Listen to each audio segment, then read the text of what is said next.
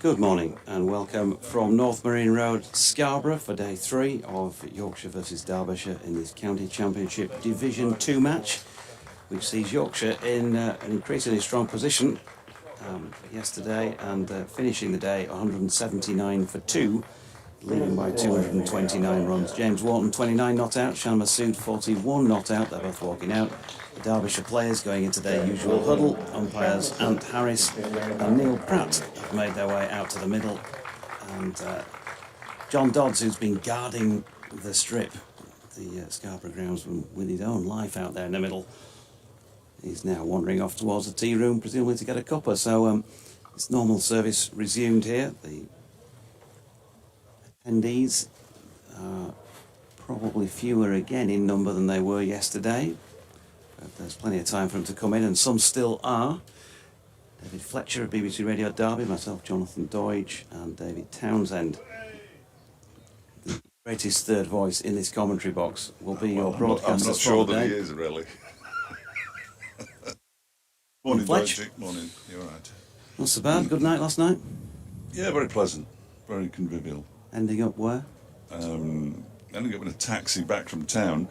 I have no idea.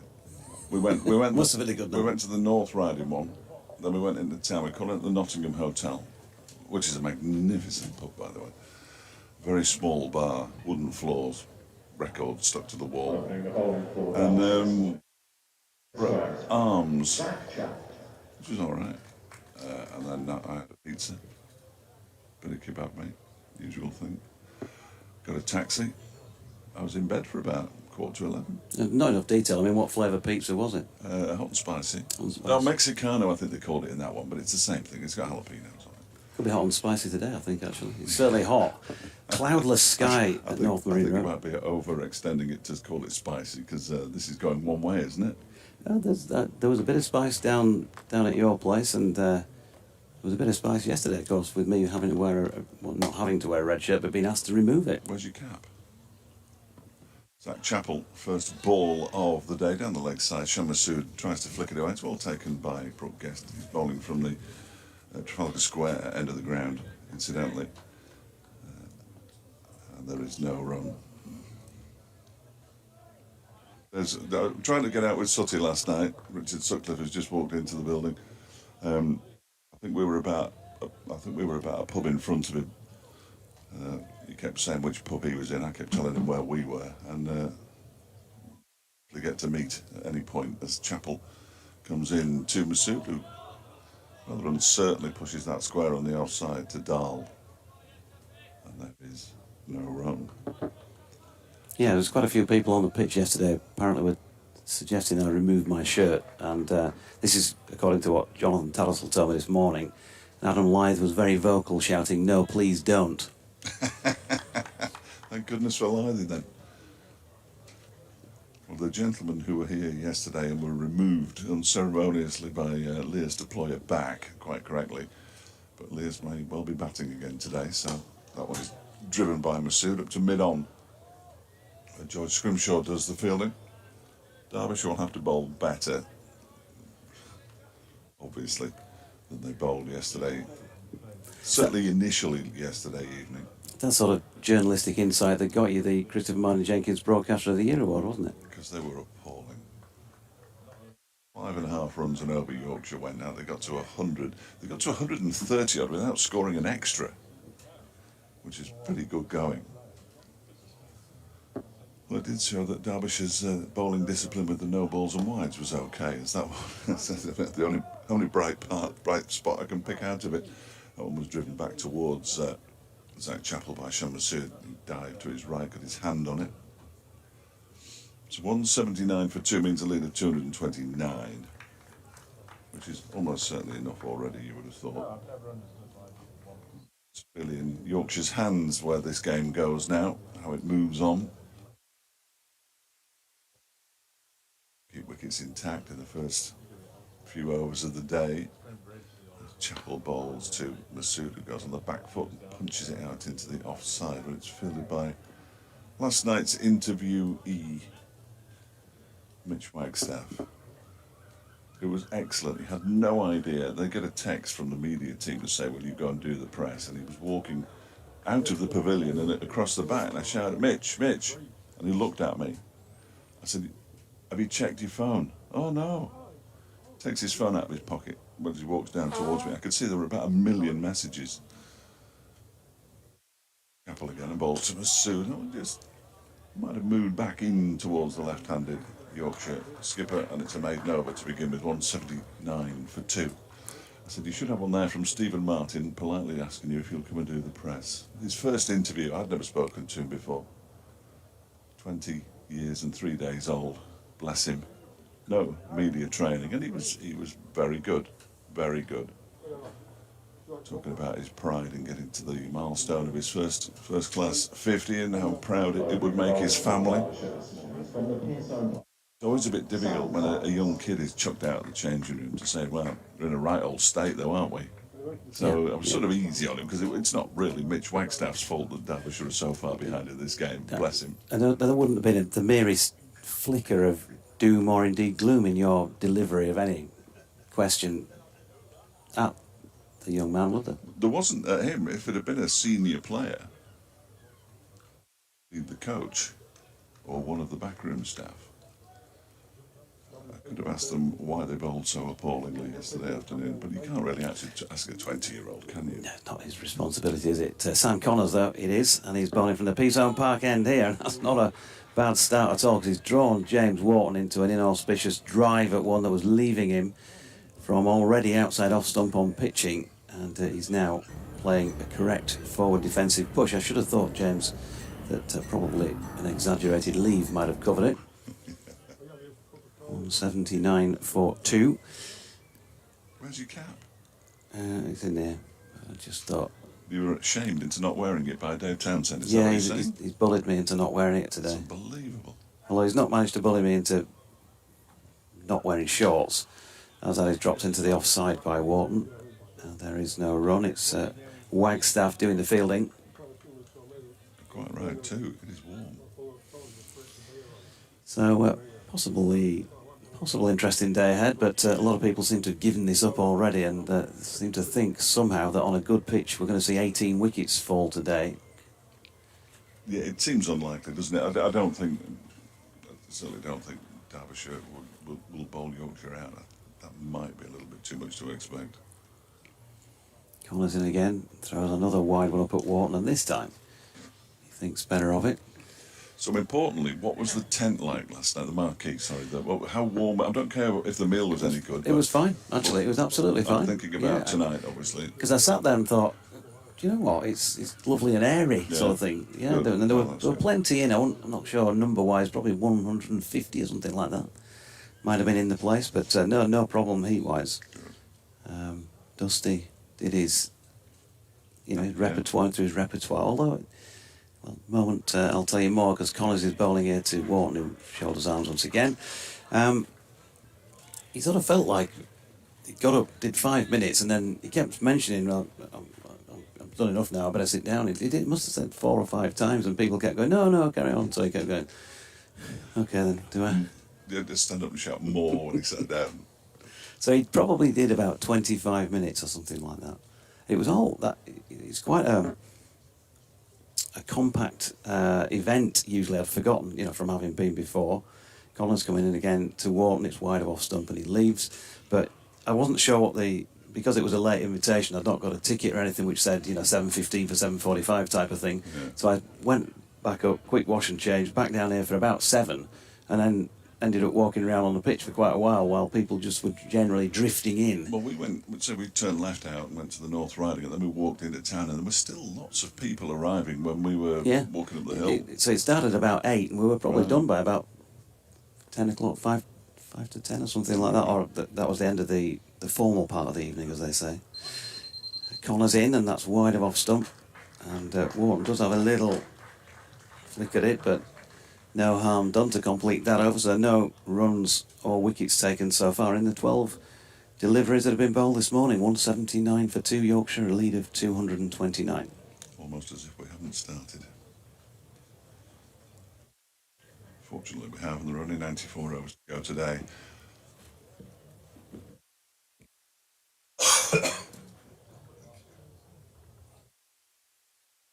Sorry. Just got the better of me. So Zach Chapel will continue from the Trafalgar Square end. Which industrial cleaner do I now need to send my headset into? I'd just burn it if I were you. I did offer to use mine. Comes Chapel and bowling to Shan Masood. There's a very short mid-on. He turns that to the man at mid-wicket. Matt Lamb, the short mid-on, if that's what he is. It's Harry Kame. As Dodgy suggested yesterday, Derbyshire might know how to get Shan Masood out, having watched him last season, but he didn't get out that often.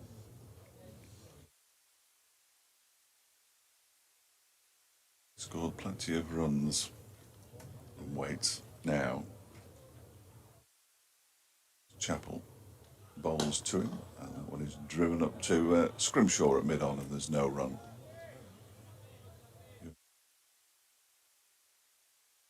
Sam Connors, presumably. Suggested to me this morning that Zach Chapel looks like an old man, quote unquote, when he's out there in the field. Is he carrying some sort of an injury, or is it just always his way that when he does pull up, he turns, doesn't he? And it's his first few strides back where he looks like he's treading gingerly. I wouldn't suggest that he was fully fit by any means. He was troubled midway through the season with an Achilles problem. He's in now and bowls, and that one is quick enough and sharp enough to trouble Shan Masood, and it tucks him up a bit as it hits him in the midriff. Hence the applause from the Derbyshire field as we enjoyed that one. I'm not sure whether Shan did. Showing no pain. Bless you. He's catching. And that was a good delivery. It's certain that Mickey Arthur will have had a quiet word at the team meal last night. A very swanky restaurant. This one is edged down to third man, away where second slip would have been really, but of course there isn't a second slip. It's hit the advertising boards at the front of the pavilion and then bounced into one of Derbyshire's bags. So I got the right ball out. Yeah, that was my immediate thought. There are a number of balls in there. Just throwing a tennis ball out onto the field. Well, that was a false shot from Shan Masood. First runs of the day, of course. 180. Oh, there goes the yellow wires, just dropped down. Terrific. I'll go and put that back up in a minute when I'm off air. It was just held on with a bit of sticky tape. I've got some in my bag. Now I've got all the wires that I've just got used to going that way, and now I've got one coming this way. Here comes Chapel again, bowls to Masood. It's in the air towards mid-wicket, a dive put in by Lamb, but it's away from him and away to the boundary. It's going to be picked up in the far distance by Alex Thompson, and they'll come back for three. And he's got away with one there, Shan Masood, but he won't care. He's moved up to 48. And you're to 186 for two. In the air for a long time, though. Perhaps he was too close. Too close necessarily, but he's in a catching mid-wicket. To the left. He can't be too close, but he wasn't.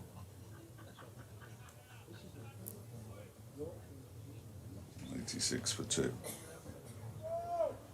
Which is now getting his head out of the sun. Standing up for a long time, all the way through till lunch, certainly. Probably. I think it's Chapel. He's in and bowls, and James Wharton pushes this up to mid-on. It was the final ball of the over, an over which yielded 7 runs, but he'll probably count himself a little unlucky, Zach Chapel. One off the edge down to third man through second slip, that kind of area, and one very aerially.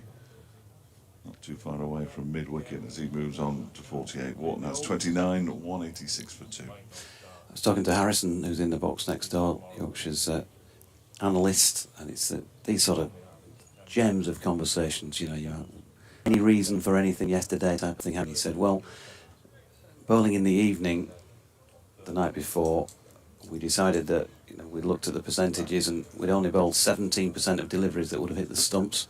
So we talked about it yesterday morning. We wanted to up that percentage. Which is good.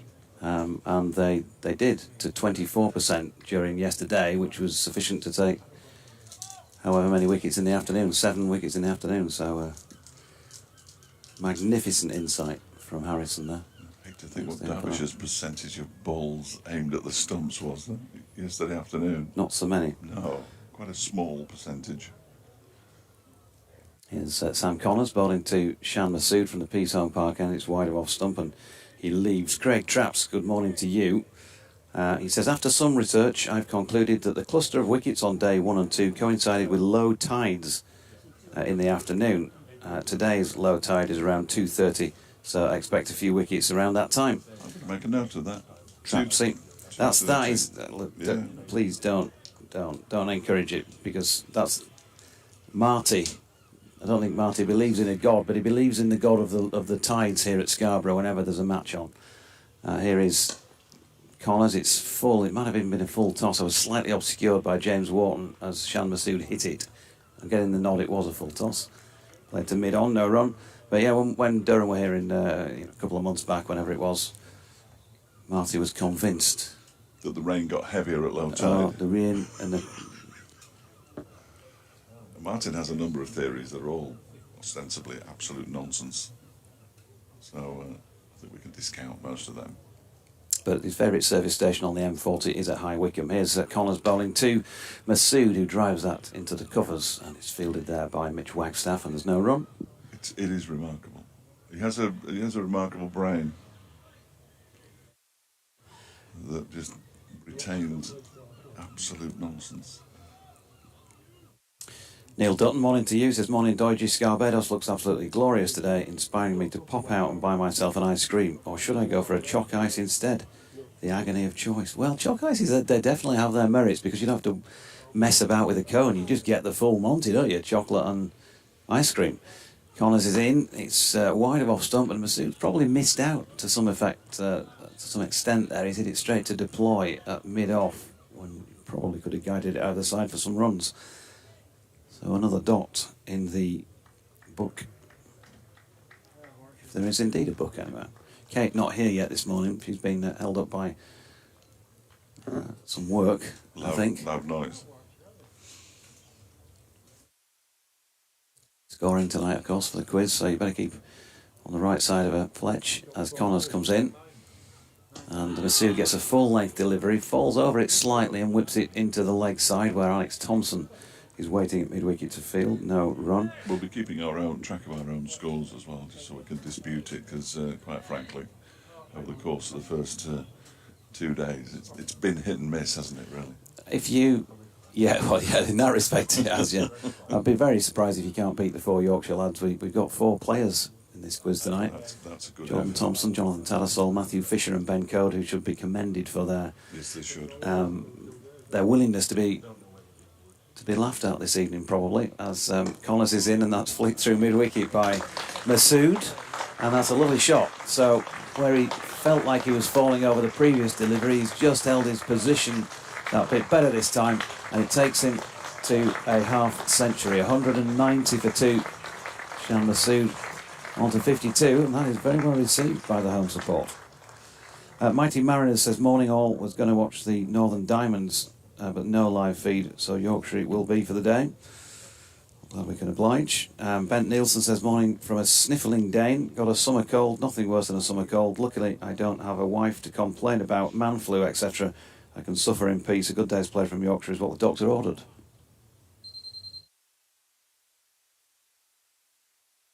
Are you? Yeah, it's this box. People keep ringing it.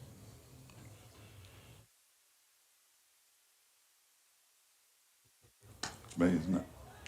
Zach Chappell begins a new over to James Wharton, who pushes it out into the offside. And there's no run. I'm more distracted by that wire than anything else now. I might as well be looking at the fog. Staggering. Yeah, it's been a nice half century from Shan Masood, hasn't it? 53 balls, his 4th 4. He's got a couple of 6s, which Nice. headed either side of us yesterday evening. What jazz club? It's been a nice 50.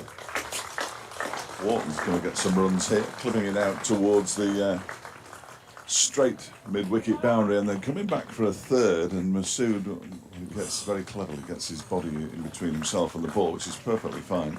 But there was an awful lot of hesitation before they took that third run. There probably was always 3 there. 32 now to Wharton, 193 for 2. I'm not sure when they did that coaching session on running between the wickets. I think possibly Shan I think Shan has never been was to absent. never been to any session on running between the wickets, as discussed yesterday.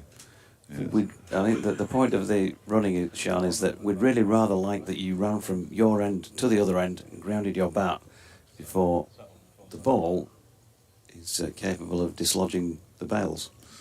He cleverly got himself in between the ball and the stumps. He was never going to hit them. This time he chops it away into the point region where it's fielded by Dahl, and there's no run. Yes, I don't have statistics on anything, but the sort of memory that I have of him and Billy Godleman running together is not one that would find its way into any kind of textbook. Who will be resuming, or I assume has already resumed for Warwickshire seconds today against Durham seconds in his 14-day loan. Here comes, that wasn't either of us. Blowing our noses, Chapel bowls to Shan Masood, and he clips it into the leg side. There's no run. But this morning at North Marine Road, Scarborough, I'd like to introduce you to our commentary team of David Townsend, David Fletcher, Jonathan Doidge and Bob Fleming. That was magnificent. Just as he was coming into bowl, there's a gentleman who's leaning on one end of the sight screen, the left as we look. He's now moved to be leaning on the right-hand end of the sight screen. He's got a woolen sweater on, clearly a Thai resident, as this one is pushed out by Masood into the offside, and that is good running. They scamper through for the quick single. They knew that, I'm sure they knew that Lewis Duploy had to run around the ball as a left-handed fielder. Therefore, they had that extra bit of time to complete the single. Masood moves to 53, 194 for 2. It's an early goal. Commentating in a zoo. Well, we didn't need that to come out with that statement. To Here's Chapel bowling to Wharton fence it into the offside, fielded by him. It was the final ball of the over. 194 for 2. Masood has 53, 32. Wharton 5-4. So I was wrong. The lead is 244. yeah, it's been a nice 50 from Shan. 3 now. Nice, isn't it? Pleasant It has. 50. Martin Rowe says, can I ask a serious question just for once? How did you get into German broadcasting? Have you got qualification? And what subject you studied to get them? Is this you or me? E? Excellent. Well, I'm good, so I don't have to answer that then. Oh dear. But I like to. I'm looking forward to the answer. Connors is in, and Masood pushes it one wide of off stump out to deploy at mid-off, and there is no run. You tell us yours, and I'll tell you mine. Do I really have to? Well, you're asked the question, Doidge. Come on, disappoint your public. Okay. Clearly, there's a no in here somewhere. Brief version: was a financial advisor, took early voluntary redundancy, spoke to one of my friends, Sid Waddell, and his wife Irene, people who were involved in media, as to how I might go about a career. Got a bit of advice from them, went from there really. As in comes Connors. That's a lovely shot. That's a nice shot off his legs by Shan Masood, backward of square. Takes him to 57, pinged against the foot of the popular side, the east side of the ground, and takes Yorkshire to 198 for 2. Going on for a 250 lead here. He's pretty healthy with 8 wickets remaining. So that was the kernel of it, and then a bit of hospital radio, which I know is still prevalent in my commentaries now, and radio leads, really. That's how it started. Bit of rugby league work on a weekend. Did bits of a season, cricket-wise.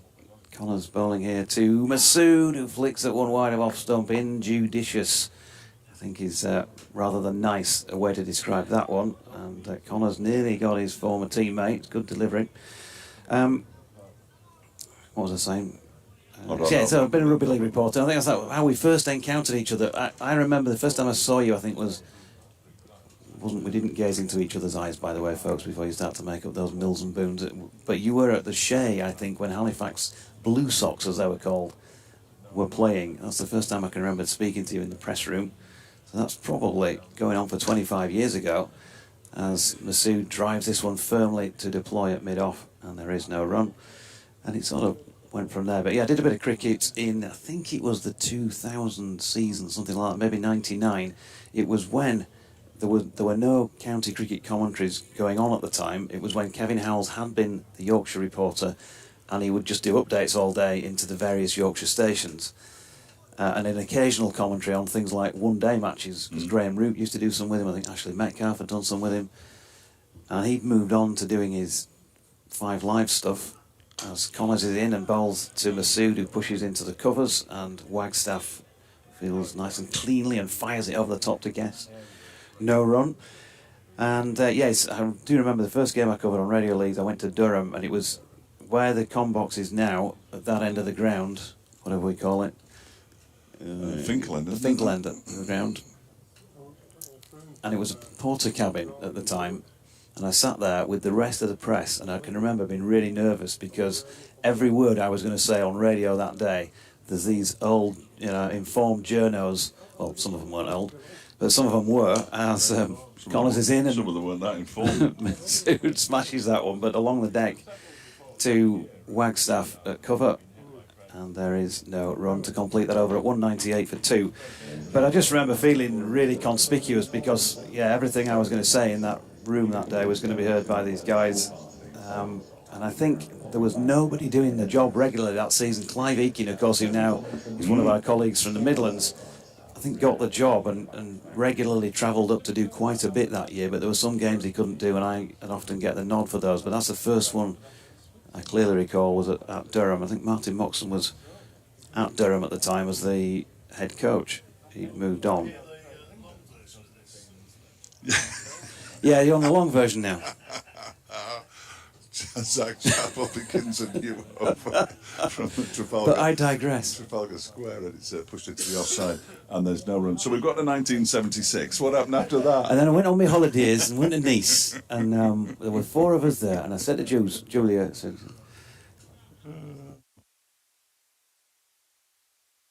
yeah, so that was just the start, and then we'll the rest, as they say. It's very much history, isn't it? Yeah, and it's currently being studied at great length at one of the university courses. There is Zach Chappell in a bowls to Wharton, who pushes this out into the covers, where it's fielded by Alex Thompson. And there is no run. I did get a qualification. Did you? What's yours? I've no journalistic qualifications at all, no. No, nor I. But I do have a degree, a relevant degree. To journalism? You got a journalism degree? There were some journalism modules within. Was there? Oh, very good. No, it wasn't in mine. Bowls to Wharton, who gets squared up by that one. It comes off the edge. He was trying to turn it into the leg side. He's going to pick up 2 runs down to backward point after it's been chased down by Anuj Dal. And the 200 is up for Yorkshire. 200 for 2 in their second innings, which means almost certainly that they'll lead by 250. I've got a proper degree, so can't remember anything about it. What was it? History? Political theory and institutions. But I genuinely can't remember anything about it because I barely went to a lecture. As this next delivery is defended by Wharton. Here's one that we haven't had yet. We've got a 32 bowling to a 23, so the numbers have been swapped round. We need something. We need something on that as well. There's been lots of numbers bowling to the same number. What we really need is for. No, he's 94, isn't he? That won't work. Spoke to Gary Hetherington, had a chat with him last night. What he didn't mention to me as part of the conversation was that Leeds Rhinos just announced the signing of Matt Frawley on a 2-year deal. This one's a full toss from Chappell, and Wharton slightly annoyed that he missed out on that one as he just punches it up towards George Scrimshaw at a wide mid-on. Also got an email from Martin Bentley, which I'll read in a moment when we do the change, because I think you'll be off to do an update, will you not? I will very shortly, yes. You got an email slagging me off and you're waiting for me to go? Is that what's happening? That's why you get a qualification in this, you see. Chaffel bowls to Wharton, who defends it back to him. And it was the final ball of the over. 200 for 2, Yorkshire after half an hour's play this morning. 34 to Wharton, 7 to Shan Masood, and they lead by 250 runs. Thank you, David Fletcher. We'll now have a change, and we'll ship out our nice commentator and send in the clowns, David Townsend, to join us. So, I got this in my junk mail last night, but thought I'd read it this morning. And it's entitled Rev It Up Revis. Rev It Up Revis. As we're going to see Connors continue, Wayne Manson's just had a lengthy word with Leicester Ploy and is now redeployed in second slip. You're on fire this morning, Dwight. Well, you should be. Connors then to Masood from round the wicket. Oh, thought he'd got a nick on that. He's actually pushed it to mid-off, but he didn't seem to get very close to it in terms of his body and foot movement. So, hi, Jonathan. Is there any chance of a special mention, brackets multiple if possible? That would be gratuitous, wouldn't it? Martin, on commentary, my brother David, aged 54, has been trying his hardest to give Matt Revis his own chant, come catcall, of Rev It Up Revis whenever he did anything of note in the field or the bat or ball. He first uttered the call at Nottinghamshire away at Trent Bridge on the final day of the 2021 season. In a moment. Connors. Wide of off stump, and he's chipped that. Sort of pitching wedge style, really, although he's not got a lot of backspin on it because he kicked on down towards the marquee, and they've ended up getting 3, but a less than convincing Masood shot to what wasn't the greatest of Sam Connors' delivery. It was wide of off stump. So Martin Bentley's email continues. His brother, his consistent support has been unwavering, and it was finally rewarded today at Scarborough when, after a pretty sharp Revis bouncer whistled past the batsman's nose, the man that makes things happen, Jordan Thompson, shouted and encouraged. Well, he's put rev of up, or I think he means rev it up. We're on the train at home on the point of sending that mail in last night. Hope you're with us, Martin. But there's the mention for David. Rev it up Revis. Connors comes into bowl to the right-handed Wharton, who drives square on the offside. Dahl down to make a good piece of fielding. And there is no run. So I was speaking to Keith actually this morning, Keith Revis, Matthew's dad. I mentioned this to him. And watch this space, I think, Martin. You know all the dads now. Pays to be informed in this job. Indeed. Well, you get a lot of the information from it. So. Good journalism, Jonathan. Connors is in. Good delivery. Connors is wide of off stump, probably about 4th stump, and Wharton has a definite flash at that one and misses. Just a little bit of movement there, wasn't there? He hasn't looked as convincing this morning, James Ward. He looked very good in the first innings, and then towards the end of that innings, he just sort of seemed to just lose it a little bit, didn't he? And then was not quite in sync this morning. He's a very, very good batsman to watch when he is in sync.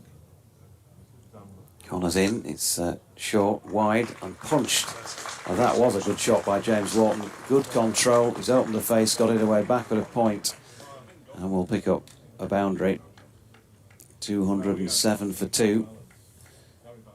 A lead of 257. 38 now to Wharton. 60 to Masood. And Charlie Hall, good morning to you. Old teammate of mine. He says, you haven't got a degree in fashion. Sort them red shorts out, pal. Yeah. Yes, well, How rude. I wasn't going to say anything, but those little socks as well with the little ankle socks. Why do you need them? You just go sort of barefoot in there or something. Here's Connors. It's wide of off stump and Wharton leads. Not taking any fashion advice from a man wearing moccasins. Deck shoes. You mock. Your fashion is a sin. Dog shoes. Have you been sitting? Did you have an early night last night? Did you have an early night too? You could I had a late night last night, actually. sit down and write a lot of these lines out. Oh, Desperately bringing out. and I was last out of, more or less last out of the marquee after the dinner. They're very, nothing wrong with that. You might miss something if you're not last out. All sorts of stories coming out from around my table, dear me. Chappell in, oh lovely shot, cracking shot by Shan Masood. It was wide of off stump and he laced that away in front of square on the offside up to the popular side of the ground for 4 more. 64 to Masood, who wasn't that fluent early on yesterday, but I think now we can pretty safely say really that in any of his red ball innings that he's played, even if he's scored more on the board, probably hasn't felt as fluent as he has since he's got going in this innings. He's flicked this latest one into the leg side and there's no run. A couple of those big sixes would have helped him to get going. Clattering the red tiles on top of the press box for one, and into the seats at the back of the family stand the other side of us. I might get one in through the window today. Yeah. Well, there's no canopy over the window, so it will be not the hardest of shots. Now that's on the agenda now. Is it? Yeah, I was told that last night. It's on the agenda for the next Scarborough CC meeting. As Zach Chappell is in, and a thick outside edge this time from Shan Masood. So while I'm saying he's been fluent, he has had a couple of edges that have gone his way today, and that's 4 more, racing on to 68, 215 for 2. Yes, I was on the dinner table last night. There's the usual put a tenner in the envelope for the raffle, and the first prize winner was on our table. It was actually Finley Bean's dad, Martin, who won £250. Ooh. We tried every which way to get him to spend it around the table. Surely you can order us a crate of wine. Could he sponsor tonight's Question of Sport? Put some prize money up for the winners. Short ball pulled by Masood here. That's going to be 4. That's a poor delivery by Zach Chappell. He might not be the slowest, but he's not the quickest either. And if you're going to bang it in halfway down the track at an international cricketer, I don't think you can expect much other than what resulted there, which was 4 runs. Yeah, surprise element there. I'll give him that one. I mean, if he was doing it consistently, wouldn't be the wisest tactic. The first really short one we've seen this morning, so we can allow him that. But yeah, it did pop up and little flag on top of the ball that said "hit me," didn't it? You can almost see that from here. They've got, not scored any in the first 2 overs. They've hit a fairly rapid 40 between them since then, this pair. As Masood pushes that out into the offside. And there is no run. Okay. Kate has consented to appear. Yes. Thanks for your kind words on her. She must have been listening on her way in. I was trying to give her a bit of encouragement. 7.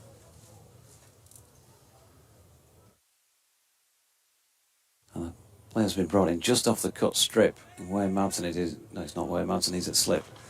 As that is turned into the leg side by Masood off something that wasn't batting equipment, because a leg bye has been signalled by Ant Harris to complete the over. It was Harry Kane who'd gone in just the cut strip. We'll see if they continue with that tactic. So 220 for 2 at the end of the 47th. It's an interesting position, isn't it? Because it almost interferes with Chappell's follow through, and you think, well, if he's following through down that line, then what's Harry Kane doing there? Because if the ball's going to be hitting the air, okay, Kane is in a better position body-wise to effect a catch there, not sort of following through and moving. But little bit too straight. You see fielders that straight if the bowler say he's bowling round the wicket. You see a very straight mid on if he's coming over the wicket. But there he's almost interfering. He's almost going to get clattered as Chappell follows through. But a very comfortable start for the morning though. Doidge. Connors then from the Peaceholm Park end, short ball. Masood gets plenty on it, but Mitch Wagstaff has fielded well already this morning in the covers there and stops another one. He wasn't that close, was he? Not a proper close-in fielder. Harry came there, DT, like, back in my day. Indeed. But Closey. it was always good to field close to the wicket, wasn't it, when you're playing club cricket, because you didn't have to chase the ball to the boundary. Just effective dive and somebody else would go. Connors into Masood, throws one very wide, and he's probably fairly lucky not to be wided for that. Shan Masood might have pulled muscles if he was able to make a connection. And just watched it go by. Very wide delivery. Just wonder where the wickets are going to come from at the moment for Derbyshire. And the wickets they got last night really were. One of them was extremely fortuitous one. Finley Bean was run out, deflection by the bowler into the non-striker's stumps. Here's Connors again, it's wide of off stump, and Masood again. Not played that square on the offside entirely convincingly for a second time this morning, sort of chips it, really. Gets two out to the sweeper out there. Maybe he's thinking, well, I can do that, but it kind of doesn't look as aesthetically pleasing as some of his strokes. Very wristy though, isn't it? It's just guiding the ball where he wants it with his wrists. It's time for Richie. All the twos? 222 for 2. Connors coming in. The ball to Masood again. It's wide of off stump and driven straight at Mitch Wagstaff. Cricket brings in some strange rules sometimes. Power plays and things like that. Two fielders in. Maybe one of those rules was I can move a fielder as a batter anywhere I want out of the way. He'd be straight on that one, wouldn't he, Shan? Oh, yeah. Get Mitch Wagstaff 5 yards that way, please. He could have had 20 more runs this morning, I think. He's striking those cover drives very well, whether it be the classic cover drive or whether it be that wristy one. He's really timing the ball nicely this morning. Connors switches to over the wicket for the first time at Shan Masood this morning to slant the ball across him, and this time Masood more compact in how he plays it out through point, beats the field there. It was Matt Lamb, picks up a single, so he'll retain. He won't retain the strike. You've been done. I've been done on that one. Richard Gibson says, how come all you guys are crammed into the little shed? What goes on in the bigger shed next door? Annex it. Well, I mean, really, what does go on in the big shed next door? Because a lot of people and a lot of equipment, but only one written newspaper journalist in there.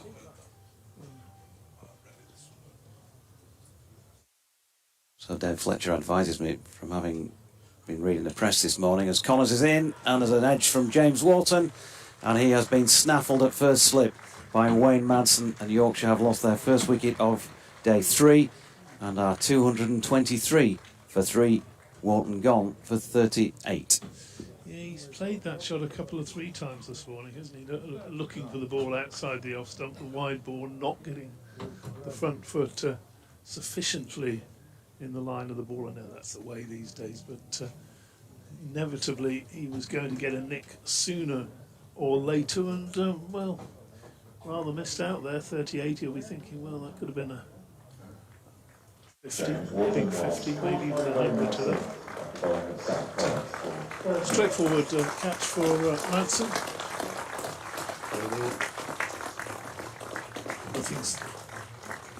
No such thing as a straightforward slip catch, I'm sure you'll tell me, Georgie, but as far as they go, that was a pretty straightforward one. News there. Third wicket, 2-2-3-3. 2-2-3-4-3. Something like that. 222, 223 for 3. The right tangle there. Yeah. It's all twos and threes and something. George Hill then, the new man, walking out to the middle for Yorkshire. Love to go on here. Talked about his season so far. 101 his highest score this season. Hasn't made a personal best in that respect in 2023. See what I mean about who is that fielding very straight? He's almost interfering with the follow through, isn't he? It's Harry Kane. It's Harry Kane, yeah. So we have Zach Chappell. That was the final ball of the Connors over, by the way, and Chappell from the Trafalgar Square end to Masood, a ball that shapes in towards the left-hander. There's an appeal for LBW not given by Ant Harris. It's run away down to third man, and that is 2 leg byes. Good decision. It pitched in line, came back a little bit. It would have hit the stumps. Would have gone over the top of the stumps. If you watch here, it just a little bit high. Yeah. Perhaps. I don't think Masood could have had too many complaints had that finger gone up, but it was what we used to call a bail trimmer. Chappell in again past umpire Harris. It's wide of off stump this time, and Masood right over the top of that, cuts firmly. Anuj Dal Fields coming in from the point boundary, and they get 1 run.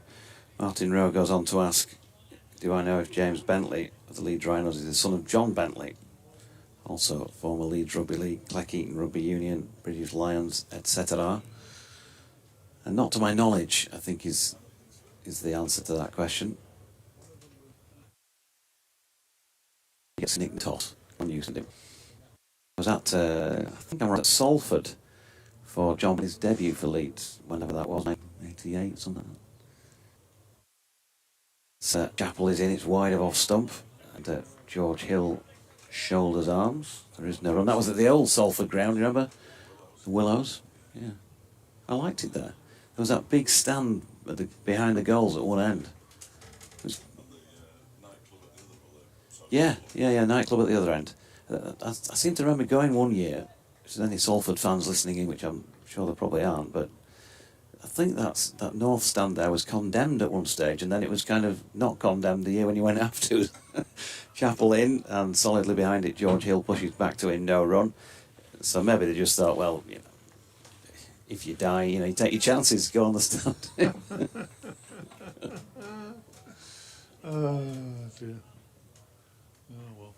If you want to go stand up here, on your head be it. Well, and it might be by half time. The few stadiums like that around the country. Here's Chappell bowling to Hill, who's solidly behind a ball that was just short in length. And there's no run. Just checking in, if I can, on James Wharton's stats for you. Are we back at cricket now? Back with the cricket. 80 deliveries he faced, including 4 fours, batted for 109 minutes, and was out last ball of the 48th over. As in comes Chappell again. George Hill solidly defending. The man who took his wicket, Sam Connors, I think has undoubtedly been the pick of the Derbyshire bowlers in this Yorkshire second innings. You were the one mentioning Bentos in the last over, Doidge. I think he's the only one, certainly yesterday afternoon, who wasn't bowling pies. So I'm here all week. We worked on that one over several phone calls last night. Well, we didn't actually know, did we, that Bentley was signing last night, or did we? Was that news this morning? DT's been reading the Barry Cryer's autobiography, I think. The late Barry Cryer, of course, now. Yeah, he was good, wasn't he? Great loss to comedy. Sam Connors over the wicket. wicket from the Peashone Park end, and that is pulled around the corner. A short arm jab of a pull really by Shan Masood. He watched that so well onto his legs and pulled it away for 4 more. 80 to him, 230 for 3, a lead of 280. Going along very nicely, as you pointed out. He has had 1 or 2 little streaky shots this morning, but seems to be timing the ball better than I've seen him at any point this year. Email doing the rounds from Adam Mountford, which I'll tell you more about after the embargo's been lifted at 11:30. Here is Connors, and that is flicked into the leg side by Masood, and there is 1 run. You see, I'm learning, Fletch, from Chesterfield. 231 for 3. I don't have to stand up then when you read out the email from the TMS producer. I'm more important than you. They know Doidge couldn't break an embargo. He wouldn't do that sort of thing. 231 for 3.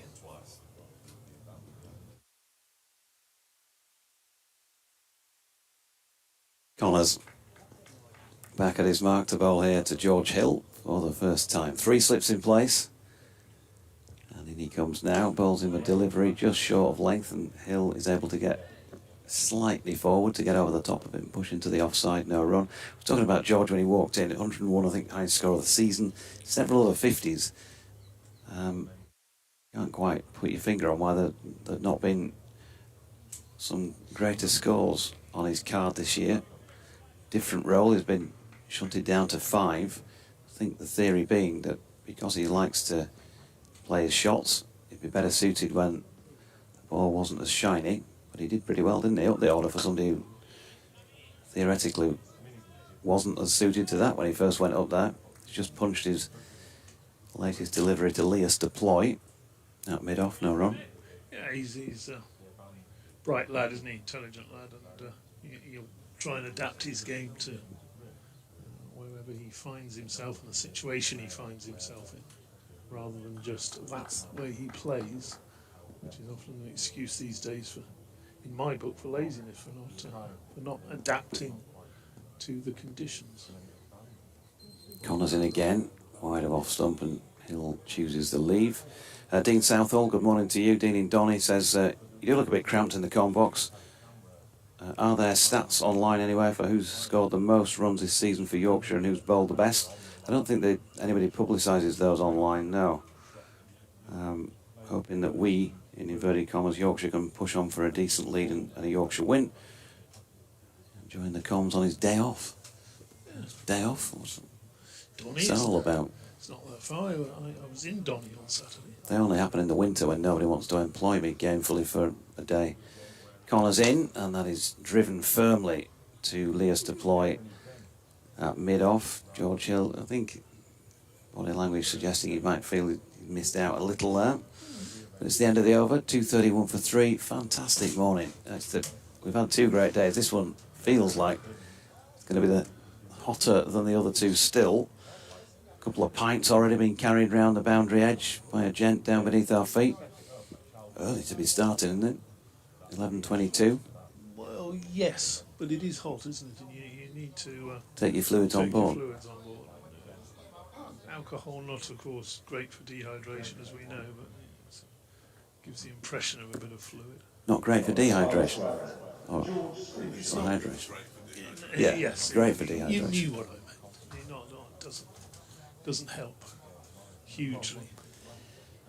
That's why you shouldn't drink a lot of alcohol on long haul flights, because you don't go on long haul flights, do you? It's Scrimmy, George Scrimshaw, coming on from the Trafalgar Square end. I don't think it's fairly safe to say he's not going to be appearing in the Derbyshire Question of Sport quiz team this evening, because Fletch said that he'd rather go with 3 if there was only Scrimmy available from the Derbyshire setup. I like the Scrimmy bit.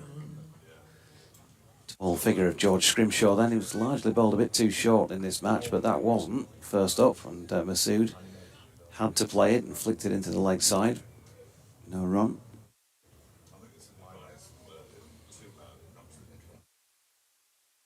So if you're just joining us more recently, nearly the first hour of play is coming towards its end. Just the one wicket has fallen this morning. James Wharton caught by Wayne Madsen at first slip off Sam Collins for 38. Scrimshaw bowls here to Masood. That's a lovely shot by Shan Masood. An effortless flick through straight mid-wicket. And although it's not going to race to the boundary, it is going to make it tantalising Zach Chappell on his way after it and just bobbling over the rope. But everything about that just looked superb. It's one of those shots, DT, that for whatever reason just looks better when you see a lefty play it than when you see a righty play it. Yeah, it's very aesthetically pleasing. I'll tell you what, though, Doidge, if that rope had been a metre further back, I don't think the ball would have reached it. It just got the last gasp, didn't it? I don't think he even had the energy to pop over the rope. It just sort of rested against it. Just far distance.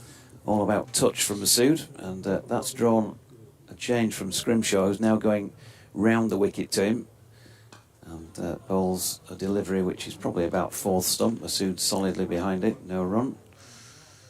So 235 for 3, Shan Masood on 85. Hasn't yet had a three-figure score in any form of cricket for Yorkshire. I'm sure he's aware of that. Great expectations when he came up from Derby. Scrimshaw in again, it's short, it's pulled with control by Masood. He got it straight down into the ground, fielded by Alex Thompson, who's out there at deep backward square sweeping and having to settle for one. The first over of this Yorkshire second innings, so they're scoring at pace, aren't they, for red ball cricket. 236 for 3. We reckon for the declaration, if they don't get bowled out. Surely can't be setting, they won't be setting 500, will they? It'll be this side of 500. Yeah, 400 and something, you would think. Yeah. Scrimshaw back over the wicket to the right-handed Hill. Yet to score his first run, and doesn't from this delivery, just pushing out into the offside. I suppose if the skipper's still out there and about 180 not out, he might think, well, why not go on for another half hour or something? But that's a long, long way in the distance. But that lead now getting towards 300. Seems to have come very quickly, doesn't it?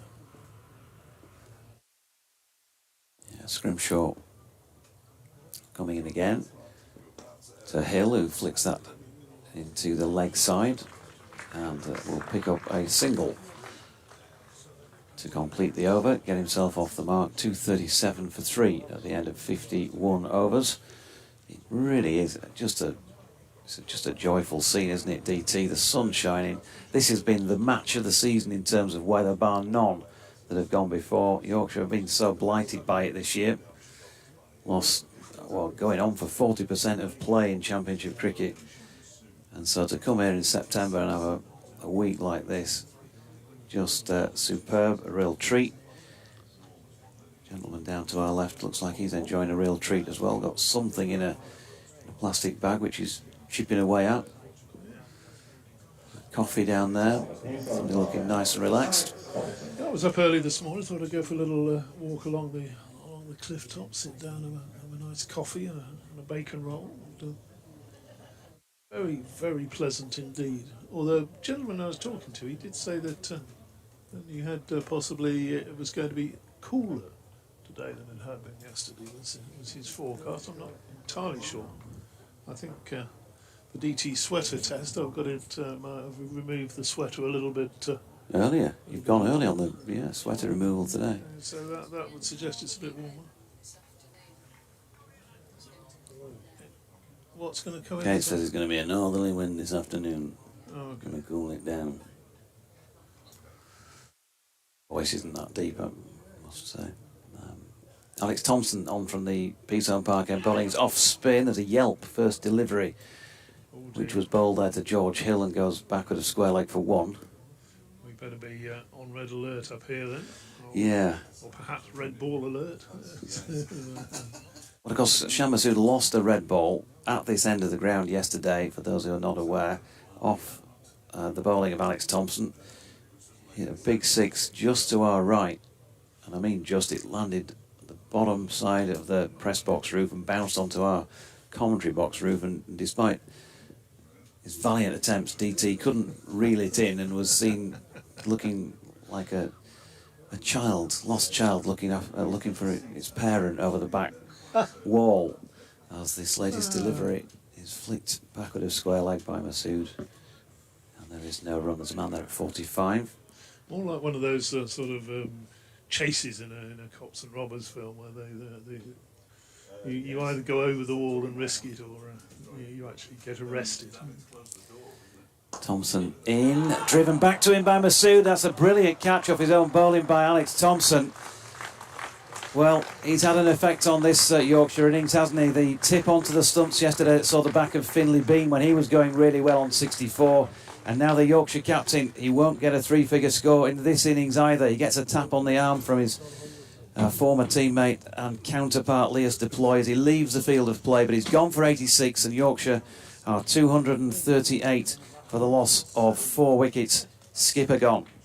You will have to be cursing your luck as you walk off there. You're taking a couple of skips down the pitch, driven it no more than a foot off the ground, and stunning catch, which I'm sure we'll see on the replay here. Down and one-handed.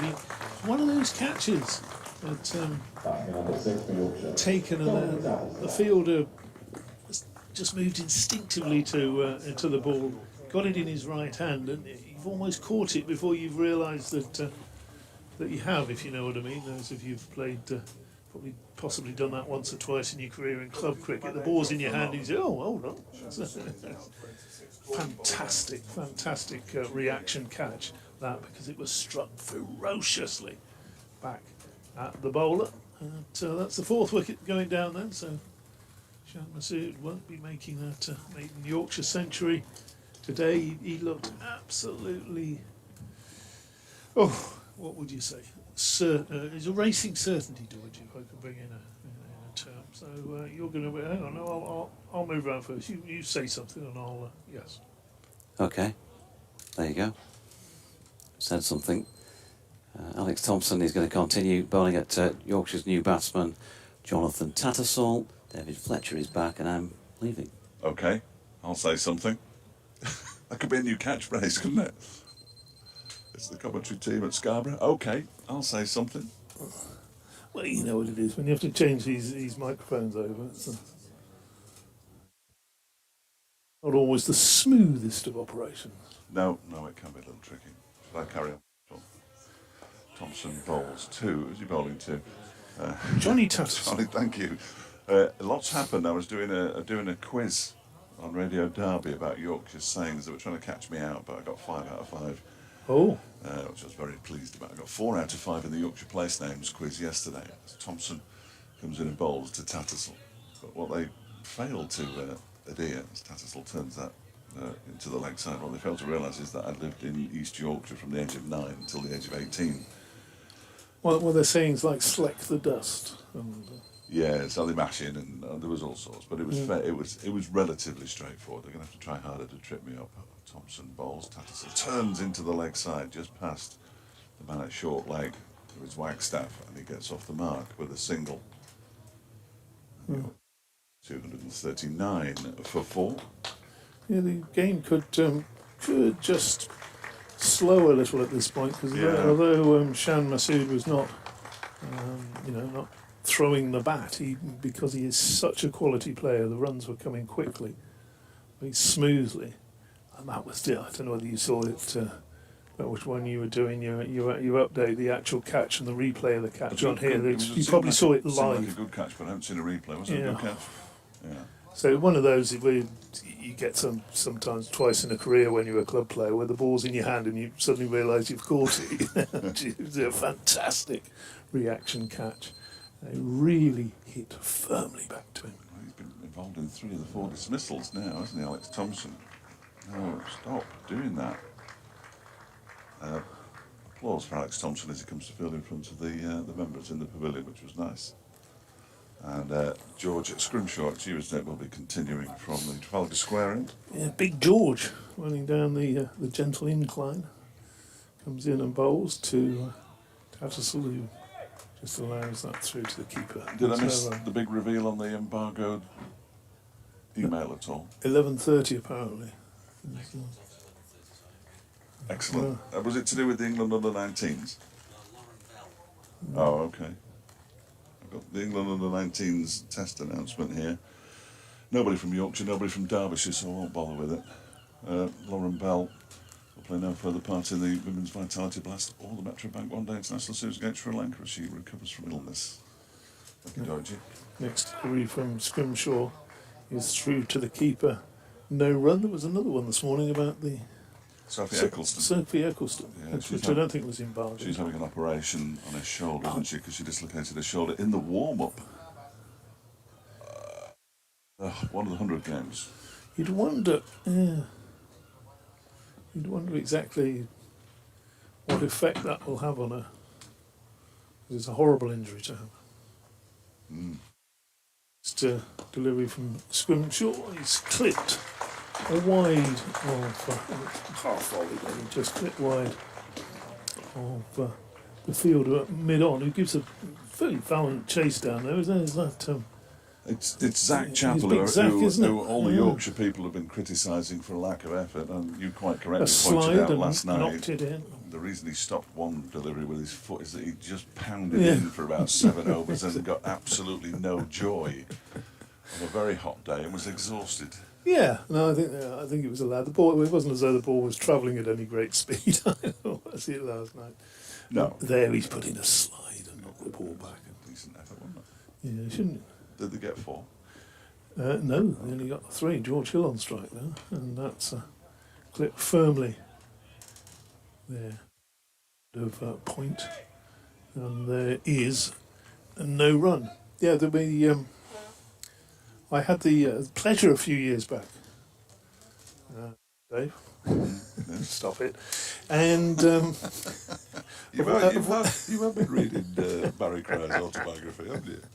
of working, of commentating with John T. Rhodes. Oh, yeah. We had Decent fielder. a very enjoyable couple of commentary stints with John T. And at one point, the next delivery played into the offside nova, I did ask him, I said, so if you've written a book on fielding, John T., if you don't know whatever, because I thought, there's an opportunity here. Really ghost writing. Yeah. And he said, no, I haven't. He said, but it would be a very short book. Oh. It would just say, don't use your feet. Ah. So this is So if his it had- number one rule. Scrimshaw bowls, and that's played down into the gully. Matty Lamb does the fielding, and there's no run. He's and the reason he said this, he'd done some coaching in the IPL and all the rest of it. It wouldn't really have affected Zach Chappell's effort last night, because he reckoned on the boundary, if you run around the boundary and you put your foot down and try to stop the fall, as you see sometimes with the big fast bowlers, he said if you tread on the ball, you can put yourself out of action for 2 or 3 weeks, and that is not worth it for saving a couple of runs. But No, I I suppose. don't think Zach Chappell was going to put himself out of action with that, gently stopping the ball as it rolled up to his boot. You'll remember Ravi Rampal, who had a couple of years at Derbyshire after leaving Surrey. Also played for Ireland. Did he really? First ball of a new over from Alex Thompson, turned into the leg side by Tattersall. There's no run. He used to stop the ball with his feet all the time, Ravi. It's one of the great joys of watching Derbyshire in the field, watching Ravi Rampal kick it around the boundary's edge. Thompson balls to Tattersall. That one is almost dead batted into the ground, which Wagstaff comes in from short leg, throws the ball back to the bowler. I've got the email that Georgie got in advance now, so that's nice. Here's Thompson again, using his feet. Tattersall clips it up to Kane, but straight-ish mid-wicket, and there's no run. This is good from Alex Thompson. It's 13th over. He has conceded 66 runs, but he's picked up a couple of wickets and contributed very much to the dismissal of Finley Bean. This one is slapped out into the leg side. That's gone quite a long way. I think it's bounced. It has before it reaches the boundary rope. But Tattersall will pick up 4 runs. Moves on to 8.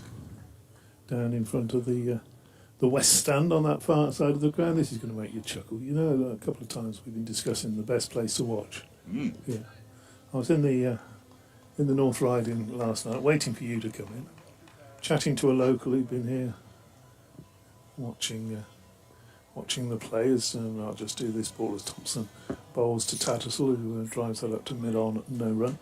And I said, well, where do you sit in the ground then? He said,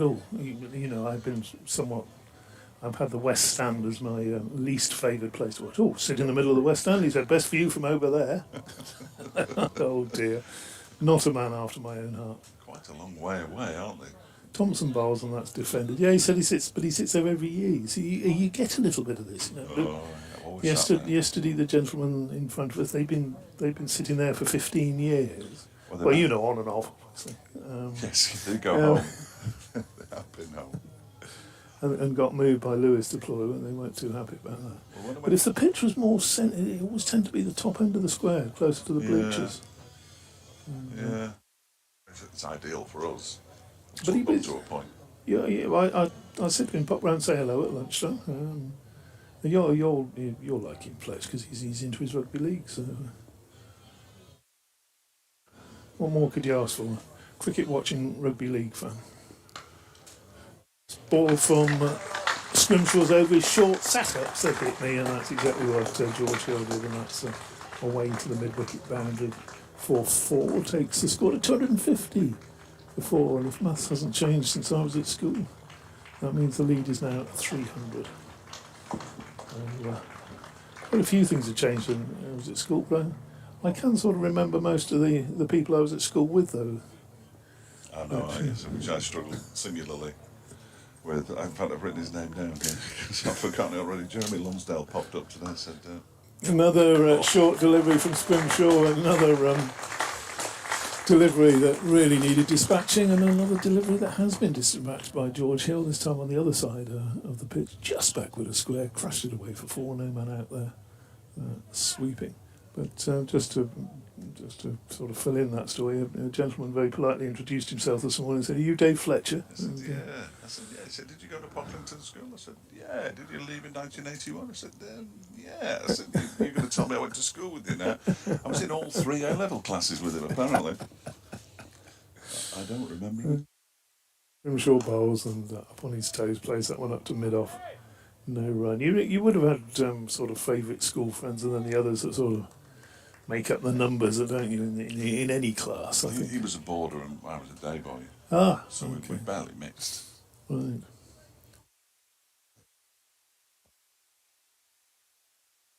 '81.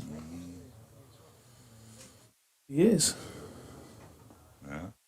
Decades. Remarkable. Dear. Scrimshaw bowls, and To get a proper job. the ball cuts back in. Played into the offside. He didn't say what he did he? He said one of your other classmates has become a KC or something, Yes. which you showed great surprise, as if to say, well, Wouldn't have been anyone I was knocking about. your mates would have possibly been on the other side of the court, would they? Potentially. Potentially. Dear. It'd be worth a few bob, though. I wish I'd kept in touch. Here's Scrimshaw bowling, and that's just eased out to the one of the 2 fielders on the boundary on the leg side for a single by Hill. He moves to what does he move on to 11? Tattersall's on 8, and the score now 255 for 4. So it's always handy to keep in touch with people like that anyway, if you have a sort of problem of some sort, isn't it? But you've sort of got to keep in touch with everybody. Just on the off chance they become a KC is asking rather a lot, especially of me, who can barely remember anybody. Scrimshaw bowls, that's a rising delivery outside the off stump. Tattersall's having nothing to do with it. Through to the keeper, Brooke Guest. basically can remember Simon Slade and Richard George, and that's about it. And what? Was there any particular reason why you remembered them? Were they particularly brilliant at something, or were they? No, they both like the same music that I do. Okay. What music were you into in the early 80s? And Same music that I'm into now, really. Rock music, heavy metal, that kind of thing. All right. Bit of prog. Bit of what? Prog rock, like Yes and Pink Floyd. You would I suggest. never sort of understand. Yes, I got one of their albums, and it just seemed to go on and sort of go nowhere. Well, some of them are a bit jazzy, I think, but yeah, I know what you mean. Alex Thompson's beginning a new over from the Peaceown Park end of the ground, and the first ball is clipped into the leg side. Did you hear the cat shout to catch it? Yeah, no chance for Mitch Wagstaff. The ball was past him before the catch it shout came, I think. George Hillman's on to 12. It's one of those that the only way you were going to catch that would be to sort of catch it in your midriff somewhere and hold it up. And Well, it's saying yesterday, it's Wayne Manson's 200th first class appearance for Derbyshire, which is an unbelievable achievement, really. Oh, that one turns a lot, and Tattersall's fooled by the turn, and that's a concern. let's have a look and see if we can. It seems to turn a if we lot. get a replay from that, it might be. Sort of chopped it down with the inside edge of his bat into the ground. We're not going to get a replay from It's a shame. that. Put 50p in the meter and. Next delivery is clipped into the leg side. Picks up another single. He moves on to 9, 257. We allowed so many replays a day on the stream, and same it's 50p a time for any extra ones. I'm not sure it turned that much to be worth a 50p there. I can't quite see it. Flash. Looking intently into a cardboard box. Here is Thompson, who bowls fullest delivery, clipped up towards Came at sort of a wide mid-on, really.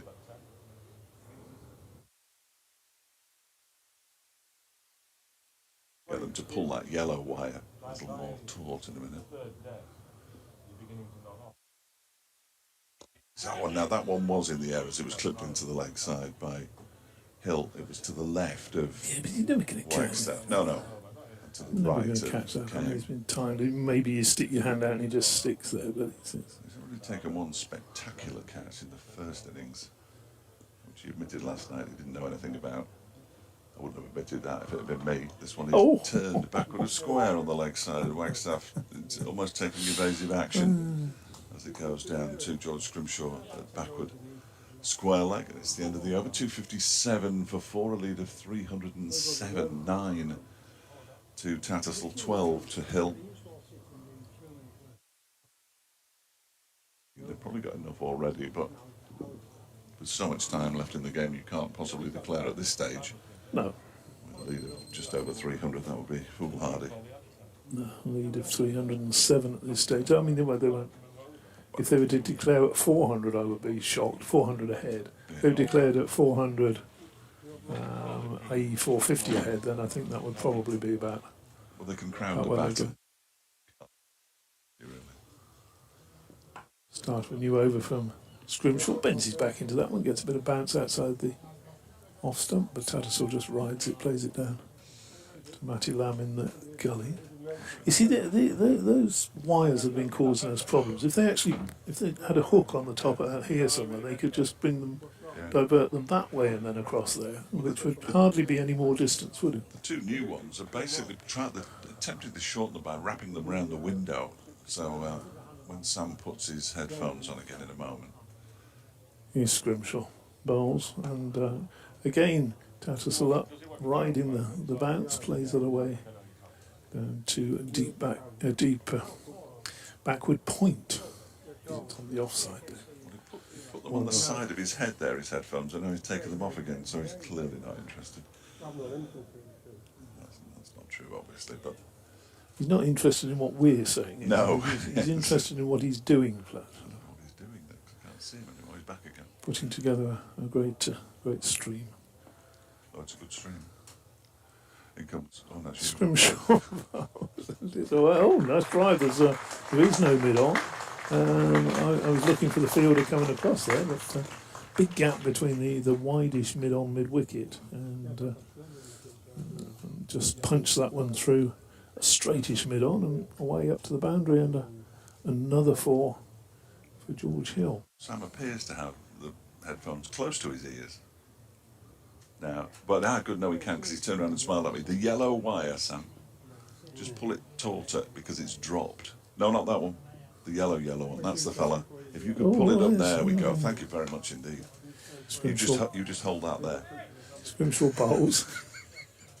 And that's pushed into the offside by Hill. But that's better. There's no run there. That's good. Better. Yeah. Gives us a fighting chance anyway. Just those two awkward looking. You'd think they do it all by Wi-Fi these days, wouldn't you? Yeah. All these cables. They've got a remotely controlled camera here, which is magnificent. It moves around from being controlled inside the box, and that's great, isn't it? Here's Scrimshaw bowling short, dispatched through mid-wicket by George Hill. Saw it early, thank you very much. And again up towards that corner of the ground where the bleachers meets the tea room. And the score moves on. Only George Scrimshaw's 8th first-class match. He hasn't played a lot of red ball cricket, but he's going to have to learn quite quickly. On pitches like this, you can't bowl it there, and he's got to work out what to do with the ball that he pitches up, because when he pitches it up, and he sometimes over pitches it, he gets driven, but when he bangs it in halfway down the track, he gets pulled. Yes. And at the moment, even though he is a quick bowler, there's no question about his pace. He's got to learn quickly here. He's got to look for a pretty length, hasn't he? Indeed. As he bowls, oh, that is a pretty length. It's nice, that. And it moves away outside the off stump. That was just on the shade of a pretty length and fuller than a back of the length. Yeah. Not quite a hard one. length. No, not quite hard, no. I mean, I don't really care what he does, because he's going to Northamptonshire next season, so I hope he doesn't learn, because they're almost certainly going to be in the second division, and he wants to play red ball cricket there, so... yeah, fair play to him. Yeah. Derbyshire always had a good tradition, haven't they, of producing quick bowlers. Well, the only one in this side who's been produced by Derbyshire is Sam Connors. Right. Grimshaw, although from Burton upon Trent, began his career at Worcestershire. Obviously, Zach Chappell. Alex Thompson begins anew over. It's pulled into the leg side by Johnny Tattersall, and Wagstaff curls himself into a ball. Yes, he's. I don't think he's enjoying himself there, if I'm entirely honest with you. I can't see his face, but... Is it his body language giving something away? Here's Thompson in again, and again he curls himself up into a ball. Wagstaff, as the ball is clipped out towards square leg. Fielded out there by Sam Connors. They go through for a single 267 for 4. I think that's where short leg fielders are missing a trick. Not just in this game, but generally. I mean, if he was a goalkeeper, he'd be making himself big, wouldn't he? Yes. And making it difficult Instead for of the ball to making get past. himself Yeah. Next one. This is punched out towards mid-off. That's a fine piece of fielding from Zach Chappell. So further evidence that at the beginning of the day, when he hasn't been bowling 40 overs in the blazing heat, he is a good cricketer. There was never any doubt in my mind. He came from Leicestershire via Nottinghamshire, one of the many players who were swallowed up by the Nottinghamshire system and spat out at the other end. His next delivery is defended by Tattersall. Yeah, they are the Surrey of the North East Midlands, aren't they? Yes, they very much are. Very much are. I mean, their second team bowling attack is good enough to play in the second division, no question about it. Thompson goes in again. Tattersall uses his feet and clips it into the leg side, beyond the dive of the man in at mid-wicket and away to the boundary for 4. It was Nick Potts in there, the substitute fielder, who put the dive in. He couldn't get anywhere near it.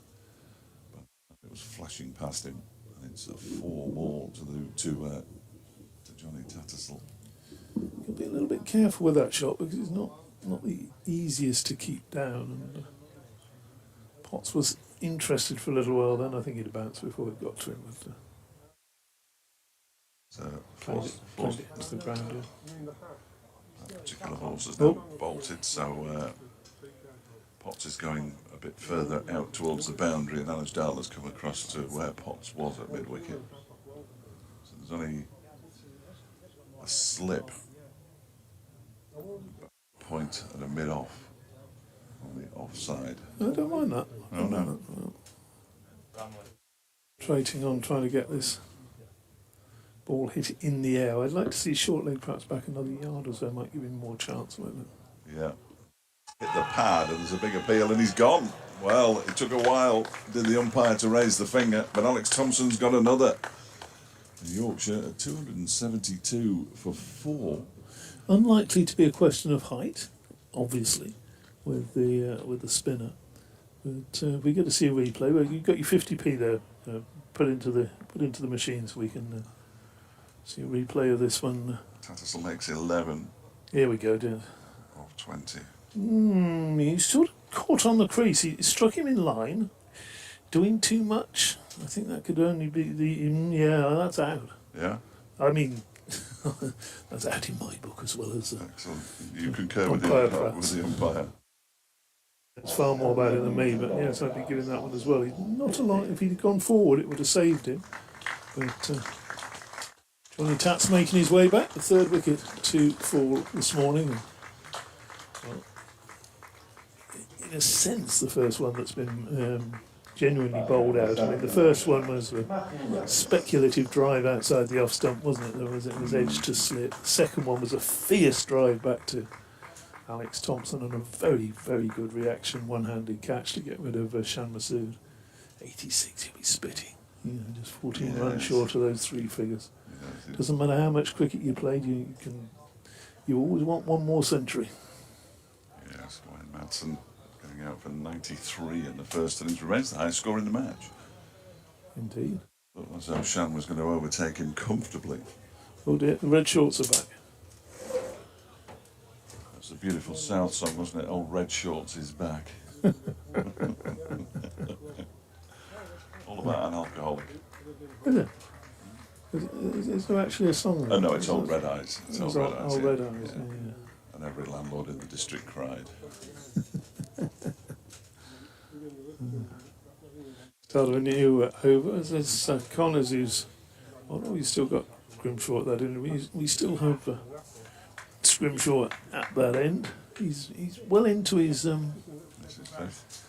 his 5th over this spell. He's got the new batsman Revis to bowl to now because Hill's taken a single off that first ball, just nudging it into the offside. 2 slips. Would you be tempted to have a third one in there? I don't know. Yeah, they're sort of spread out a bit, aren't they? They're fairly wide. There's enough of a gap between Kame and Madsen for the ball to get through, I think, now. Just about. But, When they look at each other and go, oh no. Scrimshaw again bowling outside the off stump. Good delivery.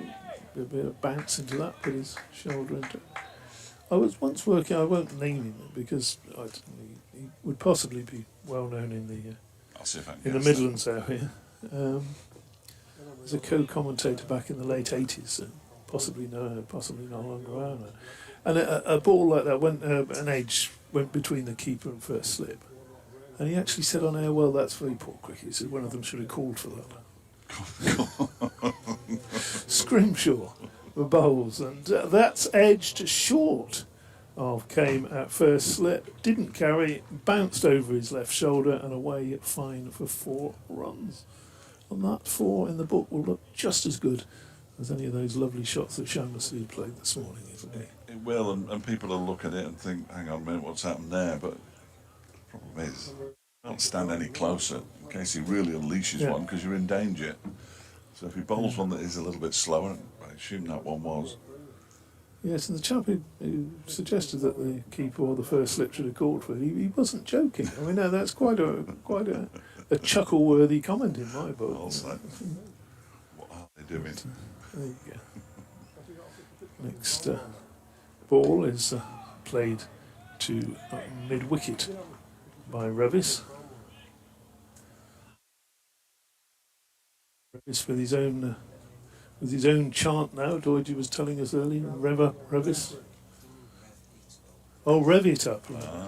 Rev. Is that to the? There's a tune, something up. Oh, there might be, but it's not in my compass.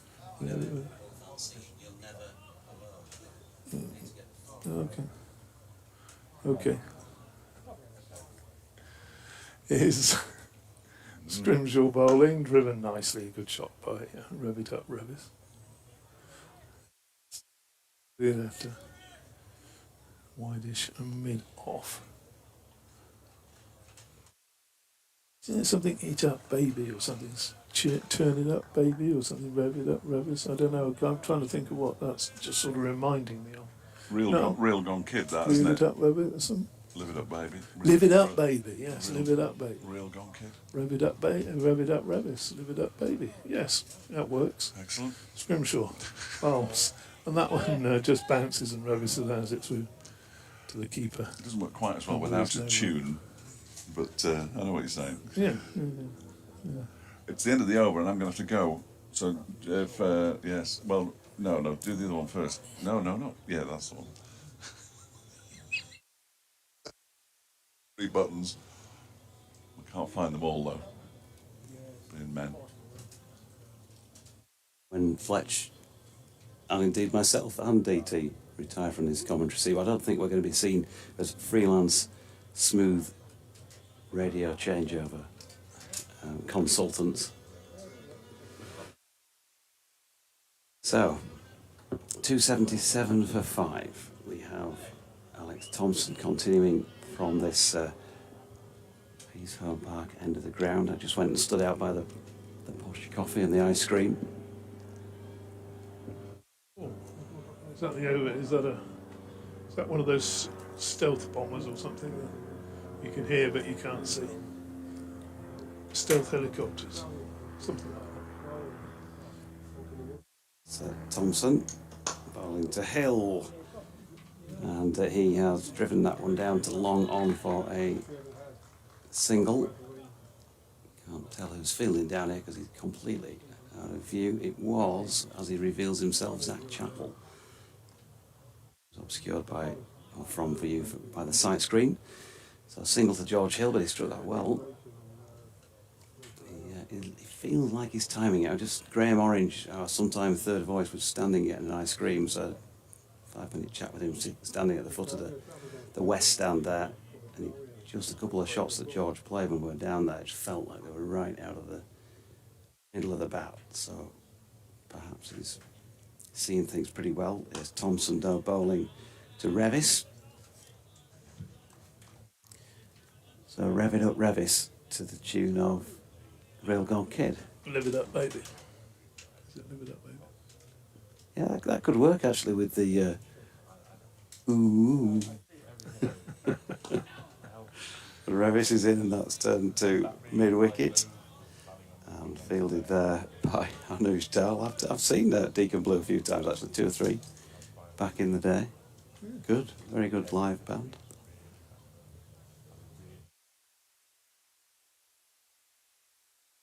Thompson over the wicket, and nicely placed reverse sweep by Revis, who's got it away backward of where Matt Lamb was, which was an orthodox backward point. 4 runs up towards the tea room. Needs a lick of paint, doesn't it? The indicator, the signage on top of the tea room. Deacon Blues hits. Well, obviously, that one that we mentioned. The other ones? Real Gone Kid, Dignity, ship called Dignity.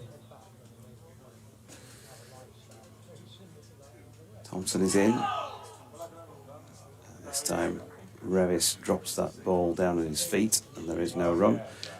Chocolate Girl, Right. When Will You Make My Phone Ring? What else did they have? Going past all those. Isn't it? Fergus Sings the Blues, Oh, yes. Yes. cracking tune.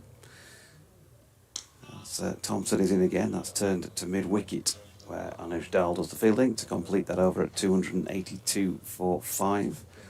A lead, I reckon, of 322. Or possibly even 332 even. Yeah, 332. I'll do a very smooth handover to Dave Fletcher. He's ducking out.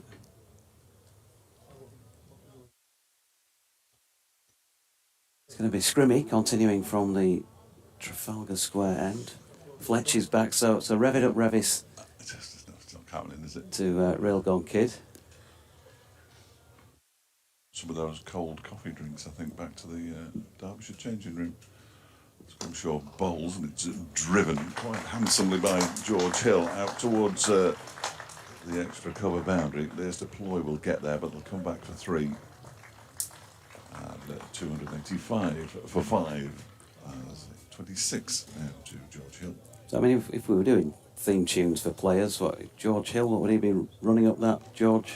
Running up that George Hill, yes. Run. Oh, Fool on the George... No, Run, maybe not. That would run be good, to the George Hills. Hmm. In guitar. Revis on 8 on striker. Scrimshaw is on his way in and bowls to him. He goes up on his toes and defends it back towards the Derbyshire quick. So what else have we got? Must be a Shan one. Must be. Oh, we could have any tune by Shan 69, I You know, suppose. that did flash through my mind. Yeah. Chaka Shan. Chuck it, yeah. Yes, very good from DT there. We've found his decade. When he was at the height of his powers. Scrimshaw bowls and Revis defends again. Welcome Home by Peters and Leas Deploy. Oh, yeah. See where I'm going with I that? do, very much, yeah.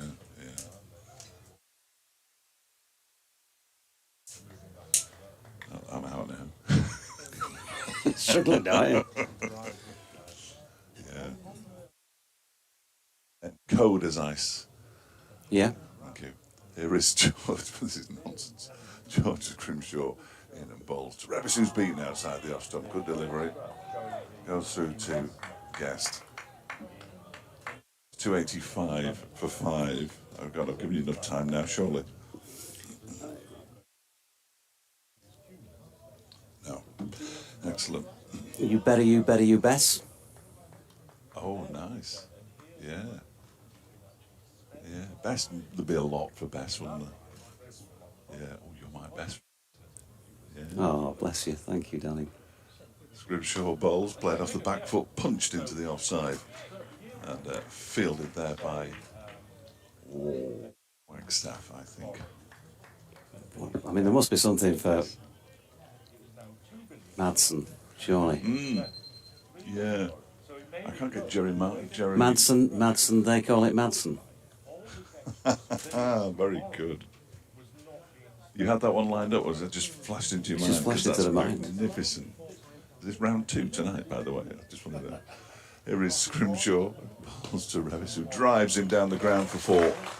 Just to the onside of the stumps at the non-strikers then, overpitched by Scrimshaw. This is his problem.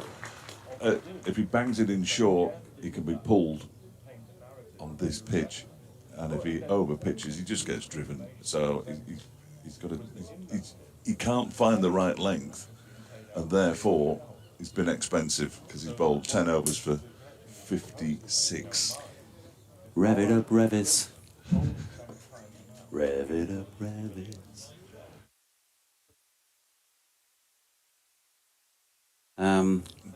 Billy Godwin, don't be a hero, of course, but Yeah, and then, and then Kim Wells' version of Harry Came. A hit called You Came, didn't she? did she? Yeah. You see, you're revealing a There's a alarming lack of knowledge There is a very of your large, 80s pop yeah. trivia there. Here's Alex Thompson, meanwhile, bowling to George Run for the Hills, and that is turned to Harry You Came at mid-on. I think it's There is no run. to the hills. Okay. Just for Well, when George gets a single from this end, he's, of course, running up that hill to the Trafalgar Square end.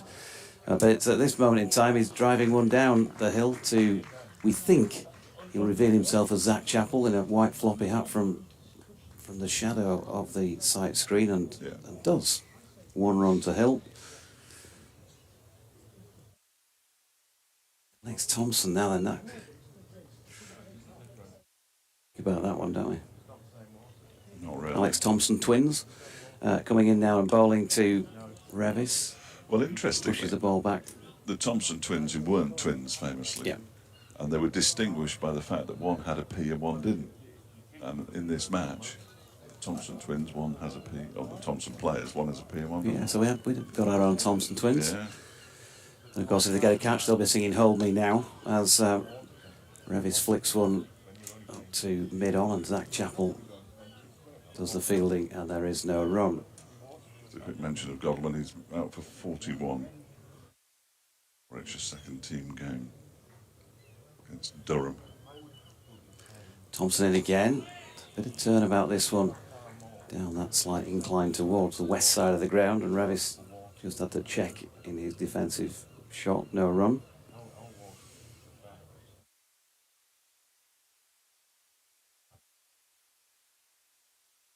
Thompson turns again, leaves Arcom position behind and it's short and wide. And Revis really revving it up there with a punch off the back foot through the covers for 4 more to complete that over at 294 for 5. Hill on 27, Revis now on to 16. Good job the scorer's back. We'd have got that wrong, wouldn't we? They couldn't never score it. Yeah, we better clarify with Kate that of these two batters, Matthew Revis has had a personal best this year in first-class cricket because he got his first 100. May get a first-class best today, who knows? But not so far this year. Not so far this year. 294 for 5. Zach Chappell. Yes, indeed. That's him. Crying in the chapel? Yeah, Chappell's, yeah. Going to the Zach Chapel and going to get married or whatever it was? Yeah, that's an old one, isn't it? Mm. Yeah. That's the way I like it.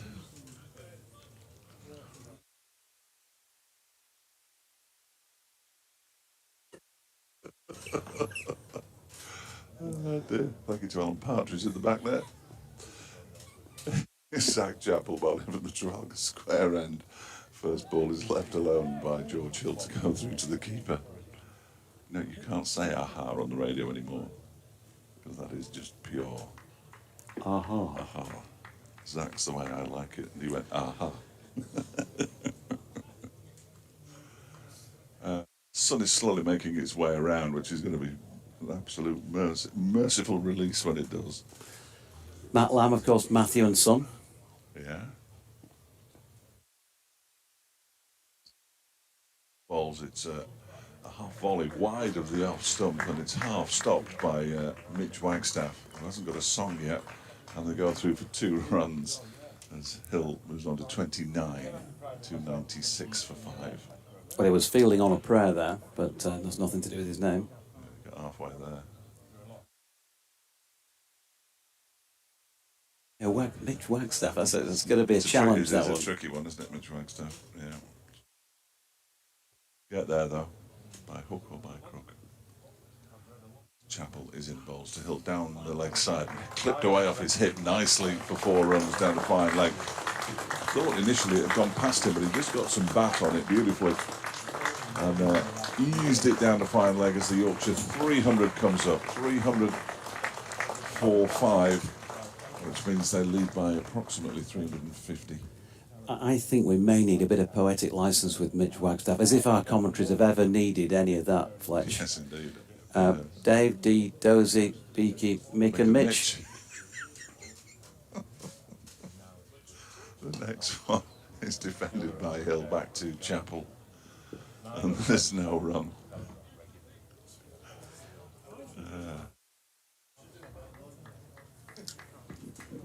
DT's Googling furiously here. These are all just coming, these are just flowing, and DT's got his phone out Yeah, here. he's loving it. It's going to be his new Spotify playlist, all the songs of the cricketers that we come up with. You can hear those at lunchtime in the interval. Here is Chappell again, outside the off stump. Hill allows it to go through to the keeper.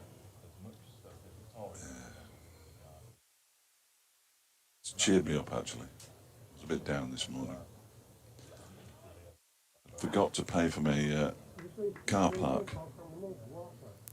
Of course, there's a subsequent multi-pound fine for not having a car park. So I went on the app sent me a message, an SMS, as they call them. We call them texts, of course. There's Chapel, he's in and balls. That one's clipped into the leg side and straight through the fielder at mid-wicket. I think that might... Is that Harry Kane? If it is, it's a poor piece of fielding. Yeah, it is. Harry Kane, he gets to his feet and it does go all the way to the boundary. 304 for 5. That wasn't great, I'm afraid, from Harry. And that was a real gone ball. Yeah, it wasn't great, was it? He knew it. Of course he knew it. 304 for 5 at the end of the over. An expensive-ish over, 10 runs from it. A very expensive over. 71 overs to go today, plus the 96 from tomorrow, so loads of time left in this match, and Yorkshire have a lead of 354. Martin Bentley's mailed in again with regard to Rev It Up Revis. Says, brilliant. The debate about whether Rev It Up Revis goes back to the tune of Real Gone Kid has absolutely made my day, but David, his brother, just shouts it loudly and enthusiastically rather than to a tune. Out of pure coincidence, my brother David's favourite band ever was Deacon Blue. There we go. Ever. Real coincidence. Now then, Alex Thompson bowling his first delivery of the over there to Revis, who turned it to Anuj Dal. A straight mid-wicket on the wicket ends. Wideish mid-on, if you like. Dot ball. Thompson in again. And over the wicket. That's a lovely reverse sweep in front of square by Matthew Revis. He's getting out the full toolkit here today. And 4 runs up to the popular side takes him on to 20. Yorkshire's lead continues to grow. 358 they are in front now. 308 for 5. It is definitely the hottest of the 3 days. There's even a sort of haze over the pitch, isn't there? There is a haze. I hadn't noticed until I put my normal specs on, took the shades There was a off. haze like this just after lunch yesterday, and it just got a bit cooler, which was nice. That was just the result of the egg sandwiches. Yeah, it could have been. But yeah, this has been hanging around most of the day. So Thompson switched to round the wicket here. There's a short leg in place, bowling to Revis still. And flicks that one to short leg. Mitch Wagstaff, Dave D, Dozy, Beaky, all in other fielding positions. And Mick. We're going to forget him. Sorry, Mick. I do apologise unreservedly. He always gets left out. That's right. To mid-wicket. No. It's not fair, is it? Bless him. He's near the end of the band's name, and he always gets Mick. Because you always go Titch. Who's the one before? Oh, it doesn't matter. He won't care. He does. It hurts. Thompson, and that is flicked to Anuj Dal, mid-on, and there is no Test run. match special theme tune as their ringtone, and it was going off there. I was starting to panic. I thought Peter West was going to join us Yeah. in his suit. Thompson in again. It's full. It's flicked to leg. Dal this time can't reel it in cleanly, but gets something on it, and Harry Kane does the necessary. So 37 to George Hill, 20 in pretty quick time to Matthew Revis. 64 overs complete in this Yorkshire second innings. They're 308 for 5, leading by 358. And there is a movement of people beneath. Yeah, there is. We're not far from lunch now, are we? What, 12 minutes or so? So you're going to queue up for their chips now. Well, maybe that's what they're going early for, to avoid queuing up for the chips. They want to Yes. get in. Yeah, I mean, there isn't much of a queue at the chip van at the moment. Two of our travelling companions yesterday, they're very nice. As good as it got, really. Zach Chappell. One had a fish cake, though, which was slightly disappointing, I think. Instead of going for the proper fish, he went for the bits of the fish that had dropped back in the batter and been put together in breadcrumbs. Here is Chappell bowling, and that's guided very nicely by George Hill down towards third man. When Madsen gives chase and misses it, Sam Connors backs him up. Malcolm Palmer suggests, how about this? How much is that doggy in the window? The one with the waggly tail. Yeah. It's a nice try. It's not going to get on air, that I don't think, though. No, I wouldn't have thought so. No. Well done for filtering it out, Doji. I'm good at that. Here is Chappell bowling to Revis, who goes up on his toes and plays it into the ground where it's filled in the leg side by Harry Kane. So I've got a tweet in here from Moaning So-and-so who says, I don't remember sending it now. this is the most dour discussion on players' names related to pop music that I've ever heard in my life. Excellent. Here comes Chapel. There'll be more this afternoon. Balls to Revis outside the off stump, left alone. John Ward says, staying alive. I like that one. That's definitely broadcastable. That's in. Yeah, having That's straight in, isn't it? that's possibly number 2 behind Real. Yeah, it's right up there. Real That is donkey. magnificent. Anybody? And Neil Dutton says, how about Desiree's seminal hit Live? That one's passed me by. Yeah, I'm afraid. I've got to say, Neil, sorry, but that's probably too recent for me. Comes Desiree? Chapel again. And that one is played nicely by Revis down to backward point. Off the back foot. He picks up another single. He moves on to 21, 310 for 5.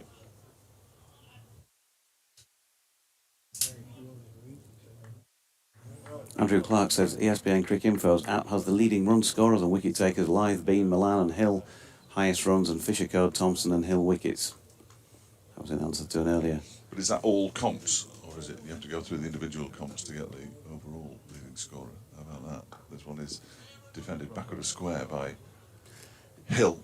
And it's fielded by Madsen, but not before they get through for another single. 39 now to Hill, 311 for 5. It's not a stat that I ever use, I've got to say. I usually just send John Potter an email saying, can you send me the averages up to date, please? Well, I mean, the averages are up to date on Cricinfo for specific to each competition, but like Griff quite often will throw out a stat that it's his 5,000th all format run,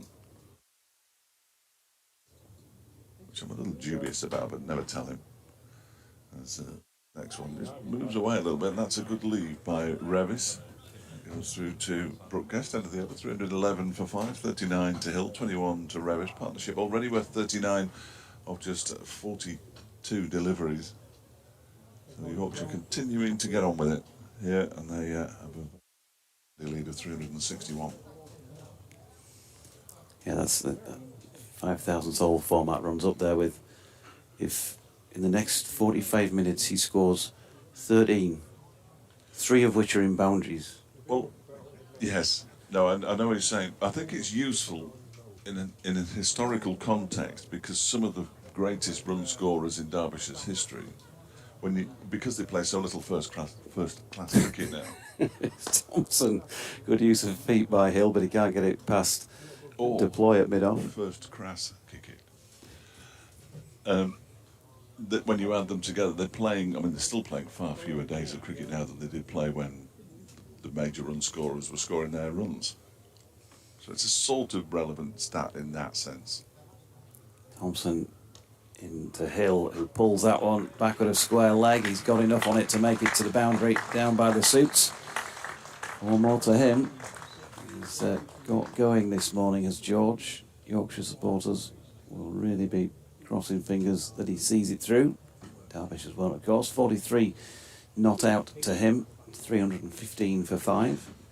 Pete Reader, how about the theme from Harry's Came by Clanad? Brilliant. Magnificent. Magnificent effort. Thank you, Peter.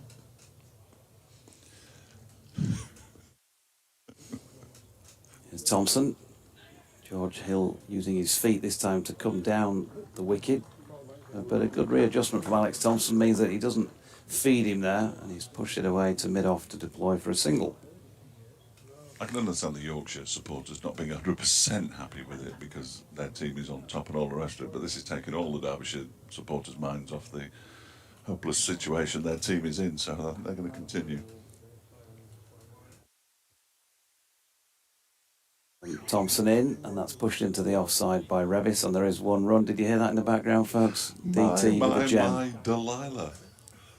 That is Delilah. My God, that's superb. Superb. I think we might have peaked. Thompson in, and flicked off his legs this time by Matthew Revis. Zach Chappell's trying a bit of footwork again. And he doesn't look to be is hobbling, moving. isn't he? Yeah, He is the hobbling. best. He's No. conceded a run there, but I think they would have got there anyway. So 22 now to Revis, 317 for 5. He's got the same walk of Ed Barnes, who now of Leicestershire, who was, of course, a Yorkshire player. The Gumbies, who Monty Python's Gumbies, you look at Zach Chappell, they're the same sort of gait. Admirable. Thompson then in again, and once more George Hill, always willing to use those feet, comes down and strokes it up to long on where Scrimshaw fields. One more to George, takes him to 45 or 6, and 5. Yorkshire are 318 for 5, leading by 368. 45. Thank you. We got there eventually. So did George. There's a lot of people chiming in here. 368 for 5. Remarkable. Oh, and 368 is the lead. That's 318 for 5, of course. And Zach Chappell, despite limping around in the previous over, is going to continue from the Trafalgar Square end, and that one comes off an edge of George Hill's bat. They run through for a single. No is the cry. Now, of course, Oh, hello. given your angst at the Derbyshire situation in this game, should a certain bowler come back on and continue to bowl it short and go around the park, we may witness the killing of Georgie at Scarborough this afternoon. I'm not sure I could kill him. I would go that far. If looks good, He probably will. he might be struggling at this point, Fletch. Nick Potts has just walked out, the 12th man. Walked out. Any suggestions that walked out of the pavilion? As that one is off a hip of Revis. He's going to get a leg by. Well, he isn't, but Yorkshire are. 320 for 5. Score moves up to. It's what, sorry? DT's wittering in the back. Yeah. And come off. Okay. Potts did have his red tabard off. That's the insight we're getting from DT as this next one from strikes the pad, but I think there was an inside edge onto pad. The ball dribbles out into the offside. Fielded by the most relieved man on the field, Wagstaff, who doesn't have to field at short leg for at least every other over. He's been pepped. Most of the balls have missed him. He's been most of the morning at short leg, trying to avoid being struck.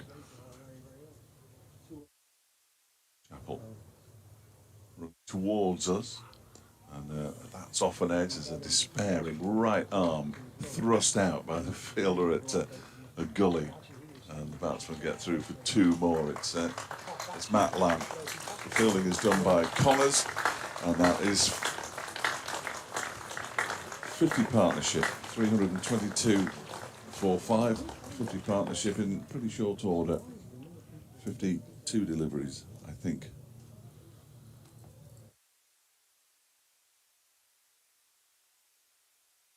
Trying to work out what the applause was for. Well done to the crowd for spotting it.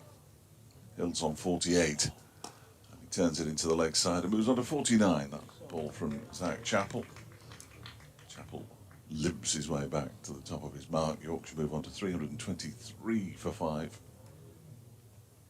In a commanding position. Sun reflecting off the marquee. I've never noticed it before because normally we're looking through 13 panes of glass, but it's quite bright, isn't it? If you were sitting opposite that, you would be almost snowblind. Next one is down the leg side and collected by a tumbling brook guest. End of the over. 1 to go, we reckon, before lunch. It now being 12:28. So 323 for 5 with 49 to Hill and 22 to Revis. 40 minutes, not you, but the listener, 40 minutes to come up with more songs. Yeah, usual monikers at Jonathan Doyle, at Fletch Sport, or at do_cricket, BBC West Yorkshire Sport at gmail.com.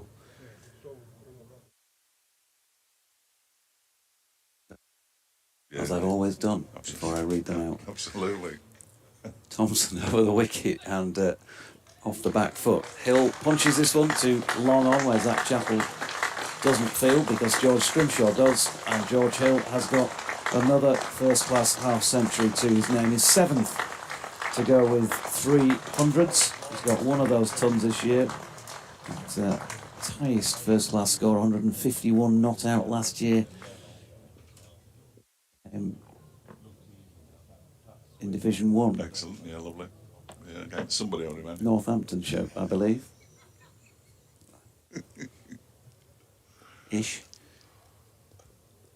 Thompson round the wicket, and that is pushed into the onside where Anish Dal. Go on, refresh our memories, DT. It's not just a 50 though; it's a run a ball 50, which is a terrific effort, isn't it? I was just going to update you with the stats when Kate had fed me them, but she's I think asleep to my left. So, As Thompson is in, and solidly behind it, Revis pushes to mid on, and there's no run. 7-4. Played well. There was a shot that he played when I was standing down the bottom where George Scrimshaw bowled at him, and you thought he still can't be that quick out there because he's banging it in short, and he pulled him through in front of square through mid wicket. So either he's got lightning reflexes or it's still a little bit on the slow side. As Revis flicks one past Wagstaff at short leg, but it's cleaned up there by Harry Kane. This will be the final over before the lunch break. Thompson in again, throws one wider outside off stump, but can't tempt Revis into a rash shot. He's been suckered into that moment in time, pushed into the offside. 22 to him. He's played pretty well so far. Flexes at the knee and waits as Thompson's in again and solidly behind this one, and that will be the final ball of the morning session. Matthew Revis tucks the bat under the arm and removes the gloves. He's 22 not out. George Hill has played very well for his 50, and a 50 partnership between the pair. 324 for 5 Yorkshire at the lunch break after 68 overs of their second innings.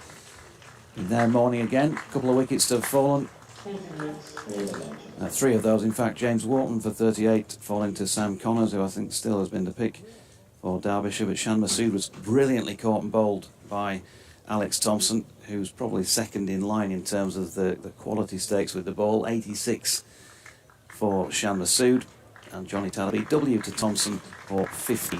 So Yorkshire lead 307, and they'll be back out to try and pile on some more agony for Derbyshire in the afternoon session. 145 runs in this session. Good that. It's handy when you're trying to set up a win. Beautiful morning. We'll be back for the afternoon session after the lunch break.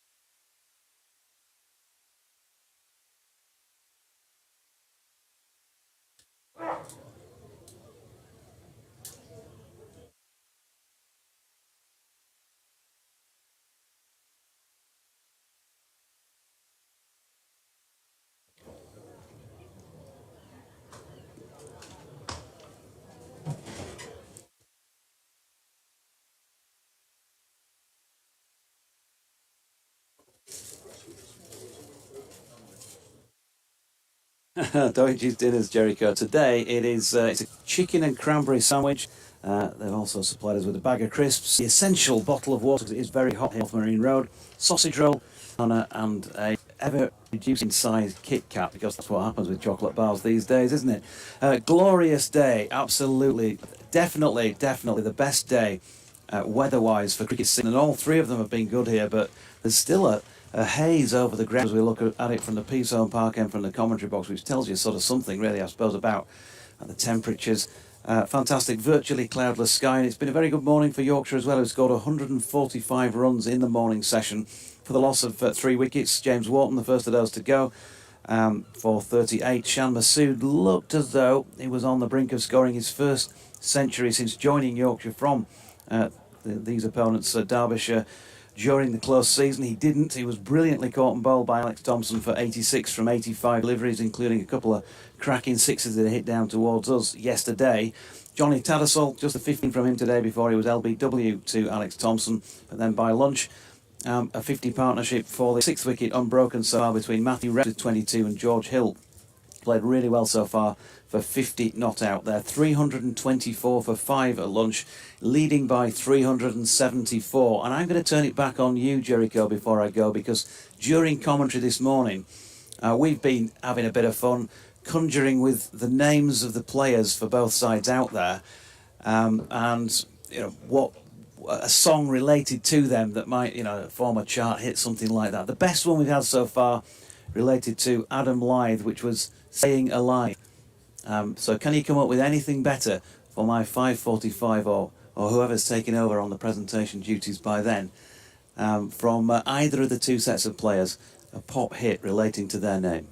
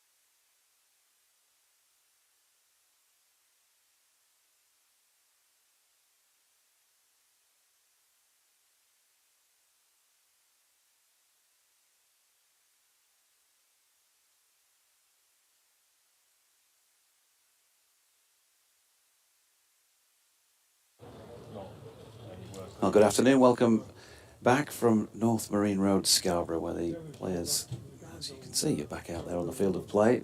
For those of you who count, they are, and Yorkshire return at 324 for 5. 50 to George Hill. 22 to Matthew Revis. And we've got some rather loud spectators beneath our commentary position.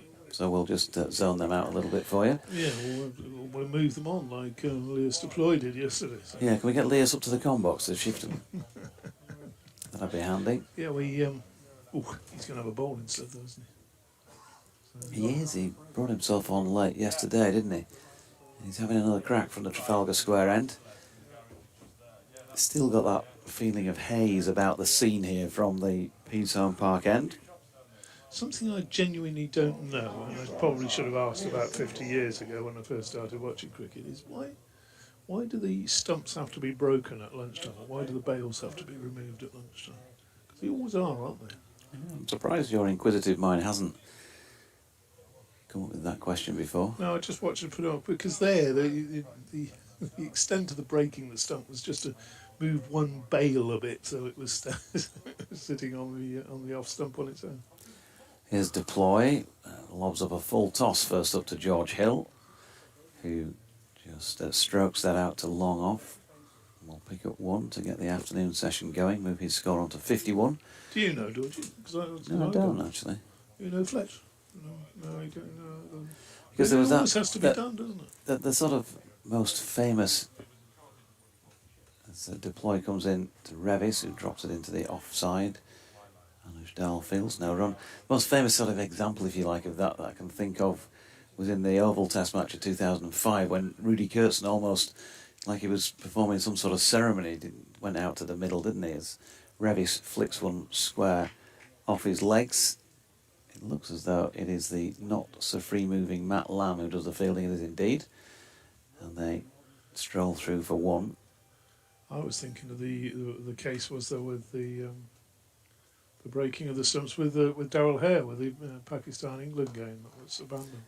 Of course, yeah, as Deploy bowls that full delivery and Hill pushes it into the onside no run. I don't remember that in terms of the visuals because I was listening to that on TMS driving somewhere down London Way, I seem to recall.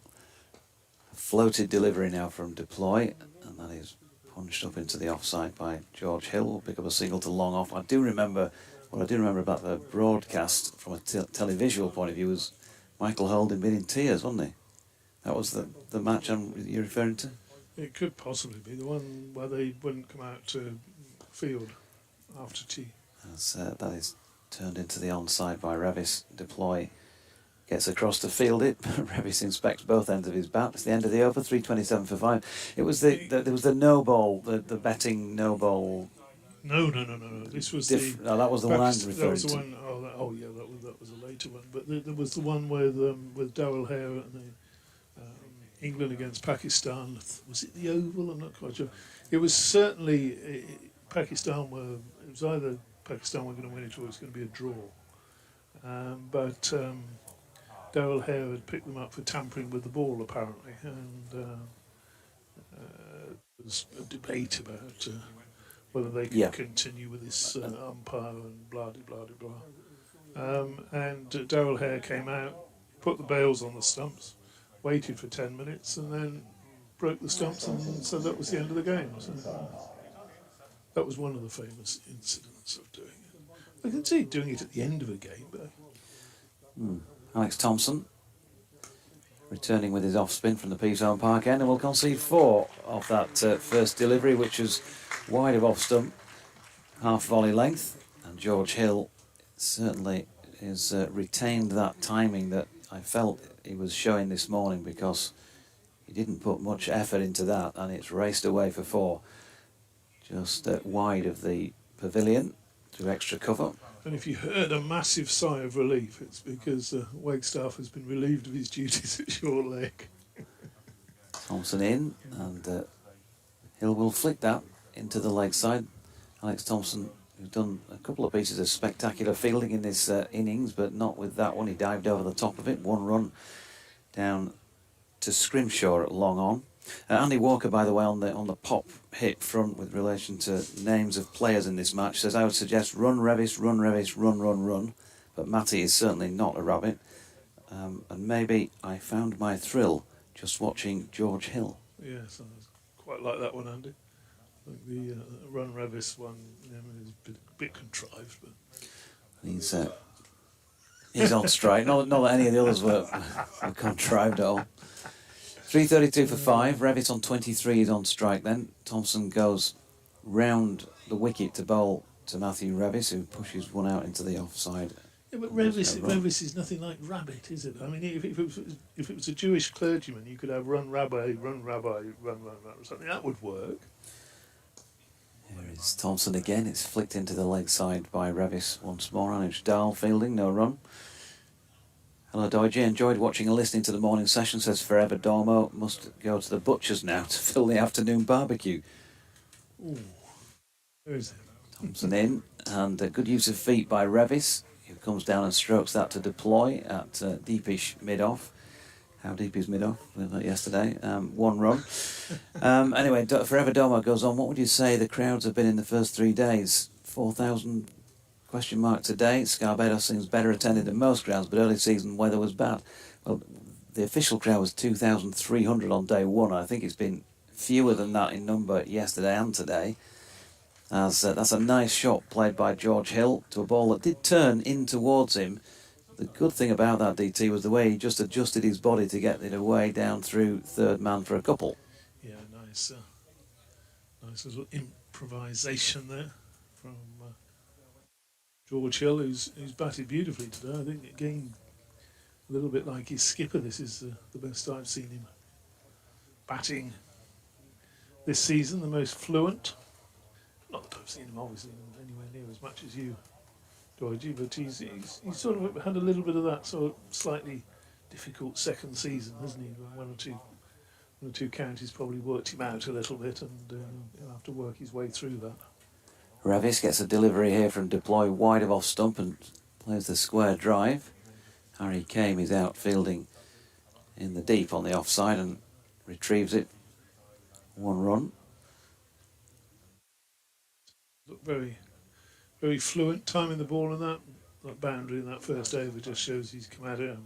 Or first over after the break from Thompson's just shown he's come out, and the touch is still there because he literally leant on that. It was like pushing the ball to cover, and it shot away to the boundary. Adjustment in the field here. Alex Thompson's been brought across to backward point, coming from long leg. So there is a big gap now through mid wicket as deploys wide delivery outside off stump.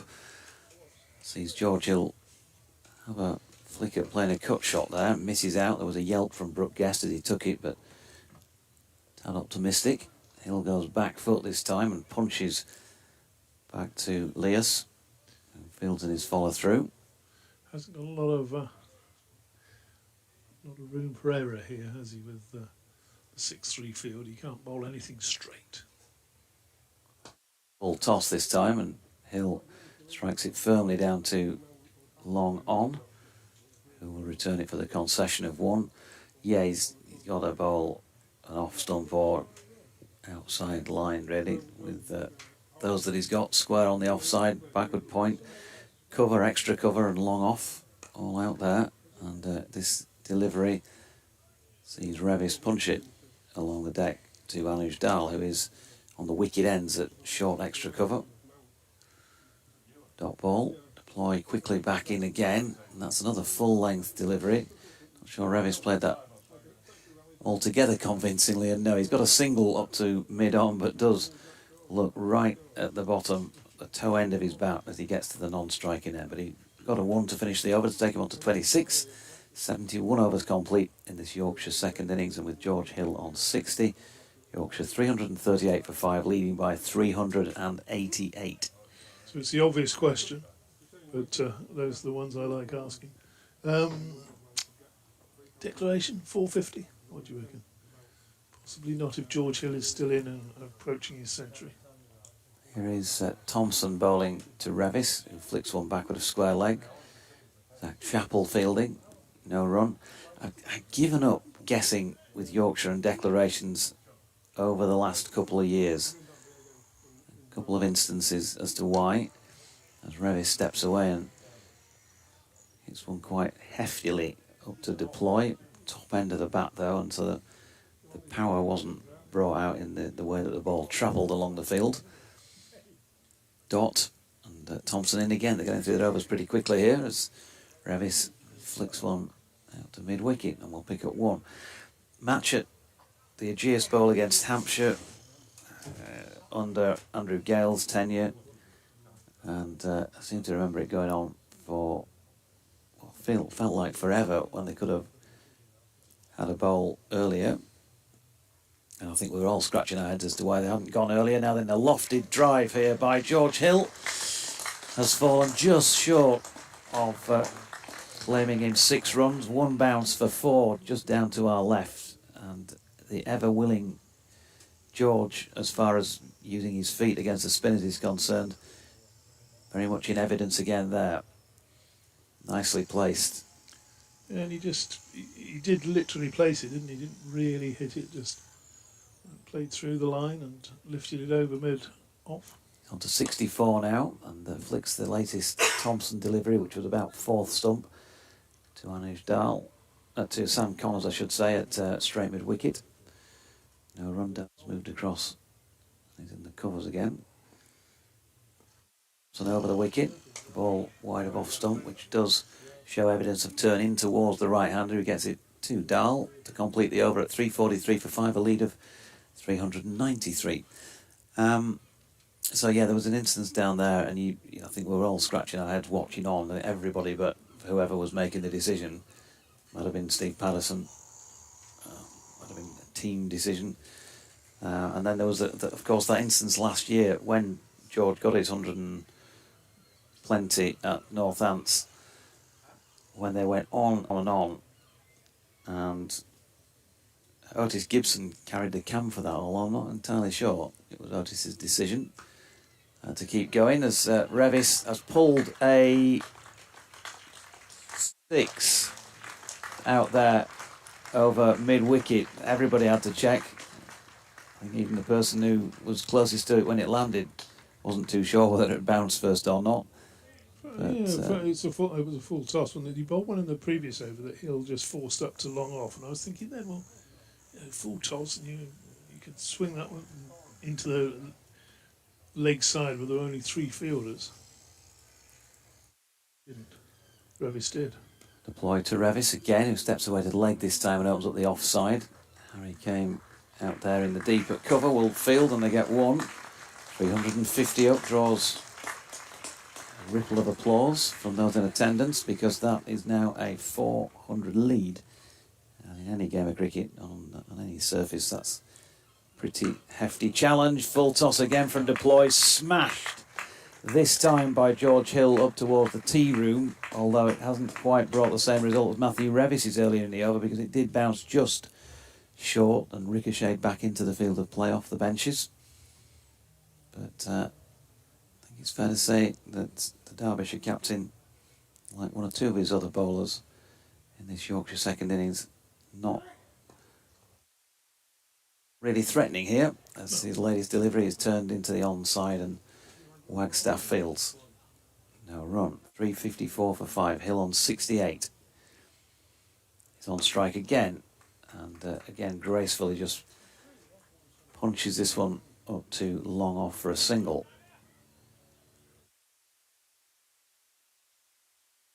Revis 34 to his name. Enjoying themselves, these two. They came together when the score was on 272. Revis gets a full length delivery and pushes it back to deploy. He's never ever short of understanding what Matthew Revis feels when he's out there on the pitch, whether it be batting, bowling or fielding. There'll always be some element of body language to tell you, and there was a frustration there, wasn't there? He flipped his bat, having gripped, the usual grip, flipped it round and caught the grip again with a bit of frustration that he clearly felt like he'd missed out. Yes, he's. It's nice to see it, but as long as obviously it's not exaggerated, or good to see a bit of emotion out there in the body language, and letting the spectators as well as us know how he's feeling about shots he's playing. Emotion. Yeah. Samantha sang. 77. Thompson in. And that is flicked square on the leg side, almost bang on square by George Hill. He's coming back for a second here, and he's taking on Zach Chappell. Now, we've picked Zach out as somebody who's not moving at his best. He's clearly feeling something, and that was good running because George maybe they've had a word about that and picked him out as a slow mover. So they came back for 2 and they got there. Very nearly had 6 there because the throw was wide of the keeper. Some very good backing up, inevitably by Anadal and Wagstaff. Thompson in, Hill pushing forward into the offside. The ball ends up just to the leg side of straight. Brooke Guest cleaning up. Yeah, we had a little spell from Dahl today, haven't we? We bowled a lot in the first innings. So he's in and is flicked to leg by George Hill, and there is no run. Can't remember him bowling today. Kate might have him in her book somewhere. But, She wasn't there for the first 38 minutes. that's true. Thompson in. Hill uses his feet. Hill picks up 6. A flat 6 over extra cover. The umpire's waiting for confirmation, but that was a 6, I can assure you, Neil Pratt. And he now acknowledges that to the scorers away to our right in the press room. But it dropped a couple of feet over the rope. Well, that nervingly is a stretcher, I think, on wheels out there. Show who that's intended for, hopefully nothing serious. 77 now to George Hill. That was a cracking shot, and he's in a good vein of form here. But he does miss one this time. There's a yelp of excitement because Derbyshire thought they'd sneaked one through his defences.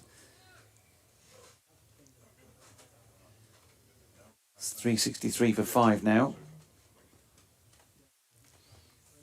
Thompson to Hill once more, who steps back, takes the ball on top of the bounce and finds a gap and runs it down to long on where Scrimshaw fields to complete the over. So George Hill on 78, Matthew Revis on 34, 74 second innings overs complete. And Yorkshire 364 for 5, leading by 414. well done, sir. Go to the top of the class and give the pencils out. Pencils. Do they, in your school, do they collect the pencils at the end of each lesson and hand them out? So we were allowed to take our pencils home, I think. Really? Yeah. We had our own personal pencils. I mean, And you had that stamped with the sort of silver lettering or something. Yeah, that little bit DT. cut out at the end, didn't you? And you put your initials on it. You got something like a Stanley knife or something, and just sort of sliced a bit of wood off the end that you didn't write from. So Go on. Wagstaff now bowling at the Trafalgar Square end. Bowling there to George Hill. First delivery was dropped into the offside, no run. Wagstaff bowling leg spin by all accounts. And George Hill steps away to leg and cuts that really in front of square on the offside. Harry Kane doing the fielding. No, I thought for a moment nobody was backing up. Brooke Guest had to run a fair way to collect that.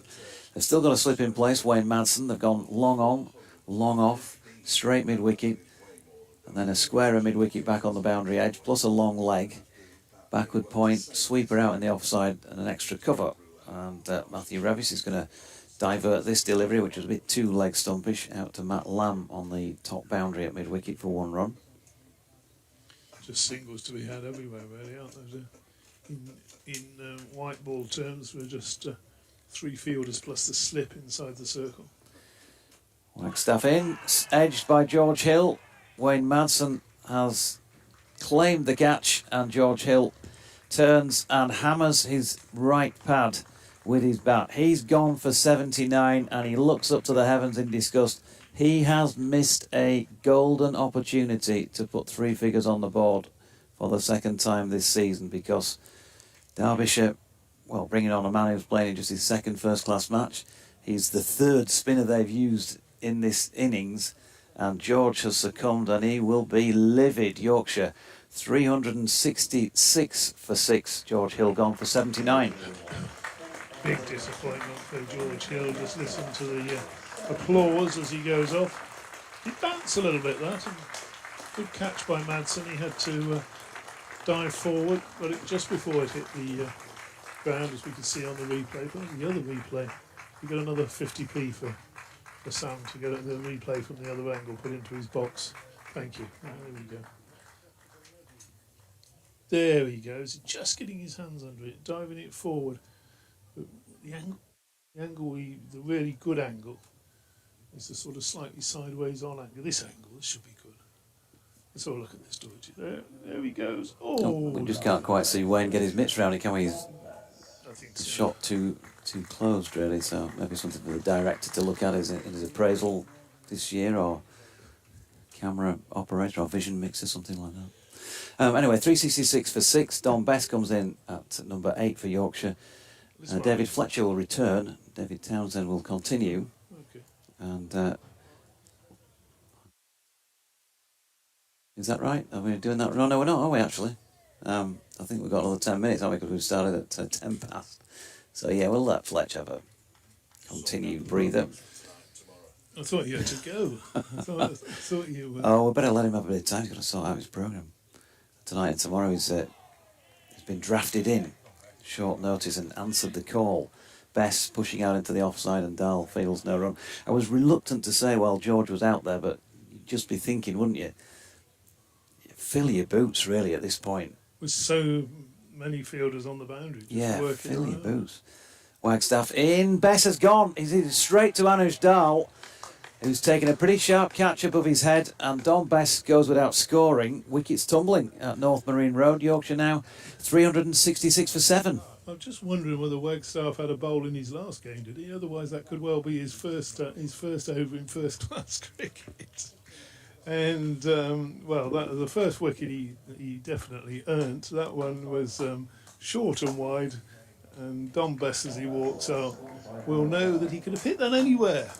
But he hit it straight to a short extra cover, catch taken above the head, or just head height really, and dearie me. Missed opportunity there because oh dear, Porterbin takes a kicking as Don Best makes his way off. No, it's perfectly understandable, that perfectly understandable reaction, because he's just basically hit a short ball straight to short extra cover. The only man, other than the slip, within within 60 or 70 yards on the offside, and he's managed to pick him out.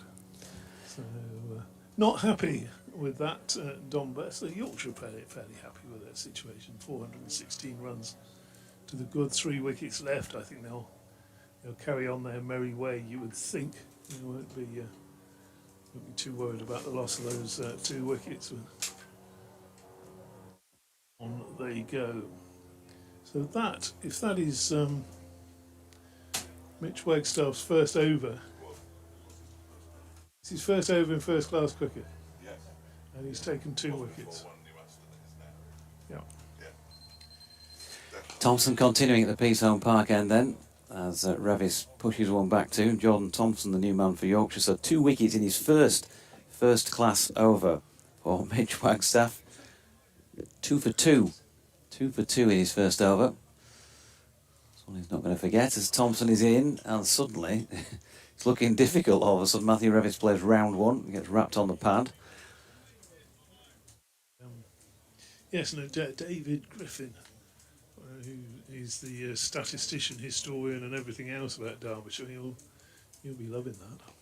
Next delivery played defensively, because he'll be able to say, well, as the third Derbyshire bowler to take 2 wickets in his first over in first-class cricket, the other one being, Jack Shaw in 1887. And, As Thompson is in, and that's turned around the corner by Revis for a single.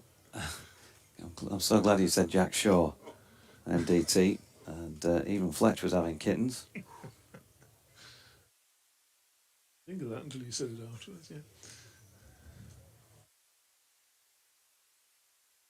But he's like that, and he'll say, well, Mike Hendrick, of course, could have taken 2 wickets, but somebody dropped a simple chance at a third slip in his first over, or whatever. But, The person to get his maiden first-class 50 and first-class wickets in the same. I should be asking for it. Will be a question in tonight's quiz. Thompson round the wicket to Thompson. The Thompson twins currently in action out there, and Jordan it was with the P, who flicked it to Chappell at mid-wicket. No run. Jordan Thompson, 32 in the first innings.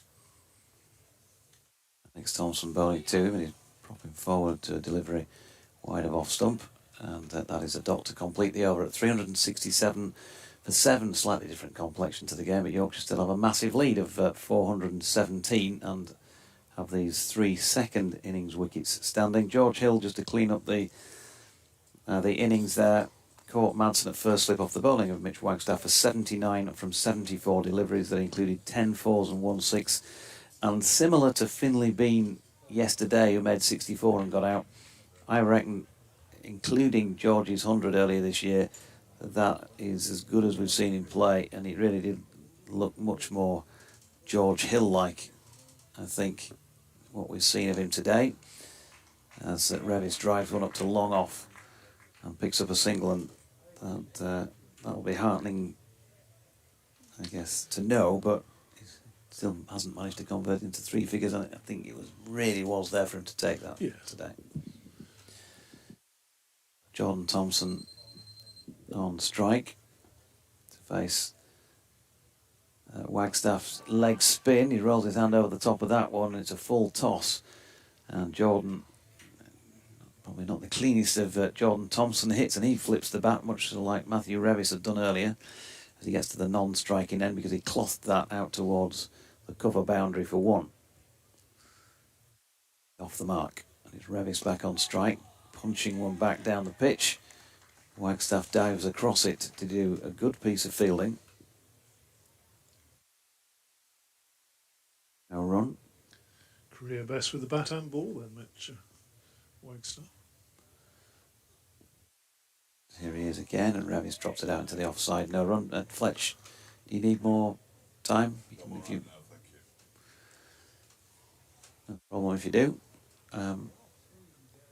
Wagstaff turns at the end of his short run up here, maybe half a dozen paces.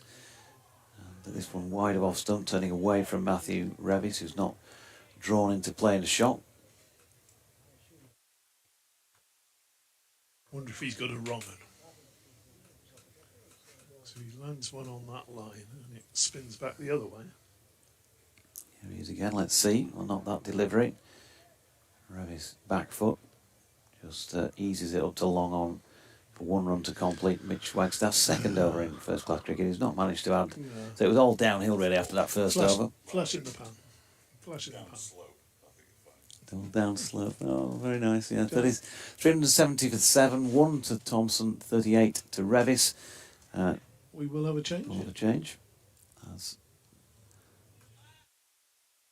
we're going to see Alex Thompson continue from the Peas Home Park end. I'm going to get a bit of sunshine, I think, and leave it with you two for a little while.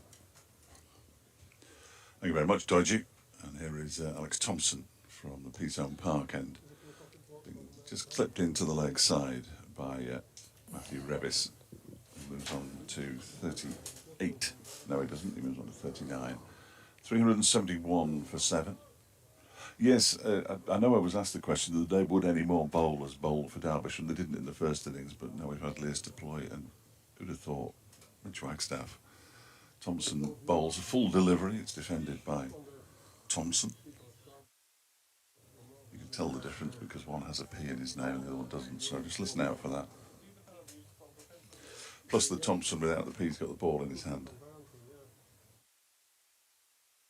goes into bowl to Jordan Thompson, who pushes this one out to the offside. They're going to go through for a single. I'm going to... Oh. Apologies for that. Bit of that sausage roll for lunch must have gone down the wrong way. He'll be back with us in a minute, folks. There's copious amounts of spring water being swallowed as I speak. This next ball from Thompson is played defensively, and Yorkshire just taking stock a little bit after the loss of those 2 wickets. Thank you. Sorry about that. No, that's all right. Want to go back, or shall I? Thompson. Bowls to Revis, who plays it straight back to Thompson. Yeah, you're right. Wickets slow things down, don't they? They always do. But they don't really need to slow down. Well, not with the lead already well past 400. They shouldn't worry too much about the time. They've just got more time to get the wickets that they require, really, haven't they? So that one's tickled around the corner by Revis for a single. It's fielded by Zach Chappell, who immediately starts feeling his back now, which isn't a good sign for Derbyshire. There's another one he could really just put a big He should have size just 11 stuck out his and boot on it, stuff. shouldn't he? Yeah, should have done. Jonty wouldn't have been happy, but He probably isn't today. well, maybe not. It's leg spin now, eh? Who thought? I had no idea. Didn't ask him about his leg spin last night, certainly. Do you fancy a bowl tomorrow? Get that one under his hat. Wagstaff then bowls, and certainly looks to know what he's doing. He's getting it through at a decent pace, which of course is always an important thing. A leg spinner doesn't seem to have too many variations at the moment, but we'll see how that develops. Comes in, bowls to Revis, and Revis tempted by one that was floated up there a bit, but in the end just checks his shot and pushes it to the ever enthusiastic Anuj Dal after shortish extra cover. Bowls again, and Revis has reached for that one and struck it out all the way along the deck to deep cover. Down there in front of the covers. He's pitching it pretty much where he wants to, though, isn't it? He's obviously done it before. Well, we assume that. He's landing them, as they say, a quicker delivery. And some with a P hits that one up to Applewood. Oh no. Chapel. It is Chapel. He's thrown it back left-handed. Just to fool everybody. There isn't a left-handed. Yes, Liz Deploy would throw left-handed, wouldn't he? But Yeah. I don't think anybody else throws left-handed in this Derbyshire side. His next delivery again is he's getting it through at a fair old pace, isn't he? Yeah. I mean, this is quite promising. This from a long-term Derbyshire point of view. Absolutely. If they can bring somebody on like Mitch Wagstaff to bowl half a dozen overs, pick up a wicket, perhaps break a partnership as he did, and next ball punch back to him. Revis isn't impressed with himself. Doidge squeezing past, going outside. There'll be as he makes his way out with his white legs and his red shorts. The redness of the shorts accentuates the white. Make a good target for one of those laser sort of beam type things, wouldn't he? 2 men out on the leg side as Thompson bowls to Thompson and he pushes it into the offside where Anuj Dal does the fielding. Perfect time really for Wagstaff to come on. Not an enormous amount of pressure on his bowling. Is the bowling at middle to late order batsman, and as Thompson's next delivery defended back to him.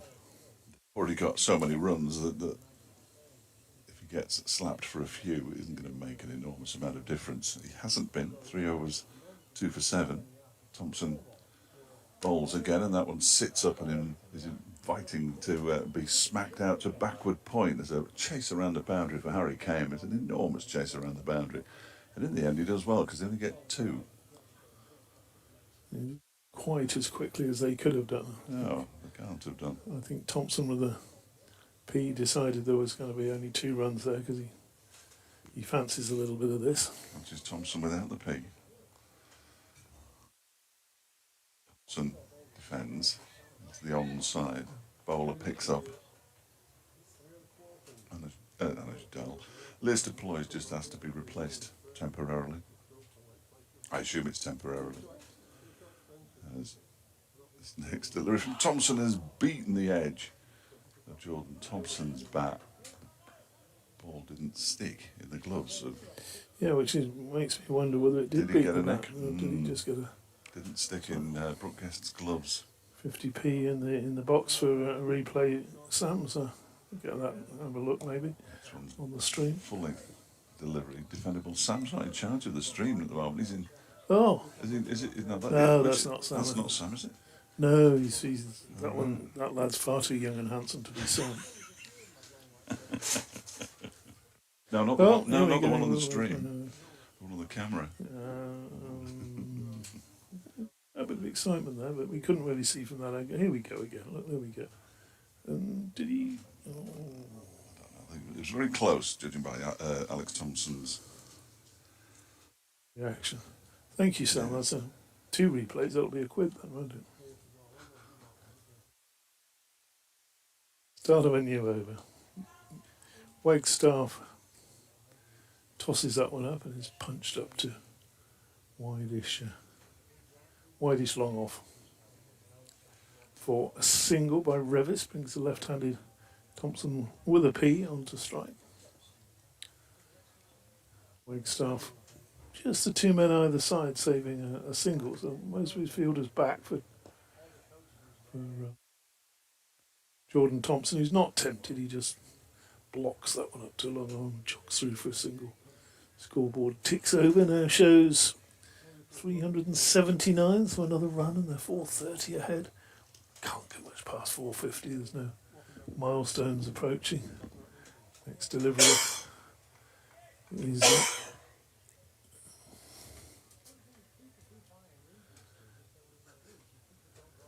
push back to the bowler.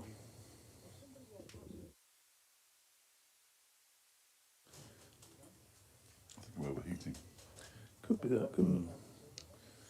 Next ball, Revis back and finds the one man, the ever enthusiastic Dull, fielding that at extra covers. There's now a third man in the ring, if you like, saving one plus the slip, the other 5 out on the boundary.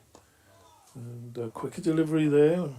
He's bowling very, very impressively for a part-time leg spinner. He is, I'm isn't he? surprised. He's obviously... Police deploy didn't realise that he got this in his armoury, otherwise I think we'd have seen him earlier running in. That's slightly shorter and can't beat Dahl. No. So another tidy enough over from Mitch Wagstaff, who's doing his reputation no harm at all. Yeah, perhaps our scorer, the late Kate, might tell us what his figures are at the moment. 4 overs, 2 for 9, Fletch. Decent. I'd take it in first class cricket. Thanks, Kate. I'd probably retire. In fact. You wouldn't though, would you? Because you're 20, you'd be 20 and He's made a bit of a rod for his own back, though, because every time he comes on as a part-time sprinter, we got 2 for 9 on debut. Yes. Oh, dear. Did he? No, he's done very well. There's Alex Thompson bowling to Jordan Thompson, and that one just evades the outstretched left arm of Wayne Madsen. It's going to be leg buys, though, so it wouldn't have been a catch in the slips. It must have been either an inside edge. No, it couldn't have been an inside Or edge. bye. Just onto pad. Just buys. Well, that's turned an absolute mile then, unless it's hit the wicket keeper. it's hit his gloves, Yeah, isn't it? must have done. Must have. It couldn't have turned that much.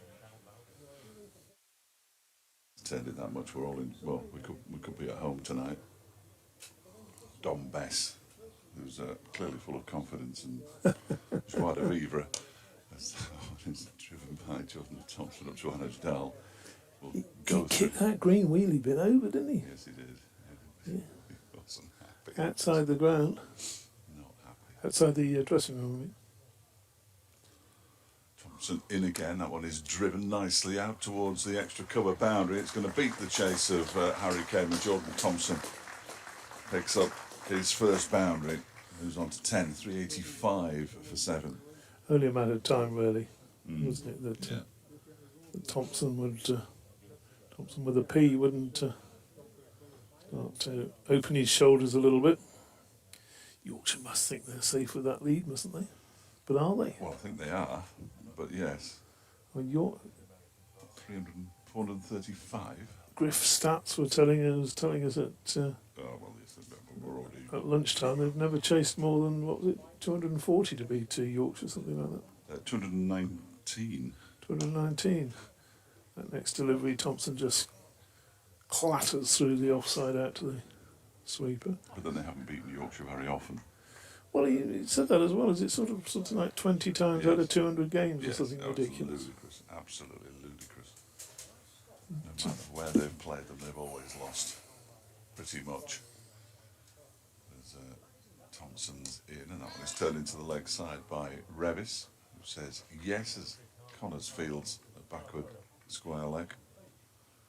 387 for 7. Yes, those the numbers. The highest successful run chase, 365 in that Bob Willis Trophy game against Nottinghamshire at Trent Bridge in 2000. Thompson's in, and Thompson defends out into the offside. Over comes to an end. 387 for 7, 43 to Revis and 11 to Jordan Thompson. Their highest run chase anywhere, not just in against another county, was 371 for 9 when they defeated the touring Australians in 1997, bizarrely. Something I have to bring up with you during this fairly quiet passage of play, sent to me at lunchtime by my son, the Trustpilot, who do the Yes. reports on tradesmen around the country. They say that people named David are the UK's biggest complainers. Oh, I'm not called Dave. That next ball from Wagstaff struck to the boundary, so nice shot from Matthew Revis. Just waited for that one, hit it behind square, and he's now conceded a boundary. There's Mitch Wagstaff. Get him off now. Yeah, biggest complainers, David's. Not Karen's, apparently, David's. Next ball is pushed to mid-wicket. He sort of... If you let me know who sent him, I'll send a complaint to him. It's my son who's not... He's a Daniel James. So this ball struck through the offside out to the fielder on the boundary. The most damning of the statistics is that Derbyshire's highest second innings score in any match was against Leicestershire in 2007 at 396. So every single record would go If they got these. if they got them.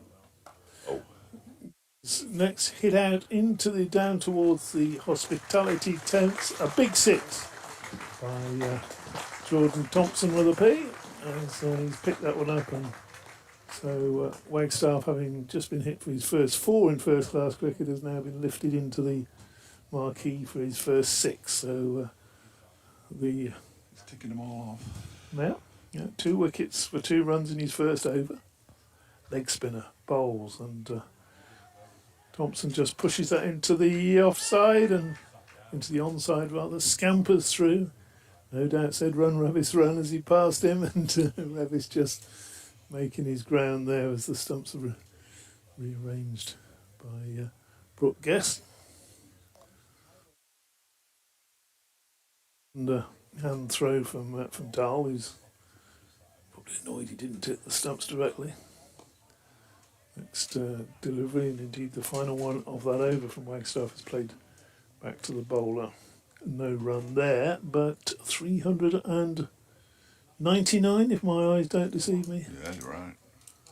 for 7. So, well, is it a case of Revis gets his 50 and skipper claps his hands and brings them in with a lead of 450, or do you think they go on for a few more? What would you do? Well, my own personal preference is that they carry on. Later into tomorrow that this game finishes, the better for me. But I don't think that's going to be taken into consideration by the Yorkshire skipper. So, although he's a nice bloke, Thompson bowls. Kept a bit low, didn't it? Yeah, well, he made it look like it kept low. We had one of those in the Derbyshire innings, I think. I'm not sure that it was. He was trying to cut it and then he just sort of kept sinking. Just looking to our left. Still Yorkshire players, not in whites, which is always a good thing. As this one is. Oh, stumped, is it? No. He got back. Thompson went for a huge heave into the leg side. Went past the ball. It went through to Brooke Guest, who had to get back towards the stumps to basically demolish a lot of them. But Thompson with a P had got back into his ground. That's really bouncer, because to be fair to Brooke Guest, that ball was he was taking that chest high and then trying to get it back to the bails. It's not easy, is it? Here goes Alex Thompson again. Jordan Thompson, slight leading edge. Look about that shot back to the bowler from Jordan. The sooner these two aren't bowling at each other, the better, quite frankly. A lot of hard work. And goes Alex Thompson again.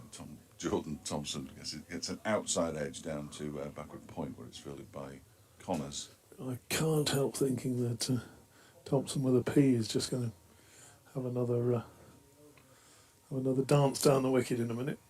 Or He wants to, doesn't he? yeah, you see it going. Oh, that one's turned past the edge of the Ooh, bat. No, there was a proper turn. It was a good pace, Yeah, and it's gone past the edge of the bat. it's pitched in line as well, which is Don Bass, definitely interesting. Will be you're interesting. Don Bass, yes. if he's calmed down yet, in goes Thompson, bowls to the other one. He plays it back to the bowler, and it's the end of the over. Good over that. 399 for 7, 18 to Jordan Thompson, 48 to Matthew Revis. Yes, that one that went past the bat, the fifth ball.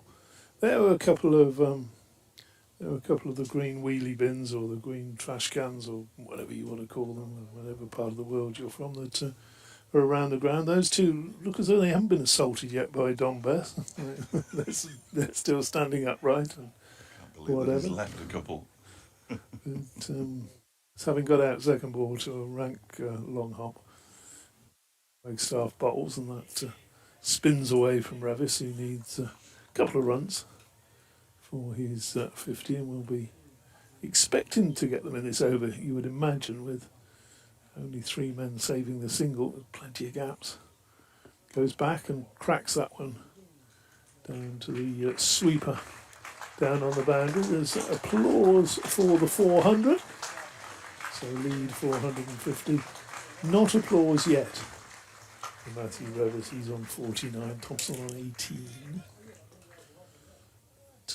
Thompson now on strike. He's left-hander, of course, to the leg spin of the ball coming into him. And he plays that one quietly. Back to the bowler. Be eyeing up that marquee tent together. No doubt Jordan Thompson has Wagstaff over the wicket, bowls to him, and he goes for the marquee tent, and I think he's cleared it. certainly gone a very long way down there, isn't it? Harry Kame is trying to get in between the... somebody's fetched it back for him, though. He was going down between the West Stand and the marquee, where the tractor is that pulls on and off those big nets. Sean Masood still dressed in blue and looks like he's going for a walk here. He's just left the change room. Where's he going? Next delivery punched up to mid-off, no run. I would suggest that they're not going to declare any time soon. He's making his way up the hill towards the chip shop, which is slightly disturbing. Could you do the same for me just for a couple of minutes then? Wagstaff bowls again and cracked into the offside. A good diving stop. Very, very good diving stop. And extra cover. So Sean Masood is on his way. Oh, where's he going? No, perhaps he's going up the road didn't get enough for lunch or something, and popping up the road for his favourite soda or something. Who knows? He's gone out. It looks like he's gone out to the ground. The skipper. What happens if these last 3 wickets fall in a tumble? So a question Question of declaring at this point. So, Thompson bowls to Revis, looking for one for his 50, and there it is. And you'll hear the applause for Matthew Revis's half century.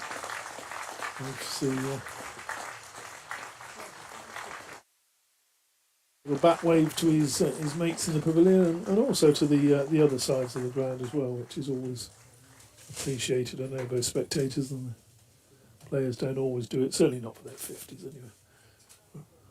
89 balls, 85 balls, sorry, because next delivery is pushed just into the onside. How many fours? Approximately 6. Yeah, okay. Thompson to Thompson. Will Jordan be eyeing another big one? Oh, this one, it pitches and spins away from him. He just lifts the bat out of the way. I think if he likes that shot, doesn't he, over cow corner? So around the wicket, Thompson bowls to his near namesake, Thompson with a P, and pushes that quietly to deep mid wicket for a single. 25 to Thompson with a P, 50 to Matthew Revis. Alex Thompson again bowls and goes up defensively. So I'm not quite sure what the. Oh, sorry, we'll put you back on. It was a little bit premature there, Fletch. Are you're away now, are you? Yes. Next delivery is pushed to mid wicket, and there's no run to be had there. 408 for 7. The Yorkshire skipper's left the ground in search of in search of something. Perhaps he's just gone to the shop. They've got some good deals on over there. You know, three shirts for. Oh, okay. An Andy Mitchell shop. Yeah, so 3 shirts for £10. Have they? Yeah. And they've Triple extra large. they have. Have they? Yes. Ooh. So some sort of what do you call these polo type shirts over there? They've got a little motif on them, but that wouldn't bother a man of your. No. Flagstaff, reverse sweep and a catch, is it? No, it hasn't come. It's come off his arm, I think. Jordan Thompson went for the. Yes, he's rubbing his elbow now. Sweep off the leg spinner. I was getting all excited for a third wicket. It wasn't to be. Him going to the shot means that there's no declaration coming anytime soon. That one keeps low, doesn't it? The flipper. Interesting. Was it the flipper or did it just keep low? It just kept low, didn't it? But yeah, it did keep low outside the off-stump. Just came in a little bit off the pitch. just signs of a bit of uneven bounce. He's got to get some new boots by the look of it, Sean. He's going back to the big red box. This next one, he smashed it up in the air, down the ground, and George Grimshaw didn't see it until very late and is very tardy in reaching it. And as a result, they go through for a single. It was a miscued shot into the leg side. I'm not sure whether George would have got there, but he didn't move for a while. No, and really, when it goes up like that, you've got to move. You've got to move in, haven't you? Yes. Yes. Next to Revis. Well, on the basis that if Thompson's got hold of it, there's no point staying on the boundary anyway, because you're just going to crane your neck as you watch it go over. Whereas if he hasn't got hold of it, sort of went straight up, didn't it? Really. Come in, yeah. Comes Wagstaff again. It's pushed out into the offside. What one like grunt there, wasn't there? He's got it all, the lad. He's got it all. It's off to him. He's had a very good match.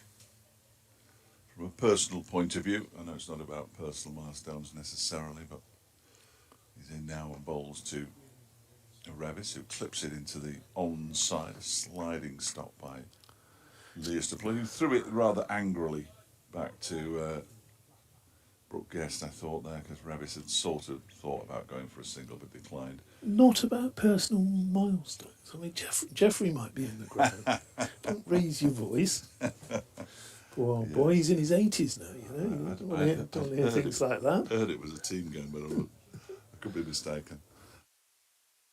That leaves 459. As Kevin Hanwon said famously, there's no I inside. I think he meant team. 409 for 7. Looking forward to this continued battle between Alex Thompson without a P, There is a me. getting a bit of spin, and Jordan Thompson with a P, who's never going to be restrained for too long by a slow bowler, by any bowler for that matter. The man who makes things happen. Batting at number 9, he's out there for a while yet. Look, he's Yeah, he's gone for the full bifter here. He's had a 3-course meal while we've been chatting.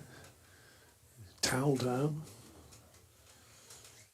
Plenty of liquids on board, of course, on a hot day like today. It's quite nice here in the box now. We haven't got the sun blazing in anymore. I'm just going to have to put my sweater back on again shortly. Need it, if I'm honest. Oof. Very thin-blooded me. Yeah.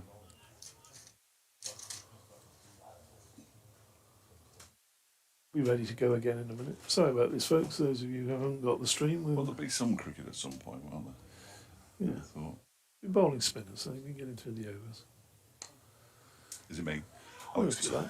Alex Thompson bowls to Jordan Thompson, who clips that one out to square leg, but it's fielded by Nick Potts. We go through for a single, 410 for 7. You have to get them in before tea, you would think. And of course, we've now got the low tide coming round that somebody mentioned this Oh, morning. yeah, what as well. time was that, mate? £2:30, yeah. So. Well, that's when the wickets are going to fall. That one's been led into the leg side by Revis, who moves to 51, but that single. Shan's back with his 3. What did he get, some boots or something? Well, You reckon he might have got that 3 for £10 deal? It's It was a red box he was carrying under his arm. But the boots, as this next one is just played gently into the leg side by Jordan Thompson for another single, 412 for 7. Either boots or he's just been appointed Chancellor. So I think boots are favourite at this early stage. well, these days, you never know, it could do be you? even money. Just That never thing. know. You just never know. Never know. It's Thompson over the wicket, bowls to Revis, who clips it up to mid-wicket, where Leicester Ploy picks up his right hand before throwing with his left.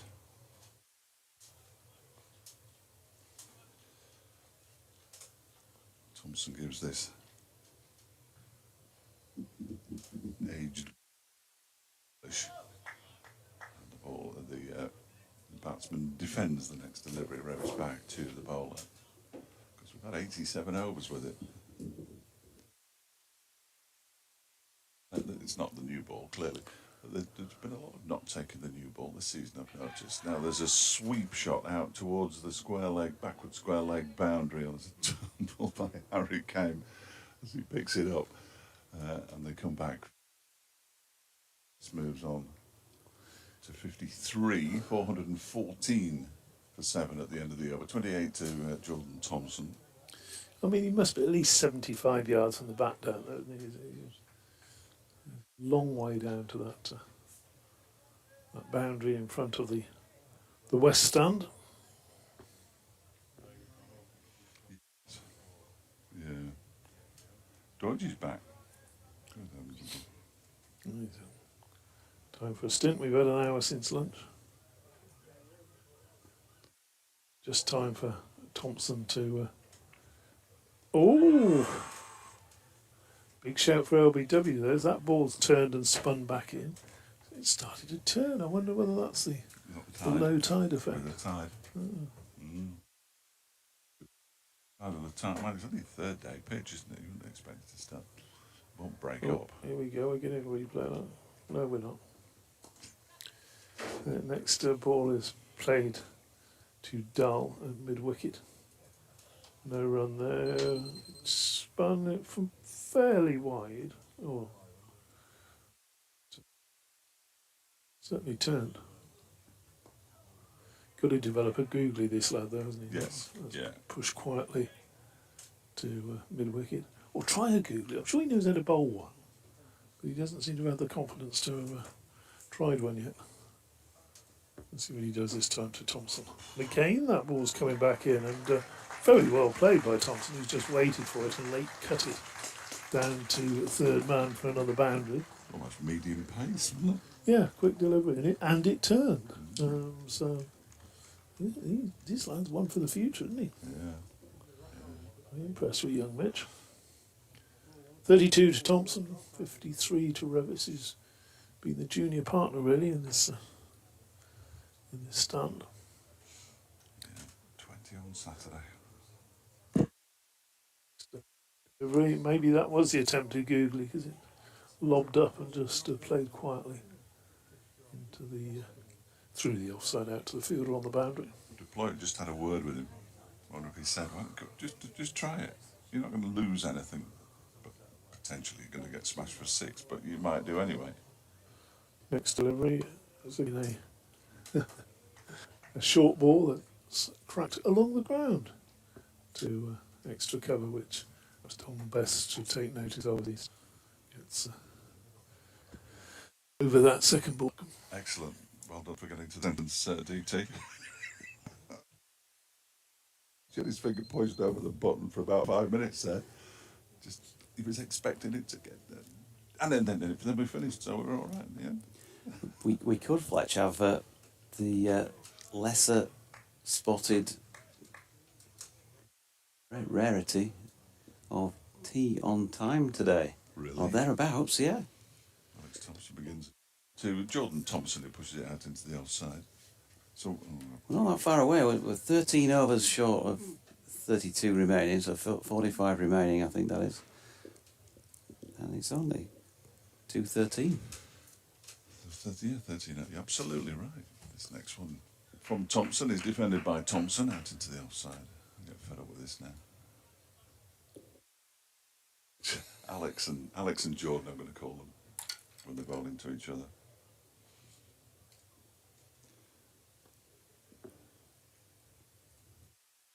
Alex. Zone Park End, and Jordan Thompson cracks that down towards long off where Connors is doing the fielding. He did Pick up a single. He did a long barrier there. Old school. You can't beat a good long barrier, can He's you? got old school there. Did you see Harry Kane's tumble before when he took the ball about waist high after it had bounced and then clearly lost his footing trying to style it out? I think it's Thompson bowls to Revis, who cuts that one into the offside, and he can do everything. There's Mitch Wagstaff tumbling to stop it in the covers. I've been on the balcony with the Golden Voice Oh yes. for 20 minutes or so. Lovely spot up there. Thompson bowls and Revis tries the cut and it goes straight through to Brooke Guest. Oh, I'm struggling to see clearly what was going on because of the haze from that angle. It's quite marked. But Feels less hazy now than before. I'm jealous because you? every time Howard says anything, he gets a round of applause, doesn't he? Yes, what do we get? Emails of criticism. That was turned into the leg side by Revis for another single. He moves on to 54, 421 for 7.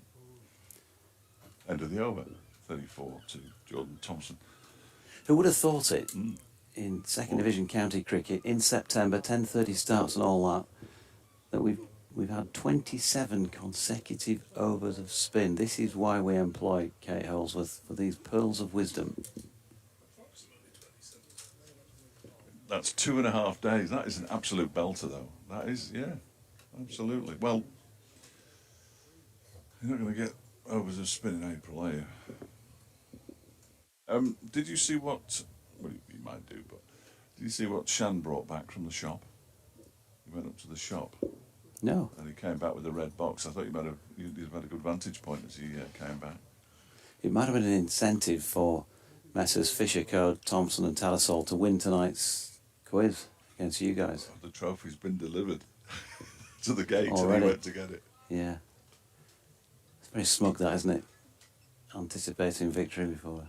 Well, if it's already been inscribed with the winners' names, yes. So here is Wagstaff continuing with his leg spin from the Trafalgar Square end. Revis, He was playing well out there. He's just pushed one, the sweeper out of cover, and we'll pick up another single. 55 to him, 422 for 7. Staff switches to round the wicket to the left-handed Thompson. Ball turning in towards him if he's bowling a regulation orthodox leg spinner, which he was, and therefore nudged into the leg side by JT, fielded by Anuj Dal. Mid-wicket, no run. Back with Wagstaff again. Wide of off stump, and Thompson securely pushing forward. Wayne Madsen round to do the fielding. It's darned hot out there. So hot that DT sausage rolls warmed up. Wagstaff is in, and Thompson eases that one out back with a point, no run. Was that what the sound effects were? Yeah, I just had to turn to well now. Okay. Silver foil being open and then scrunched up. Yeah, just brilliant radio from somebody with a man of his experience. Thompson gets one wide of off stump from Wagstaff and has swatted that one away back at a point. Matt Lamb fields on the boundary edge. They get one. Up there with clicking your headset around without turning the microphone off. That Well, I one. can't reach the button, and every time I wave for somebody to... Wagstaff in again, firmly struck by Revis, who can't believe that he couldn't get it past Anuj Dal because I think he thought that was boundary bound otherwise. Good piece of fielding. End of the over, 424 for 7. point towards the button, people sort of look at me like I've gone stupid. Need a stick. I can get a stick and just tap it. Turn you off now if you like. We've heard enough for now, thanks. Suits me. So if you want to appear on Sports Scene at 6 tomorrow evening, now's your chance. Because quite frankly, I've got nothing. I'm presenting it from somewhere between here, if not here, and goodness knows where. So it could be all fun and games. I could do a guest appearance, speak to you about the drainage in the lower field, something like that. Yeah, that might be useful actually. Don't go anywhere. Oh, you'll be on your way down to that London, won't you? Here's Alex Thompson bowling to Jordan Thompson, who pushes it out into the offside. In comes George Scrimshaw. Yes, yeah, that'll go down the storm.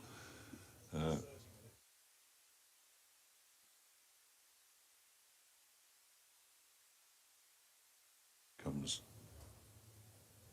Alex again, bowling to Jordan, who clips that backward square on the leg side. He runs the first one, or he sets off really quickly, Jordan Thompson, then realises that Lamb's going to get there. So he just puts the brakes on like a 100-metre runner approaching the line in a heat. Just switched off, like that. He didn't click his finger. Some earwax were blown out there. That was Big loud. blast of something. What, name that tune? That's a good one. Thompson in. Revis. I just need my heart rate to slow down a bit first. Turns it into the leg side where Dahl fields. That was remarkably loud. I mean, look where the cues turned up to. Which station would that have been? Leeds. Was it? Yeah. Have you got one soon? 2:30, so a bit early on the blast there. Yeah. That one, oh, beats everything. It might have just touched the pad. That's what I'm trying to say. No, it didn't. It's been given as byes. It's gone through everything. Revis, past the stumps, through the wicket keeper, and all the way down to the boundary for 4 byes. Just what Derbyshire needed. 429 for 7. 479 the lead. It goes on. Will it be enough? Well, who are these people walking round now? You tell me, and we'll say because I don't recognise them, obviously, and apologies for not. But they're not ready for Who are these people? to field. There's this one. Yeah, sorry, I didn't mean to sound like that. They're Yorkshire players, are they? Are they currently playing in this match? To the right of the quartet, as we look from behind them, Ben Cliff is the one who's just kneeling down. Okay. To his left is James Wharton, to his immediate left that is, then George Hill in the whites. As Thompson bowls to Revis and he pushes it back towards him. The floppy can't get enough of... Oh, it's Finley Bean. So the answer to the question is yes, and they're going for a lap of the ground. So if you were expecting a declaration anytime soon, you can think again. Because we're not going to get one. 4:29 for 7 at the end of the over. 55 to Matthew Revis. 37, I beg your pardon, to Jordan Thompson. And the lead is 479. I would have tried to catch one of their attention to get them up for a chat, but they're obviously doing that thing of, I haven't seen you, so I can't come up to the com box. Right for runs as well. Well done, Yeah. boys. Wagstaff, bowling here to Thompson. Oh, that's very wide, and there's no ball. It missed the cut strip, I think. Wasn't, that was definitely not a pretty length or width. No. And no ball has been given by Anne Harris. So Spun a lot off the 4:31. cut strip, though, didn't it? Wagstaff in, and Thompson has a swipe at one wide of off stump and misses. But by the way, Howard Ferguson, on hearing about our pop music and players' names, he came up with A Wart on the Wild Side, which I thought wasn't bad, no, actually. That's good. That is good. I'd like to hear him announce that. Yes. Wagstaff in, and Jordan Thompson pushing forward back to the bowler. There is no run. Any more of those? Maybe we've bled them dry, but BBC West The Yorkshire wire Sport now. at gmail.com. Pigeon in the way. As Wagstaff is in, Thompson turns that backward a square leg, and we do have a pigeon, but he's seen enough. Once he caught a glimpse of my colleague's ugly mug, he's disappeared off to the wall away to the left. 4:32 for 7 when they put that on, because Revis is on strike and flicks this one to mid-wicket. Fielding is done by Alex Thompson. No run. Revis on a very well-built 55 here. Jordan Thompson's had a bit of fun. 6 down by the tea room a time or two. Not the tea room, the suits in the marquee, I should say, as Revis drives one to extra cover, no run. One went a long way. It went in between the West Stand and the marquee. Big. A couple pretty much had enough of this now. It's not cricket batting this long, and Revis cuts one out to the sweeper. Sam Connors, I think it is, out on the cover boundary, and they get a single. Oh no, maybe they have. They want more, perhaps. They're walking round to the right. I thought they were going to leave the stadium. They're not the... See shots of the mural of Johnny Bairstow. They weren't the half-time entertainment those two in the quiz, were they? Just walking round to the market? Could have been. Could have been. I think we're getting a gymnastic display from Kate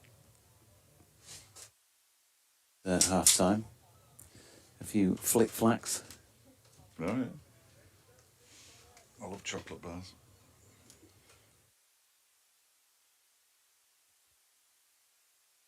So 432 for 7 at the end of that over. We will have a BBC Radio Leeds update at roughly 1:30. We don't like to do things too precisely. Yeah, mine's not massively precise, to be fair. But should I do this over then? Yeah, All right, I'll hear the cue, because you'll probably hear it blow me off with chair.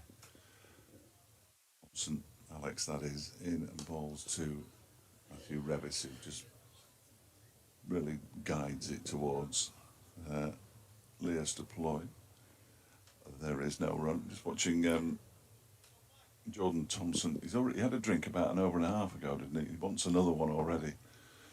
Here's Thompson in again. Reverse sweep comes out towards the man on the backward point boundary, who is Matt Lamb. And Revis single moves to 57, 433. Perhaps he'd seen the BBC weather forecast, because, of course, Carol Kirkwood would have been saying, please do drink plenty of fluids. Yes, no, that's a fair point, actually. It will be very warm out now. Get one of those hats, as this one is clipped into the leg side by Jordan Thompson, out towards Mitch Wagstaff, who comes in and fields.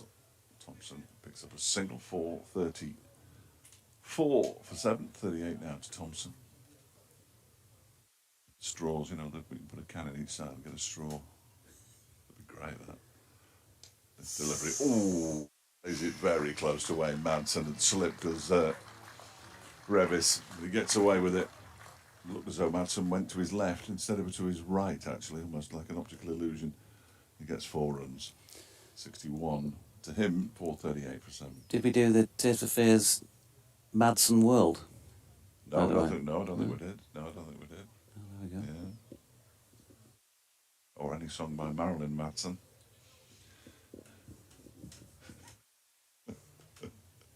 Here is Thompson. I don't know any songs by Marilyn Manson, that's the problem. That one is defended by Revis. Song played by performed by Marilyn Manson.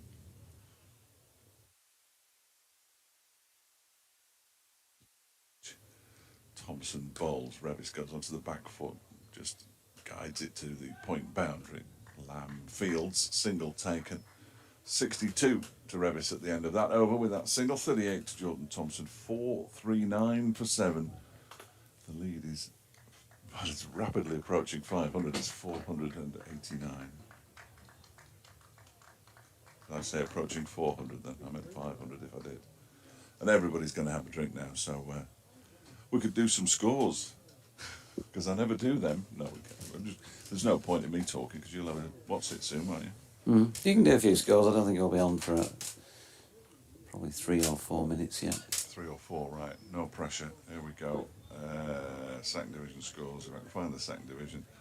No, they're all second team. It's terrific, this website. Sussex are 71 for 4 in their second innings. They still trail Durham, who declared on 505 for 9 by 168 runs. As Durham's march towards the first division continues. Glamorgan need a further 129 runs to beat Worcestershire, but they only have 3 wickets left. They won 31 for 7 in their second innings. A Worcestershire win would be interesting. And Leicestershire just need 24 more runs. They're 144 for 2 to beat Gloucestershire. Leicestershire having a magnificent season and putting other clubs of similar sizes to shame, some would say. First division games going on. Northamptonshire 66 for 1 in their second innings. Trail Lancashire by 226. Hampshire 276 for 3 in their second innings. Leads Somerset by 455 runs. That sounds awfully familiar. I think that's it, is it? Yeah, that's it. No, nobody's interested in that. That's it. The award-winning reader of the scores there by David Fletcher. Middlesex are 144.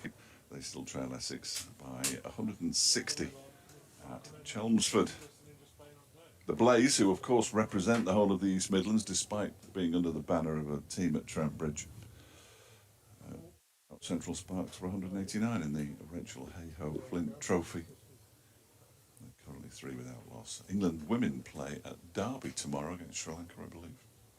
I think it's Sri Lanka. It's available.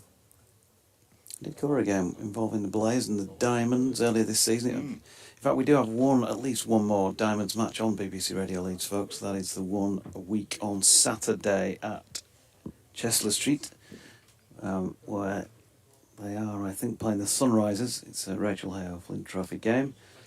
I'll be doing that with somebody yet to be booked. So looking forward to that. And I believe we will also be covering, if they're good enough to get to the final, for a repeat bid to defend the crown. The final itself, we'll see. Wagstaff continuing at the Trafalgar Square end. Revis stepped back and cut that firmly away. Good chase by Sam Connors out there, has hauled it in maybe inches short of the cover boundary, and they're back for 2. Revis 64. 441 for 7. Revis this time gets it away further in front of square, and this time he's got it 20 yards further on than Connors can get to, and that's crashed into the fence in front of the marquee. Lovely shot, plenty of time to play it. Mitch Wagstaff, who obviously very much enjoyed his first over with the wickets of both George Hill and Don Bess. He's found things A little bit more challenging since then, bowling his leg spin.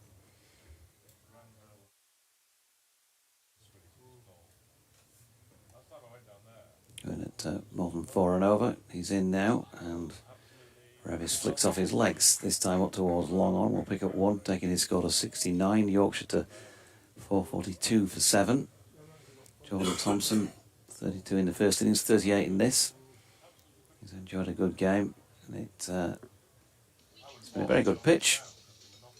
Certainly one you want to bat on. Here's update time for BBC Radio Leeds. Good afternoon, Richard and everyone. Yeah, Yorkshire 446 for 7 in their second innings. That's a lead of 496 runs over at Derbyshire, who are going to have the devil's own job of trying to hang on for a draw here by the looks of things, certainly.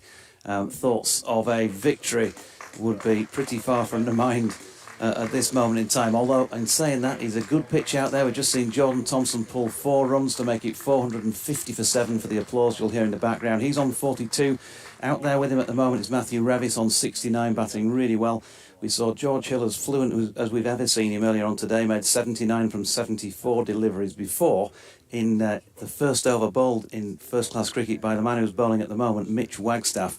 He was caught by Wayne Mountain at first slip off Wagstaff, the 4th ball of that over for his 79. Don Best then, livid with himself, 2 balls later, hit one straight to Anuj Dal at extra cover and became Wagstaff's second victim. Best hadn't scored. Earlier in the day, James Wharton, 38, Shan Masood, 86, again falling short of his first century for Yorkshire, and Johnny Tattersall for 15 were the other 3 dismissed Yorkshire batters. They are very much on top in this match, in glorious weather at North Marine Road, Scarborough, Richard.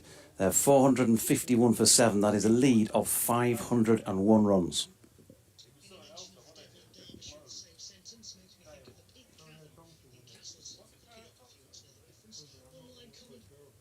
Pete Cavan in Castleton. Interesting. Richard says, any mention of Derbyshire and the devil in the same sentence? I think I said that Derbyshire are going to have the devil's own job of holding out for a draw in this one. Pete Cavan. So here's Thompson, bowling to Thompson, who opens the face and runs that one out to point. And there is no run. We've got wide-ish long on. Zach Chappell right in front of probably 1 or 2 members who are a bit miffed that they can't see play. But he's got to field somewhere. And there's a straight mid-wicket and a man at deep backward square leg. So everybody on the leg side is on the rope. And that's an easy one for Jordan Thompson to nudge into those yawning chasmous gaps on the leg side, and he gets one. And so we're going to have a change in the field, presumably, for Matthew Revis being on strike. Don't read it out loud, but the reason you were asked for that is the first sentence in that. The Pete Cavan has another name as well. Okay. As Thompson is in and Revis flicks that one out towards mid-wicket for Leas Deploy to field. If you type it into your search engines at home, you'll know why we're not mentioning it. I think in stories about it on Radio Derby, they mention it once and that's it. But it's a high-risk strategy. Mm. It involves the name of a football team based in London with a cannon for its yes. for its symbol, but with the removal of the last 3 letters. Thompson in, and Thompson of the Yorkshire persuasion leaves wide of off stump. Totten. That doesn't make any sense, that.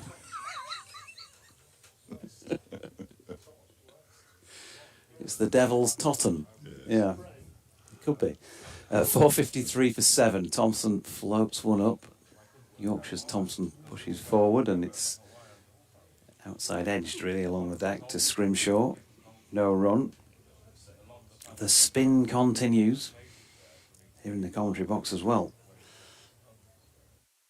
Thompson 3 for 153, and he's bowling again here, and Jordan Thompson is going to pick up 4 because he's hammered that straight back past Alex Thompson, and for all those magnificent efforts to tip the ball onto the stumps to dismiss Finley Bean yesterday, and then for his caught and bowled of Shan Masood earlier today, he might have had a few broken fingers had he got his hand in front of that one because he hit it like a shell.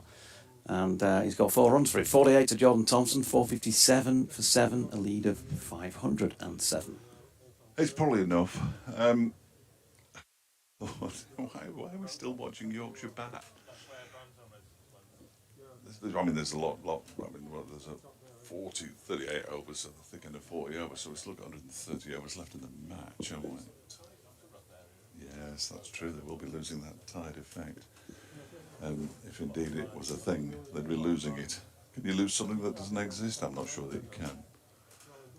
He's going to bowl his 12th over of this spell. 2 for 52, Mitch Wagstaff, in his first 11 overs in first-class cricket. 2 in his first over. That's wickets. And he'll have a sore shoulder tomorrow.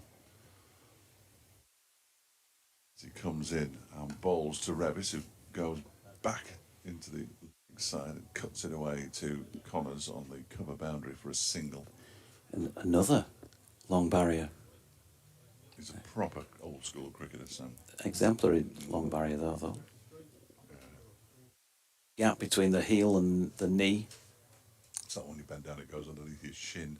And now he's launched this one, Thompson, out into the leg side. He hasn't really got hold of it, though. It was a half long barrier from Sam Connors this time, and he fumbled it as a result. Yeah, that's why he needs to do the full long barrier, doesn't he? Yeah. Coach will be having a word about that. Single to Thompson, who moves to 49. This has 71, 459 for 7. He's deployed. He's going to have a chat with his 20-year-old bowler. If you could, Mitch, just take us a wicket. Yeah, we want to get off here, son. For the love of God and all things sacred. We could actually have more overs than we need before till he's dragged that one down as Mitch Wagstaff and Revis has missed out trying to pull it into the leg side. He got it a little bit squarer than he wanted, really, and it was fielded by Zach Chappell And we're going to get married. in the morning.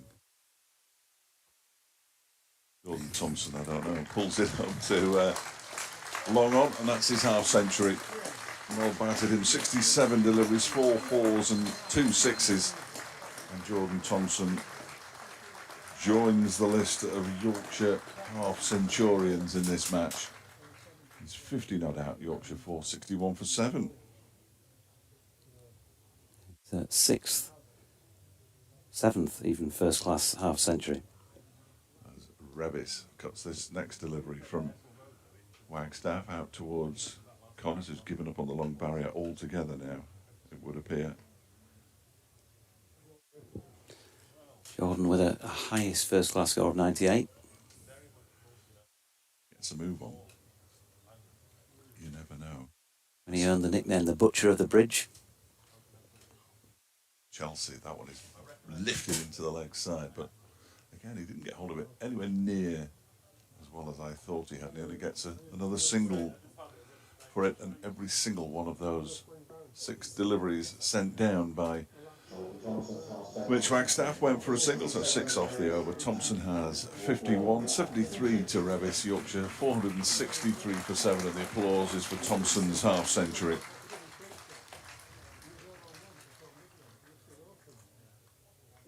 And Wayne Madsen, Leah's deploy, Brooke Guest at the Derbyshire Brains Trust here, getting together and saying, look, if we all feign injury now and volunteer to take part in a question of sport tonight, we might be able to get off the field at this point. Match void. Have you got 2 other team members yet, Fletch?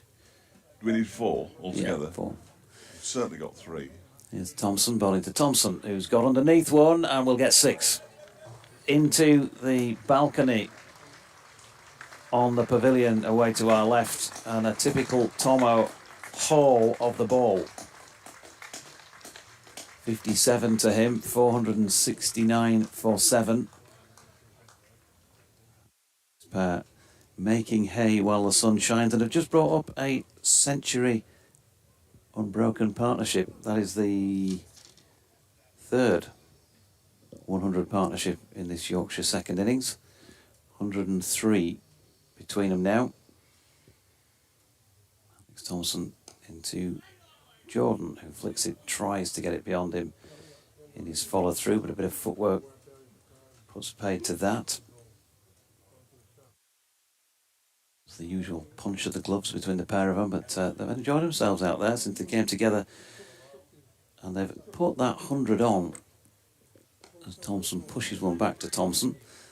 Put that 100 on in 1 hour and 8 minutes. Lovely. That's pretty That's 68 sharpish. minutes. That's 68 minutes as well. Thompson into Jordan Thompson, who has just punched one away, timed it beautifully out to Harry Kane, sweeping at cover for 1 run. 58 now to Jordan, 470 for 7. Matthew Revis back on strike.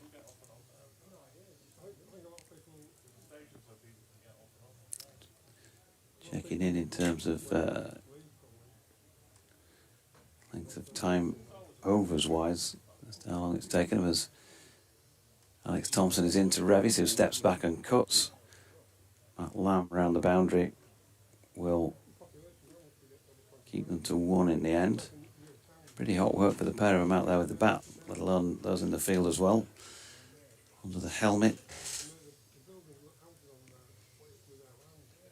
And yeah, that Jordan Thompson 6 coming the first ball of the 98th over. He's gone again here, and he's got the same result, and that's gone just about the same spot onto the railings in front of the advertising boards in front of the balcony on the pavilion. 2 big sixes from Jordan Thompson in the over. He's on to 64, 477 for 7. So, as I was saying, 22 overs and 1 ball for that 100 partnership. Lovely.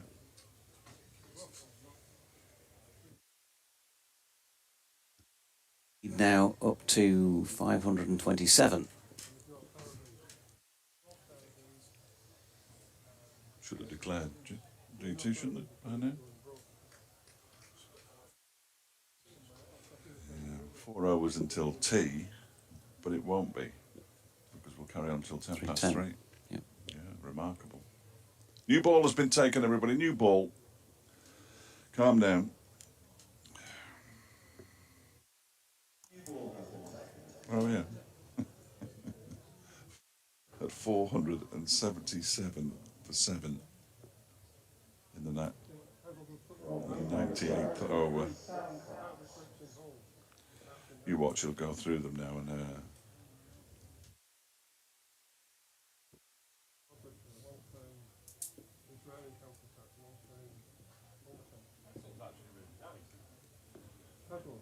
know there'll be a long chat because they're so far in front of the over rate that they can take as much time as they like.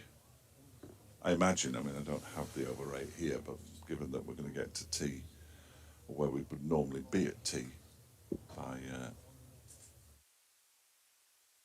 10 past 3, we've got 4 hours to get in before the other tea cut off. Yeah, I'm ready. I'm dropping off here. I'm slightly distracted by other messages, of course, and I do apologise for that. But it's an absolute pain.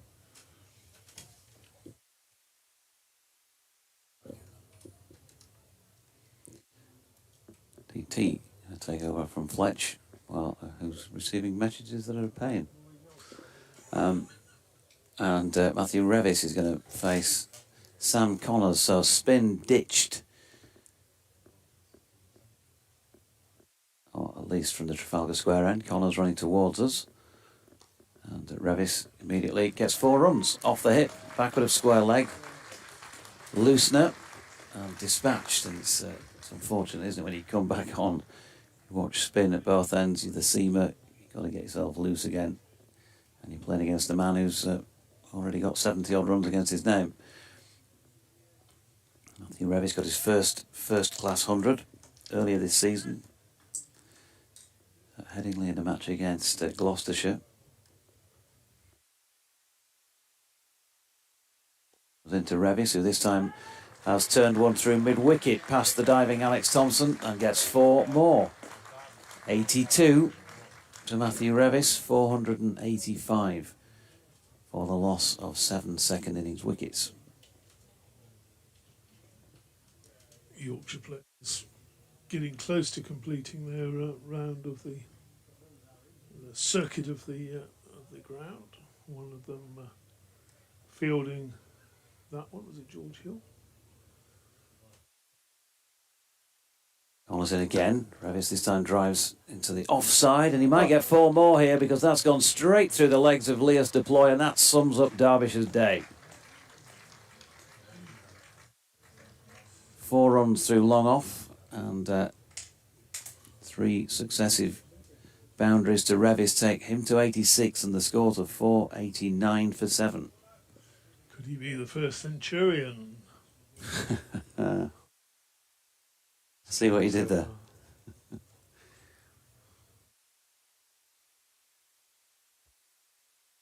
Well, he's not so far off that at the moment. Connors to Revis again.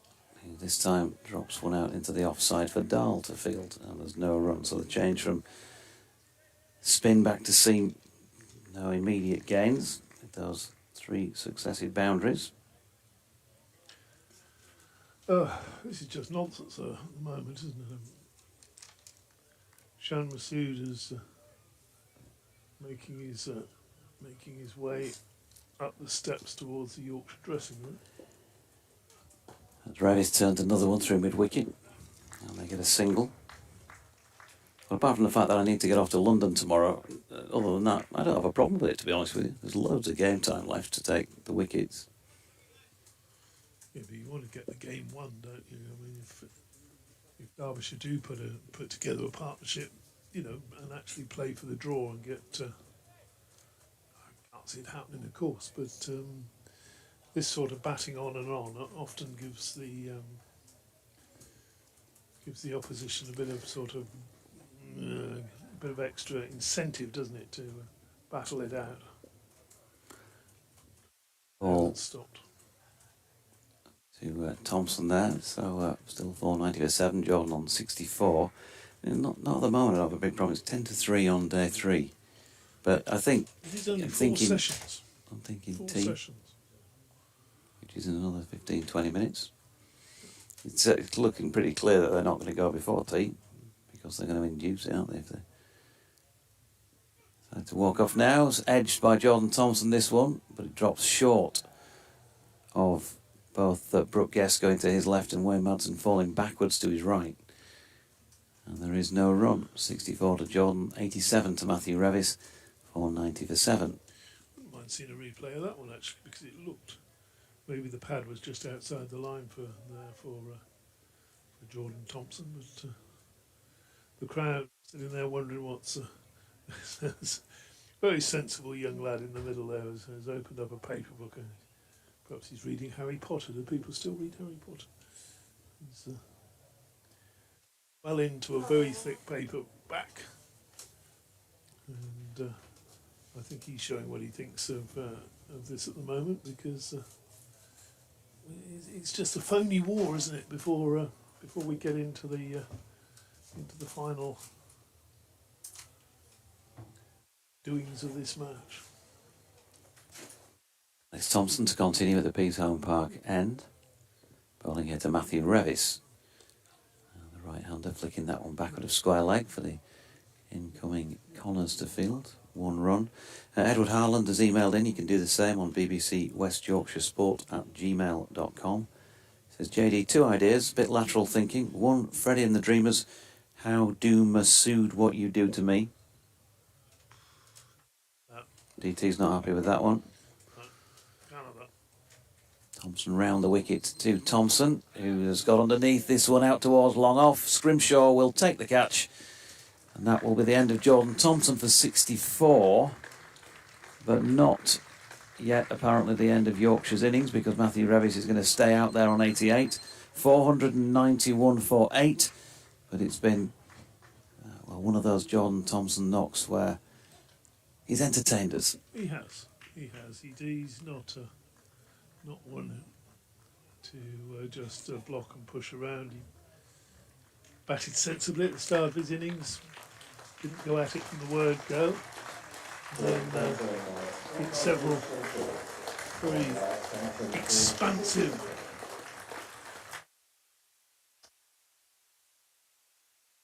Shots lifted a couple down into the marquee down there, put a couple into the just for good measure, for balance if you like. Put a couple into the pavilion on the opposite side of the ground. Gone for 64. And the and you have to wonder what happens if Revis doesn't get his century before tea. Do they come out after tea? Is it playing into Derbyshire's hands a little bit, this? I would suggest. Well, you're welcome to do so. I think not only does it lengthen, does shorten the amount of time they've got a bat to save the game, but it also gives them a little bit of grist to their mill and make them bloody minded to the sense that, you made us stay out here, we'll make you stay out here. One factor, of course, being that the pitch is deteriorating, so it won't be so easy. Matthew Fisher has walked out to the middle. And his first innings tally came to 37 not out. So he had a bit of fun. Right-handed, one slip in place. They've ringed the field now in the offside. As Thompson continues with the off-spin, and we've got another this field, but not cost them any runs. Were you halfway through an email, by the way? We had the Freddie and the Dreamers we weren't going to allow. Yeah, you definitely won't allow the second one then. Oh, God. Number 2, Scrimshaw, comes from the naval scrimshanker, meaning someone who wastes time. And Edwards therefore suggests as it goes by. Alex Thompson in, Brevis misses one, hits Brooke Guest and bobbles up in the air. Madsen cleans up, no run. I like that one better. You do? But it's still not. It's not going to get in. Not going to get in. Not in the charts. Richard Gibson suggests a rendition of Dionne Warwick's classic Wart On By. As Thompson is in and Revis turns this one backward of square leg for a single, 89 to him now. Yeah, that could make it into the sort of lower reaches, highest new entry maybe, something like that. No, that for me, that goes straight into the top 10. It could go into the top 5 actually. That's a very good one. I like that. We had any for Bean, didn't we? Bean. Since You've Been Gone, I suppose, would be an obvious one.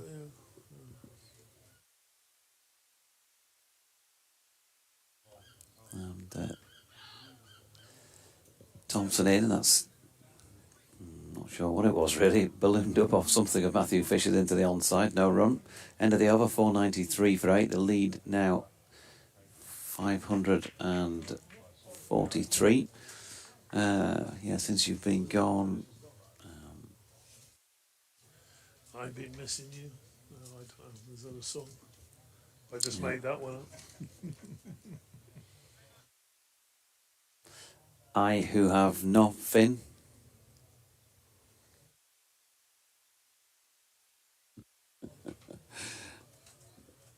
No. I'd have a think about it.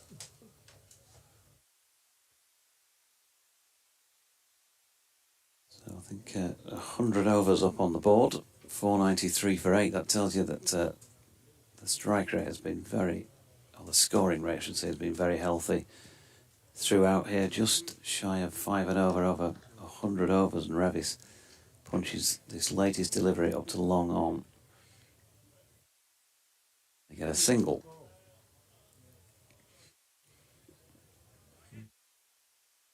In. Well, there's plenty with Finn, really, isn't there? Just wondering with... You're not supposed to be Googling these, DT. You're supposed to think about them. Yeah, well, I have, but I'm just checking whether it works, whether it's allowed. The Finnel countdown? Yeah, maybe not.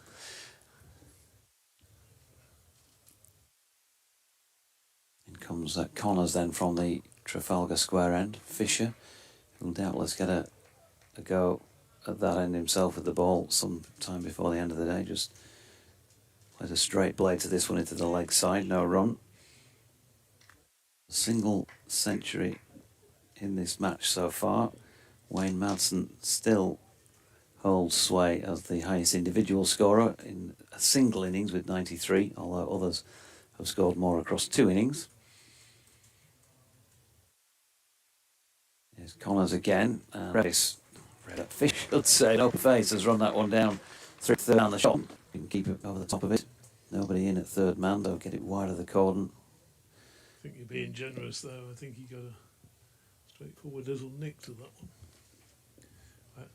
I'm generous. Did have the advantage As you know. of having the gloves on it. And the bins on it. 498 for 8 as Yorkshire, ridiculously, in the opinion of my colleague, go on. It's just, we're all just wasting time at the moment, aren't we? Get on with the game. Yorkshire have got enough runs. They've had enough runs since lunchtime. Just don't want to go and field too long today in the heat. Connors to Fisher, full, and blocked back to the bowler. And he's now got himself in that situation where he can't really declare, whilst Revis is not out in the 90s. So if Derbyshire are smart and manage to get to tea in 13 minutes without Revis getting another 10 runs, then they're going to have to come out after tea. Can't declare with Revis sort of 96 not out or something like that, can you? Graham Hick, as Fisher pushes into the offside and there's no run. Michael Atherton, Graham Hick. Yeah, I'm going to do a dodgy here and say I was there. So, and that just completely ruined that game for England. If you know what happened, it was Graham Hick was on 98 and he blocked out a couple of maidens because he was looking to make sure he got his 100. And that was midway through the 4th afternoon. They got 4.5 sessions left to bowl Australia. Just killed the mood in the England dressing room. Connors in and Fisher turns that into the leg side and there's no run. 498 for 8 at the end of the 101st over. And Hick went back into the rooms, put his head down and had a few tears. The rest of the dressing room was completely flat. Hick didn't talk to Atherton again for the rest of the tour. And for what? The 2 runs. Kate's waving. Thompson's bowled 25 consecutive overs. Is that approximately, or? Alex Thompson's bowled 25 consecutive overs either side of lunch from the Peasholm Park end. Is he going to continue? See, they're being clever here, Derby. They're winding the clock down. Did I say Derby? Oh, yeah, okay, Derbyshire, yes. Derby County playing against Yorkshire here. Oh, Deutsche, I made talking of quizzes, I made a howler in a pub quiz a couple of weeks back. Name the 2 houses involved in the War of the Roses. And what did I do? Yorkshire and Lancashire. No, David, no. York and Lancaster. I knew it almost as soon as it had gone. It's like, oh. That's not even good enough to be called a schoolboy error, that is it? That's nothing short of a disgrace. We lost the quiz by a couple of. Wait till the Notts Forest, Notts County question tonight. Oops. Here's Alex Thompson to bowl his 26th consecutive over from the Peasholm Park end, appealing for LBW first up. Revis leaning off balance away over the off stump. We'll get a replay of it for those watching the stream. It was not out, according to umpire Neil Pratt. May get a second look. Alex Thompson cannot believe he's walking back towards us, shaking his head like that was going to knock all 3 out. I think he was probably doing too much, wasn't it? There was a fair bit of nip about it off the pitch. He was well back. You've got to wonder that could well have induced the digit. Here he comes again, straighter this time, and Revis works it out into the onside, and there is no run. We're 9 minutes shy of the tea break. Revis on 90. I think that would have been umpires calling her had they gone upstairs. Thompson in again. Revis will punch one up to Zach Chappell, who's taken off the floppy. So he's now going to need 9 runs in probably a maximum of 2 overs. Will he get to face more 5 balls or the whole? This is Derbyshire. I nearly said Derby again. Derbyshire have caught on to this, haven't they? This is good tactics. This good cricket. So the field closes in here to Matthew Fisher. Yeah, they're not bothered. Fisher, and now they'll have a little think about it, and they'll have a word with the captain, and the umpires can't really complain because they're well ahead with the over rates. So yeah, we've got Some pads being strapped on. yeah, pads been strapped Waste a on. bit more time. Yeah. Well done, Derbyshire. Gary Birdsall in the meantime says, how many do you think will declare on with a lead? Well, I don't know. And as I say, I really have genuinely stopped speculating about things like this because after the Aegeus Bowl incident a few years ago and then followed up at Northampton last year, I just give up really. So I just keep commentating until they walk off. Neil Dutton says Wagstaff preventing the Yorkshire tail wag. Yeah, there's somebody's just texted Fletch saying that if Yorkshire bat until tea tomorrow, the game will be safe. Possibly. But This is poor. This is poor. Simon says, read the spin conversation, Yorkshire v Derbyshire at Bradford 985. 126 overs were bowled in a day. Spinning wicket, Moyer and Barnett for Derbyshire and Carrick and Swallow for Yorkshire. Will never happen again. Adrian Keithley says, I genuinely can't work out what's going on here.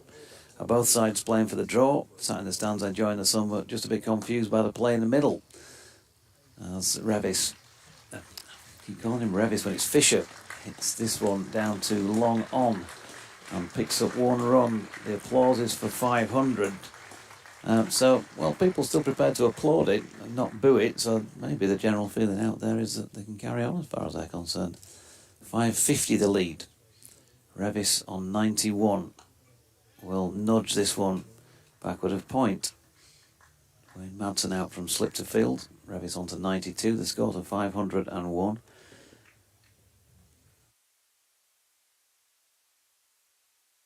Alison asking what the highest Yorkshire score without a ton is. Good luck with that, don't you? They're horrible to try and find. You've got to pray that he gets these 8 runs. Thompson in and Fisher pushing forward into the leg side. Deploy doing the fielding, no run. I'll employ my statistician on that one. He's sitting in the press box. End of the over.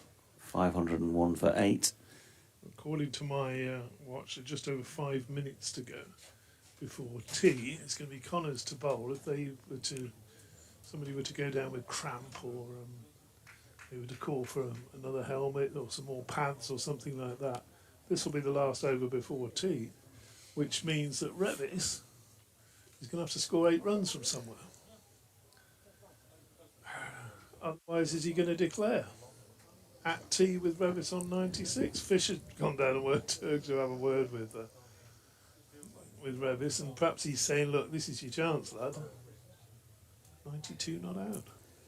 Connors coming in to bowl then to Revis, who gets one down the leg side and misses out on a flick that might have brought him a bit of joy if he got it fine enough. I think what Fish dashed down the wicket to say to Rev there was, listen mate, just in case it comes up tonight, who won the FA Cup in 1992? Andrew Broadbent says, how about It's a Thin Line Between Love and Hate by the Pretenders? It's okay. That would certainly be top 20. It might just sort of creep into the top end of the top 10. Connors into Revis, who flicks off the legs. He's going to pick up just the 1 up to long on. So won't be facing the next delivery, but he moves on to 93. Neil Dutton says, once declared an innings closed when my mate was 94 not out. In my defence, I was batting with him and individual scores weren't being posted. Never really forgiven myself. We did win though. Yeah, if you don't know he's on 94. I never had that before. There was just once in my inauspicious time as a batter in cricket, DT, where I was 91 not out at the start of the last over of a 50-over innings, and the wicket had fallen on the final ball of the penultimate over. Connors, though, is coming in from the Trafalgar Square end to bowl to Fisher. Ooh, he has a waft at one without any foot movement.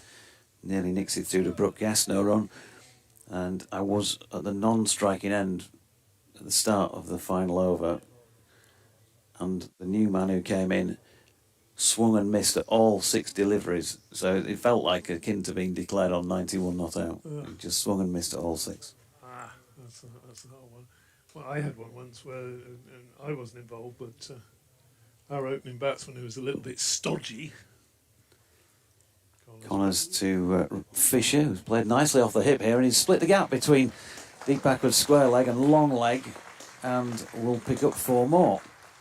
He's on to 10. Yorkshire for 506 for 8, a lead of 556. Yeah, he batted all through an innings against some mightily inferior opposition, and was 96 not out with 5 minutes to go to tea.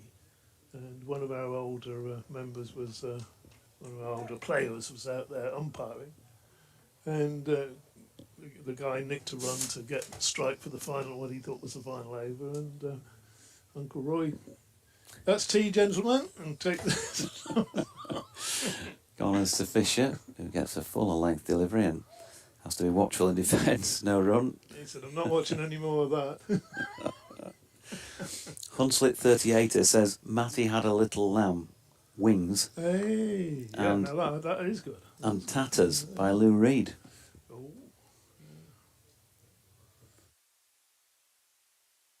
The Pete Bandmaid fan says Yorkshire needs to stop Pete cavanning about and get bowling.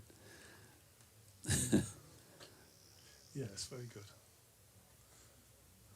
Ben Nielsen asking for a short report on Twitter of tonight's quiz and a few pictures. Well, we might be able to manage the pictures. I did ask Graham Hardcastle if he was going to turn up tonight. This is And he good. might do a little bit on the Yorkshire website about it, since 4 Yorkshire players are playing. But Look at this is great. No more time wasted.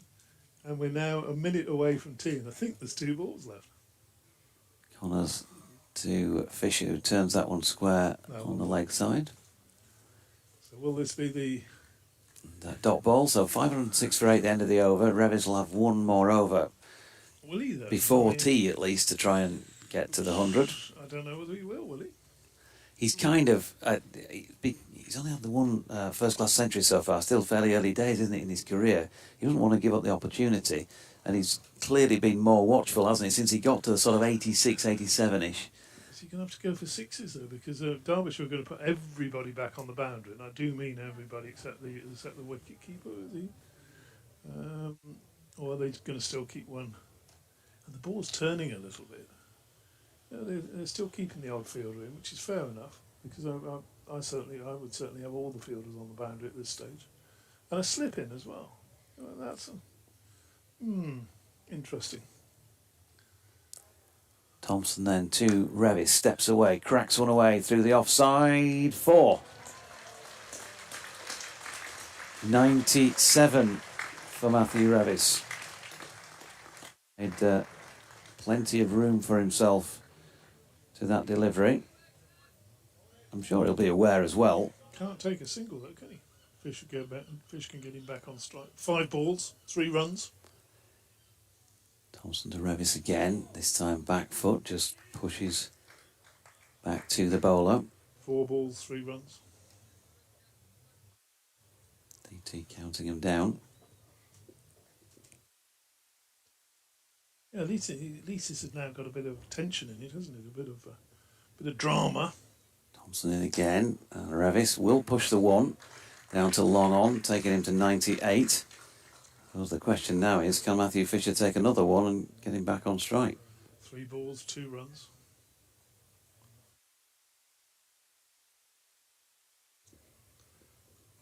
Would Masood declare on when he's 98 not out? He can't. I doubt it.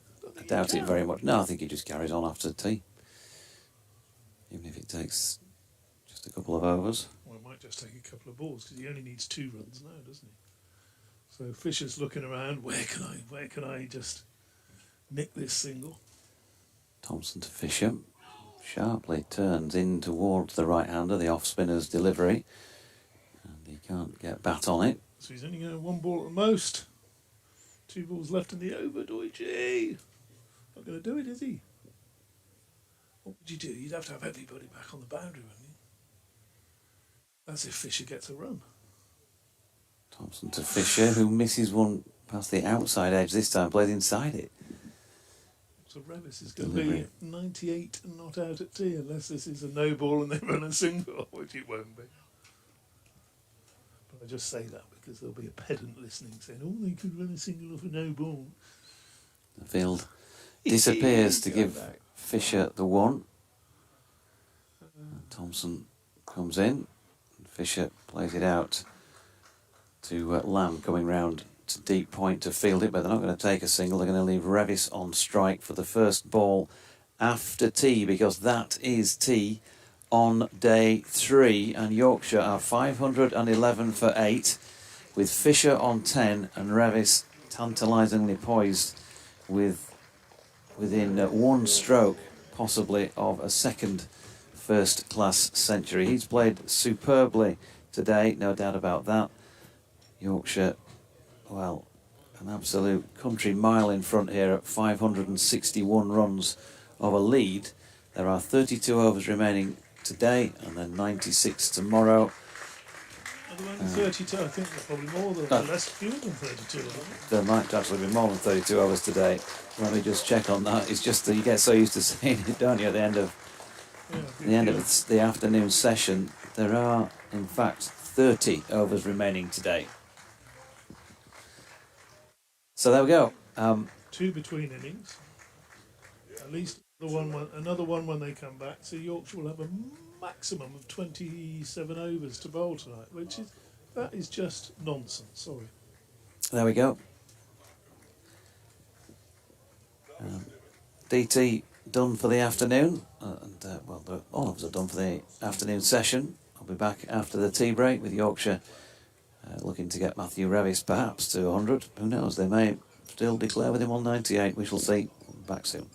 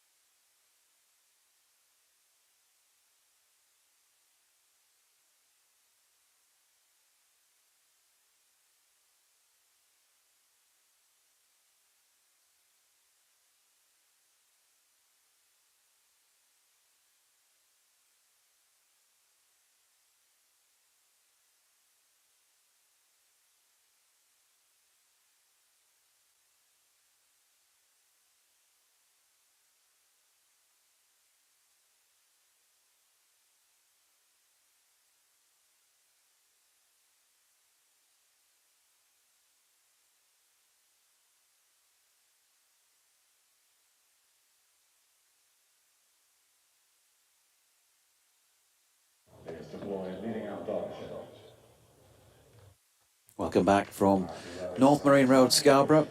Yorkshire 511 for 8 as they return to the field after tea on day 3. Matthew Fisher not out 10. And Matthew Revis,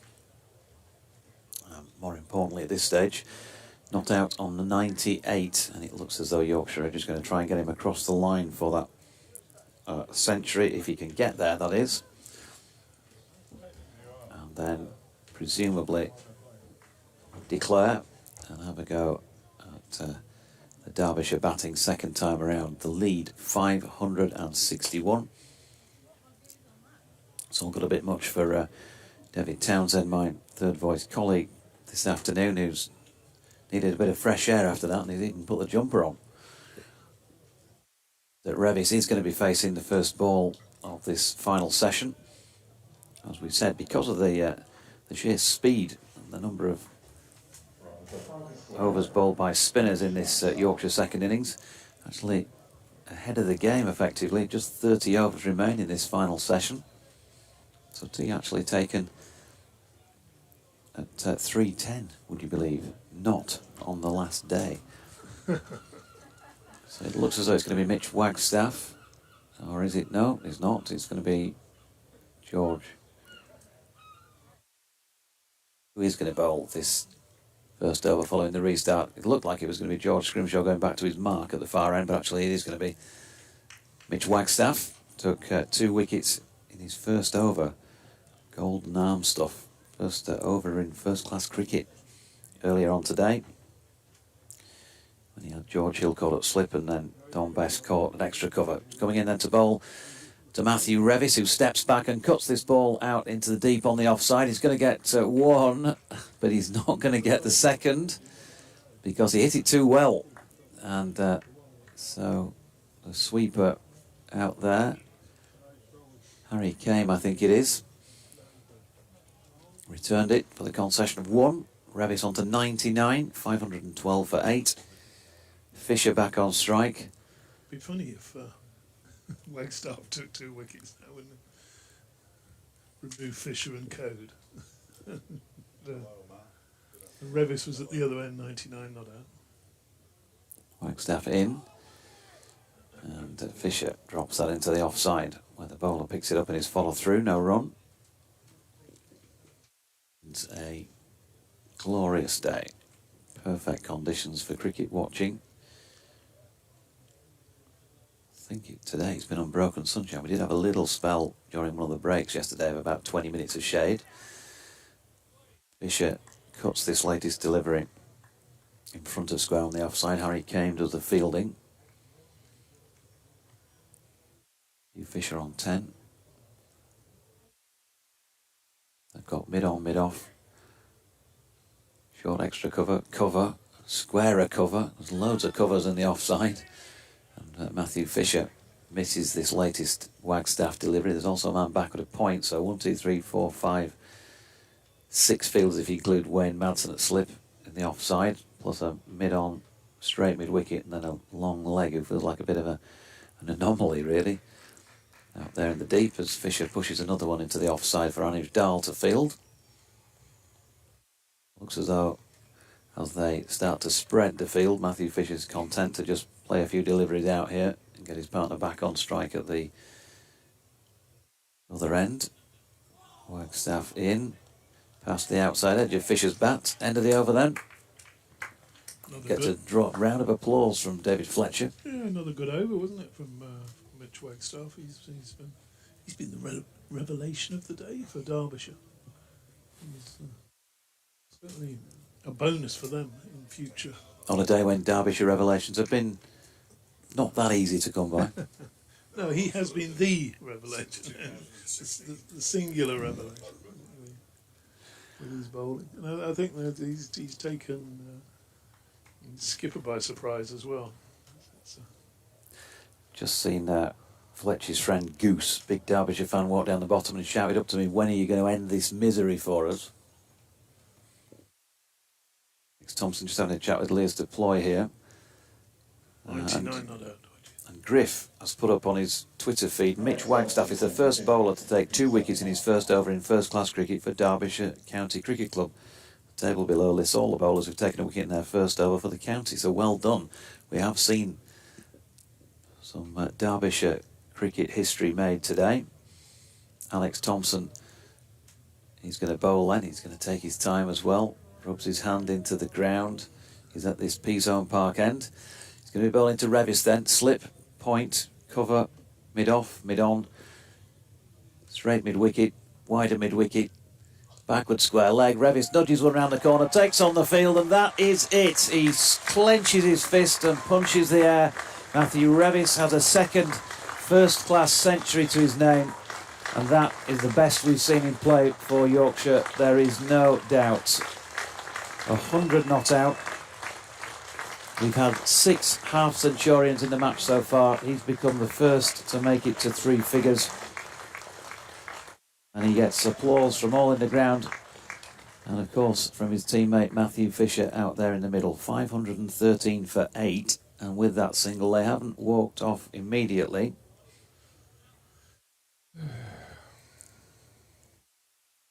It's 140 deliveries, 155 minutes of batting, 1 6 and 12 fours. Have to go at the end of this over, don't they? Maybe not. Playing a few mind games, perhaps. Certainly playing mind games for me, Georgie. It's Thompson again. It's flicked around the corner by Matthew Fisher, who will pick up 1. Maybe they're waiting for Matthew Fisher to get his 100. Some Derbyshire fan tweeted that surely Yorkshire is safe now. Well, of course, Leicestershire rubbed off. I know it's a lower score, 389 earlier in the season, but they did that on the last day alone. As this is launched into the leg side by Revis, and he's gone all the way for 6 down to the foot of the west stand. With that, Revis has taken himself, I believe, he had indeed, to his highest first-class score. So, a personal best. 101 before, wasn't it? 104, not out. It's gone into a hedge. We're not really wasting time in the game at the moment while they look for this ball, because of course minimum number of overs have to be bowled. We were wasting time before. They still can't find it over there. Anage Dulls over there watching the feed that I don't know where the ball is. He said there's a hedge inside the ground. I think it's in the hedge somewhere. Looks like they're coming over for another one, which gives us time to read Richard Gibson's latest music-related email out. Genesis Classic, he says. Just as I thought it was going all right, found out I'm wrong when I thought I was right. It's always the same. It's just a shame. No idea. I'm a music fan. Tata Soul. Oh. You weren't on it there, were you, DT? All you mean? Is that what it's line in your Yeah, that's a good effort, Richard. We've appreciated those. Thompson over the Revis, who clouts another one aerial in. This is interesting. George Scrimshaw to the right, who takes the catch at long. Is the end of Matthew Revis's highest first-class innings, second first-class ton. He's gone from 6, caught Scrimshaw, bowled Thompson. And that, I believe, is a 5-foot. Is indeed Alex Thompson with 590. And Matthew Revis then. Warm applause as he's a filming.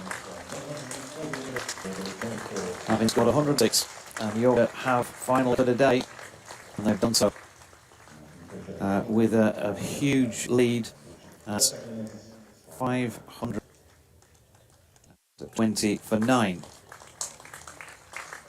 after 105.4 overs. So a lead of 570. You would think that might be enough. Yeah, I think it would have been enough, a couple hundred of them. We bat on, and the crowd here, we're going to have to come back tomorrow if we want to see the end of this game. Derbyshire will how will they approach? They'll just come out and bat, won't they? And there's no real question of them. 570 they'll need to win. But chance it could bat out the best 4 sessions possible. It's starting to take a bit of turn though. And of course they'll have a fresh code and to face in the first hour or so of this innings with a hard ball. In Yorkshire to take 3 or 4 wickets in this session. Just have a break for a couple of minutes, Dodgy, shall we? We'll do that. So Yorkshire 520 for 9 declared. Derbyshire need 571 to win. Their bowling figures there: Chappell 70 overs, 2 maidens, none for 85. Dan Connors 19 overs, 5 maidens, 1 for 68. George Scrimshaw 9 overs for 56. Anish 4 overs for 28. Thompson 38.4 overs, 1 maiden, 5 for 190. Least a bit 4 overs for 24, and Mitch 13 overs, no maidens, 2 for 59. There were, for the record, 6 byes, 4 leg byes and 4 no balls, 14 extra. And yeah, we'll be back after the break.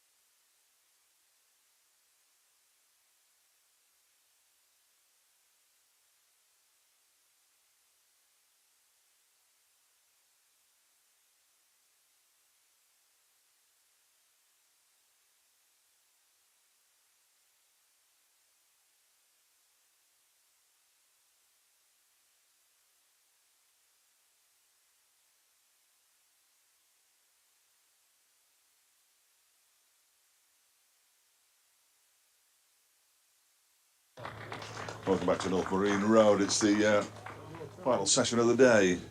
26 over session. The Derbyshire will be looking to lose as few wickets as possible because they've been set ridiculously 571 to win. They're clearly not going to get those. They have 122 overs minimum to survive between now and 6 o'clock tomorrow night. Can they do it? A lot of people might suggest that they can't, and they might not be wrong, but we'll find out over the next 24 hours or so. The Yorkshire players in a huddle, of course they are, because they have to be.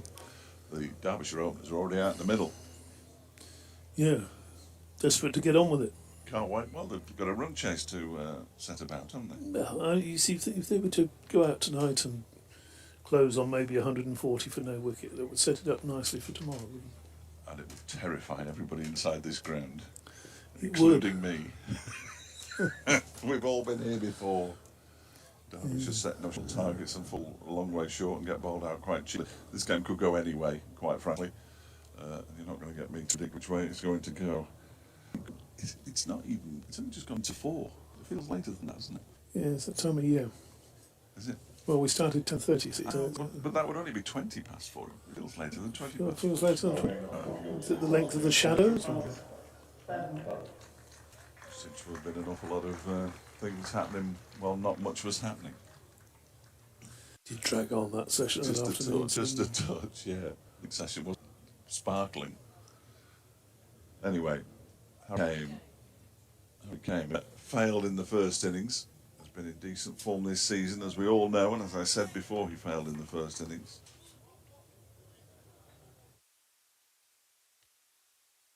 Yorkshire trying to get their fielding sorted out and decided to go with a short leg. Yeah, he was practicing in that position. James Wharton. Yeah.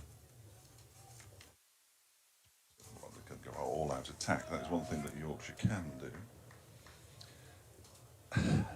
Buxton's got an email which over the course of this Ben code over I will read to you. I do like it. Poor old Nick, he's a bit down. It's Ben Code from the Trafalgar Square end, bowling to Harry Kane. He tries to convince everybody he pulled his bat inside the line of that one. I think he did. I'm giving him the benefit of the doubt. Well, if you are, I am. Nick, thank you very much. The gift that keeps on giving is the subject of this email. Need some runs, play Derbyshire. Can't buy a wicket, play Derbyshire. Can't take a catch, play Derbyshire. Can't win a toss, play Derbyshire. Need a bit of luck. Well, you know the rest. Haven't won a match for a decade, play Derbyshire. Fletch, he says, as Code comes in and bowls to Harry Kane, who slightly unconvincingly pushes that ball down to the backward point boundary, or towards it certainly, and he picks up 2 runs and Derbyshire are up and running. Fletch, what, if anything, are we actually good at? Keep the faith, Nick, keep the faith. In there. I do feel your pain. Yeah, to save this game. David Griffin's tweet was quite remarkable earlier about Mitch Wagstaff, as that one was left alone outside the off stump by Harry Kane. He was talking about Mitch Wagstaff being the first bowler in Derbyshire's history to take 2 wickets in his first over in first-class cricket. He's got a table which is magnificent of all the bowlers who've taken wickets. When you say all the how many? Imagine, that's a good question now. Yeah, just 250, 300? well, taking the Derbyshire bowlers in the first. No. Sorry, to see what you mean. That one has beaten the edge of the bat. Wasn't it just poor old Harry Kane had no chance. 1, 2, 3, 4 have taken wickets with their first ball, including Finn Hudson Prentice, which I saw. 6 have taken wickets with their second ball, including Logan, which I will have seen. LVB, but to take 2 wickets over, only Mitch Wagstaff has done it.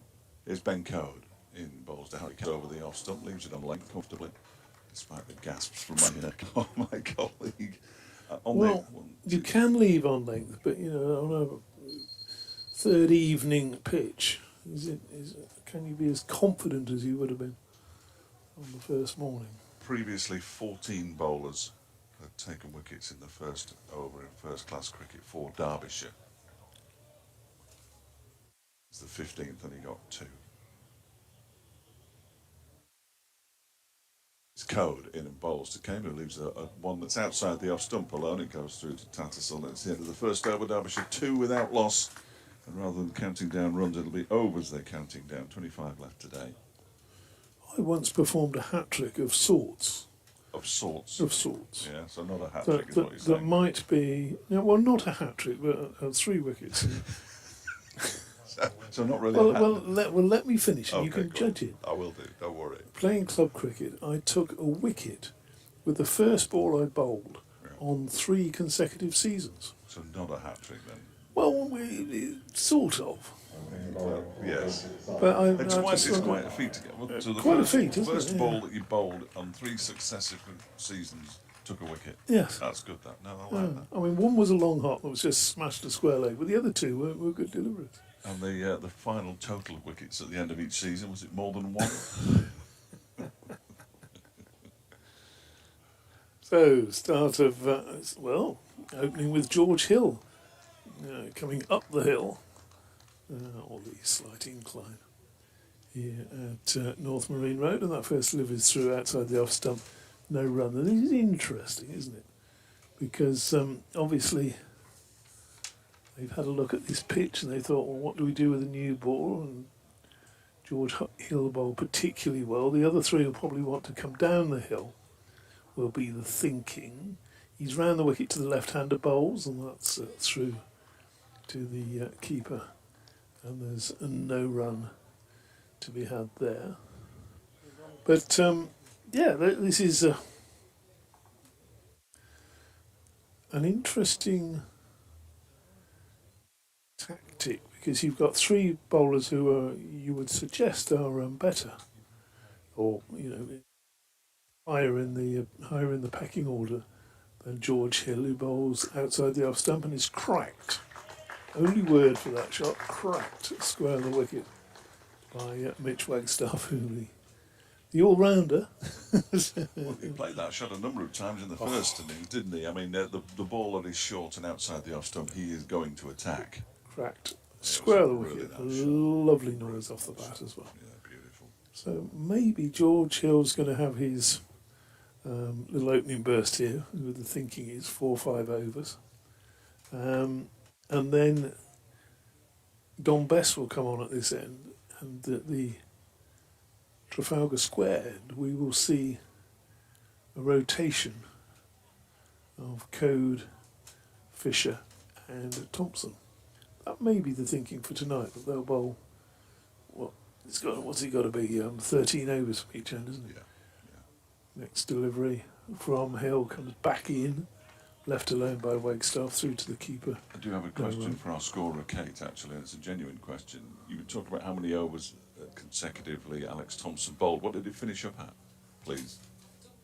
Thank you. Well, no. It's 27, is it? Okay. I've written it down now. Good effort, that. Yeah.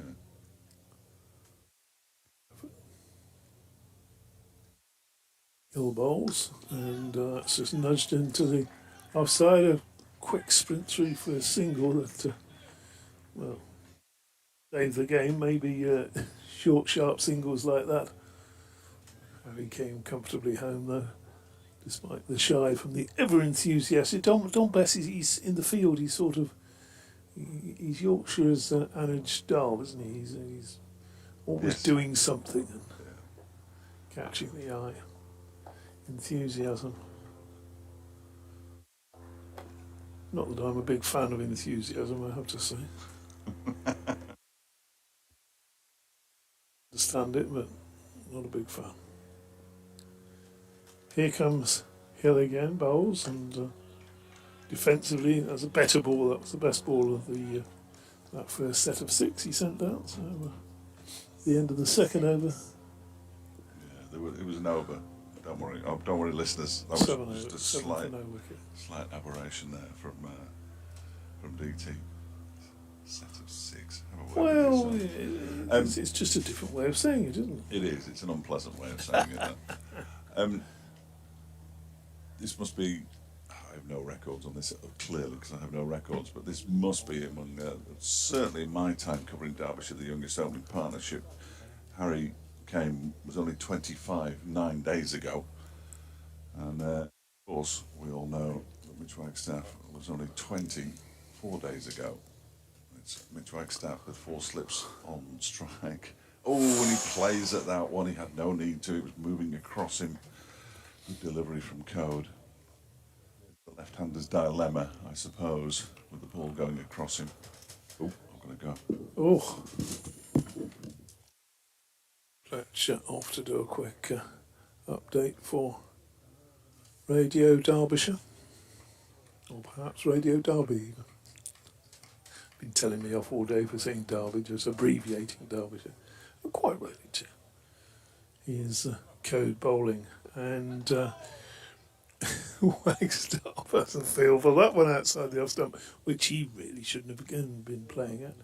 Harry, Johnny Tattersall, I was about to say Harry Duku, of course, is keeping wicket in the one dayers.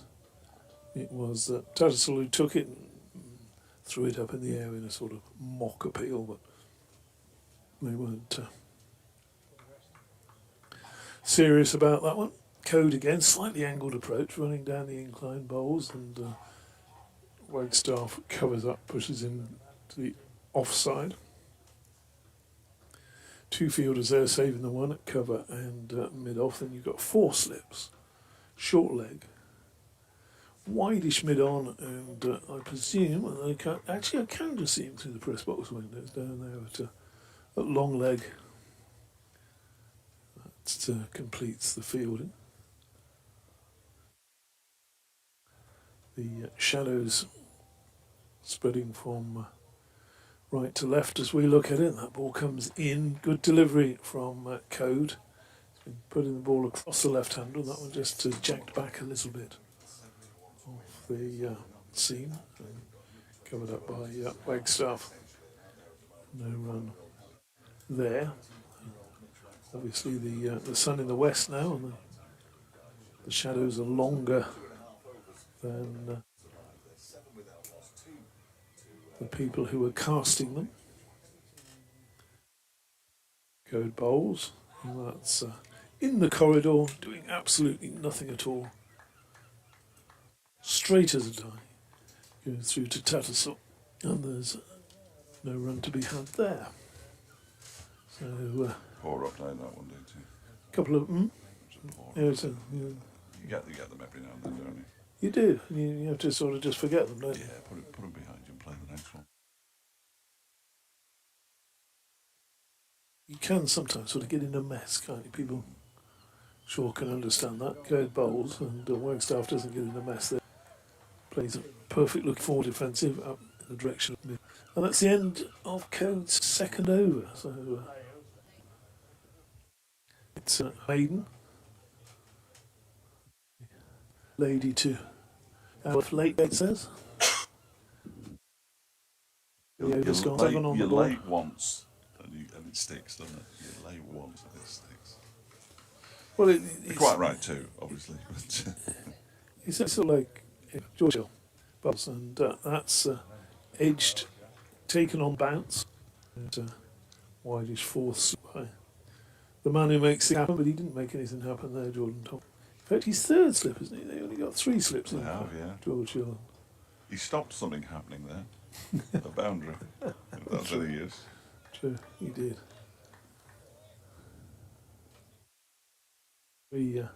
3 in the slips, a backward point, a cover and a mid-off, so a slightly different field, and no short leg either. Hill bowls to the right-handed Kane, and covers up and pushes that into the offside. James Wharton comes in to do the fielding. Interesting little session. I think Yorkshire will want 3 wickets in this session, and they'll want, well, I would say either Madison or Deploy, but if they've got 3 wickets, it would only be Madison. Madsen. I knew who you meant. The other lad's a footballer, isn't he? Hill bowls and defended by Kane. No run. we got a score who does approximation of numbers and a commentator who does an approximation of names. Yeah, no, sometimes you just say something and you think, no, that doesn't sound right. But what is the right word? I can't remember. There somewhere. There's a bit of a problem when you're commentating. If you're doing a milk round or something, it doesn't always matter, does No, it? that's true. That's true. Yorkshire bowls and again attacking the stumps and again covered up. So making the batsman play in his unaccustomed role of opening the bowling. Unaccustomed from Yorkshire, I'm sure he does it in club cricket. That's the thing you want getting it, isn't it? You move up to first class and some lad comes in at number 10 and we think, this is the tail. He goes in at 3 for his club side. Yeah, absolutely. No question about it. Not always. Hill bowls. Nice delivery through, but again, not a lot of movement. Just a bit of bounce taken by Johnny Tats around nipple level. He came as bowled in second team cricket, a bit of leg spin himself, but has never bowled in the first team, except possibly at the end of a game that was dead. But he's not going to get on before Wagstaff, is he? not now. No. Heel bowls. Came, is beaten. Good delivery, came forward. Looked to play defensively. Ball, no, he's playing down the wrong line, to be fair. Ball didn't do a lot. Very nearly took the edge. Maybe just left him a smidgen off the pitch, but the net result is that nothing's happened, so no need to get too excited. Old 8 overs in first class cricket, 0 for 37. How about particularly? Those are exactly the words that I was thinking. Yes, nothing to write home about, so I shan't bother. Ben But you don't write home anymore, do well, you? there's no point because there's only me there. In comes Ben Code and bowls, and that one is defended by Wagstaff. So I'll be writing myself a letter. Well, yeah, that'd be nice to get when you got back, wouldn't it? Well, I'm going to sit right down and write myself a letter. Exactly. Indeed. As I believe the song goes. Really dodgy for that kind of thing, though. He's the It'd be quite nice, wouldn't it, with the postman putting the letter through the door and you'd be excited for a couple of minutes and then realise it's the one you'd written to yourself. yes, but I'd almost certainly forgotten what I'd written. So it'd be quite exciting for I'm slightly worried about your memory. The one delivery from Code is turned into the leg side, straight towards Walton, a short leg, takes it on the bounce. Well, if I was you, I'd be worried about my short-term memory. You what? Yes.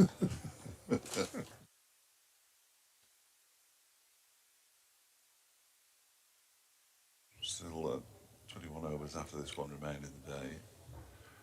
26 Derbyshire had to survive at the start of this session. Comes Ben Code once again. Only conceded a couple of runs so far, and that one is pushed back to him by Wagstaff. These two will. Harry Kane will have been in this position, I'm sure, because Derbyshire do find themselves in this position on occasion. In fact, they had to bat for a long time against Glamorgan in a recent championship match, and Harry Kane and Lewis Rees put on 360 and batted the entirety of the fourth day to secure a draw at Derby. Although securing draws at Derby isn't as difficult as it might sound.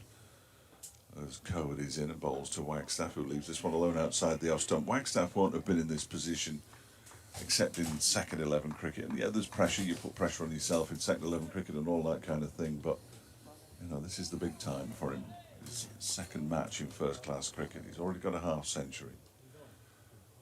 It's a matter of batting time now, and it's a different mindset altogether, isn't it? Batting time. You like to see the scoreboard tick over, but if it doesn't, it's not necessarily a bad thing.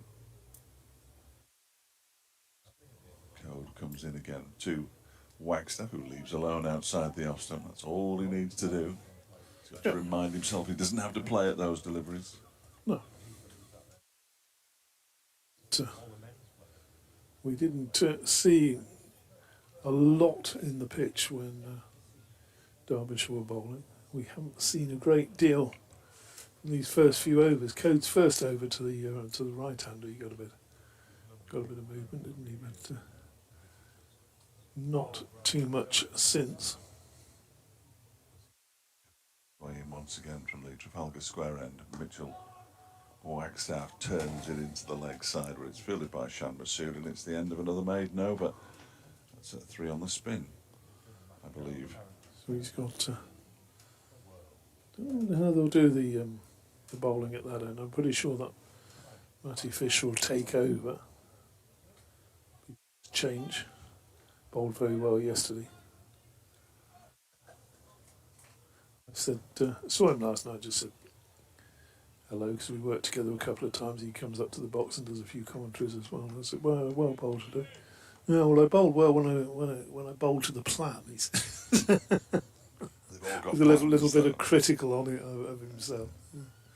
Hill starts a new over from the Peas on Park End and pushed up to mid-off. Before I forget, to read this email out from Martin, which is very good. He just says, "Start wrapping your own Christmas presents now, Fletch. So by December, my house will be full of surprises." All right, you could send yourself a Christmas card as well. Couldn't you? Might do that. That's one thing you managed to avoid when you were in Thailand is Christmas cards. Hill bowls and defended neatly by Harry Kane, and there's no run. Can't avoid Christmas though. You'd think maybe, perhaps in a Buddhist country, that Christmas would not be celebrated. But of course, it's a money-making occasion, isn't it? So All around the world. get the jingle bells, which is a bit sort of strange in an air-conditioned shopping centre somewhere where it's 30 degrees outside. Same in Australia, mind. Hill bowls up on his toes. Goes Kane and just eases that through the offside, but very pleasant boundary. And that takes the score on to 11 for no wicket. Adam New on Twitter said, "Were Yorkshire told to make sure the game lasts until tomorrow?" Only reason I can see for batting that long, well, they might have ordered the pies already, I suppose. Ordered the pies, I don't know. or the sausage rolls for lunch, Sausage rolls for lunch. which are getting smaller and smaller as the day goes by. As the days go by. I could barely see mine today. Hill bowls and just hurried came a little bit there into his defensive shot on the back foot. The only time I've had the binoculars out today. Just to look for the sausage roll in the bag. Yeah, well, the first day we got those nice sort of big, decent size. Somebody put a bit of love into the sausage roll. And today... I think the Friday tea time ones, aren't they? They'll have the So cows that used to... Hill bowls, and that's through to the keeper. And no run. Yes, they're down to the sort of sausage rolls you used to get when you went round to your grandmother's at Christmas, sausage roll size now. Tomorrow, well, what are we expecting? Just hope they've ordered something. Well, they have. I'm sure they have. Your umbrella on the bleachers at the back, shading at least 4 people from the sun. Hill bowls. Game allows that one through. Bounce a little bit again, taken by Tata, sort of about head height. That's the end of another over. There's a little bit of a... Are we calling that a parasol on the stream, or is it a... Is that the picture? That's the one I was talking about. Yeah, the stripy one. Well done, chaps. 2 or 3 people underneath that. There was a person on the seating to the right of the media box, and he, I believe it was a he, had 2 umbrellas with him. Walked into the ground with 2 umbrellas yesterday. Everybody's walking, well, it's not going to rain. One was shading him from the sun, and the other one was open, but between his legs and covering his legs, and he had 2 umbrellas up. Oh, interesting. Remarkable. Ben Code begins a new over. Wagstaff pushes the first delivery to Shan Masood, who's more of a straight mid-wicket than a mid-on. Did he have long trousers or shorts? Well, yes. I mean, if you don't want your legs to be exposed to the sun, wear long trousers, wouldn't you? Yeah. I don't know. You'd have thought so. Yeah, I don't know. I didn't see him actually. It was somebody told me. Bit daft putting shorts on and then taking an umbrella with you to cover your legs. Isn't it? Yes. Shorts on, bit of the sun cream or something. Get them out in the open. Good for you, fresh air. That's my motto. Vitamin D. Code. Bowls wide of the off stump. Good carry, but I think that's the vitamin you get from sunshine, isn't it? The I believe vitamin so. D, Yes, I believe so. Yeah. which is There's a balance, though, isn't there? There was a gentleman this morning who had a towel, white towel. Looked have you thrown it in? looked very much like the kind of very much like the kind of towel that you see in a hotel room. I'm not suggesting that that's where he got it from. We haven't named him, so you can. And he was putting it in the water fountain outside and just drenching it and then putting it around his neck. Good idea. Code bowls. Go And on, then that's, you do that one then. oh, is it you, Dan? You do? Of course. Oh, you're doing code coming down the hill, aren't you? I'm just listening to your reminiscing, just sort of filling in with a little bit of cricket. It's We tried to play it to the leg side. It's bad. good man. Yes, popped up towards short leg. Yeah. Yeah, that sort of thing. But that's a very good way to get a nice bit of cool into you as well, Yeah. around the neck and. Well, they say run your wrists under cold water, don't they, where the blood is pumped around. It's better than the other areas, I think, as code bowls. And that one is driven, but rather edgily out into the offside by Mitch Wagstaff on this occasion. Alex Thompson is wearing red Crocs. They appear to be red Crocs from here anyway. He's just completed a lap and is making his way back into the pavilion. Taking the acclaim for his 5 wickets. Yes. And A couple of them were earned, well, a couple of them Yeah. were caught on the boundary. Yeah. But, 5 for 190, but he did bowl more than 38 and a half overs. His code is in, and that one is defended by Wagstaff. Back towards the bowler. And again, there's no run. A lot of football shirts in cricket grounds these days. A lot of Scarborough FC shirts, which is excellent to see. They've had a torrid time they were over the past few years. league. Did they get to league? I don't think they the got third to League division. One. They got The to, I third don't think they got. They may have done, but I don't think they did. Down at Seamer Road, which is now a cut price supermarket, sadly, as this next delivery from Code is turned into the leg side by Wagstaff and fielded by Shan Masood, another maiden for Code, his third in 4 overs. Derbyshire 11 without loss with 19 overs left today. Did you ever visit Seamer Road? Yes, many times. Many times. I even went there when after the stand had been condemned and there were only the media in it. Yeah, it didn't allow the members of the public in, but the media were absolutely fine. Yeah, you go in there. I saw one of the aftermaths of one of the greatest punch-ups between 2 teams at Seamer Road when Halifax Town played there, and they had a player called Denny Ingram who played for Scarborough, and I think he had something to do with the new Scarborough side at one point as well.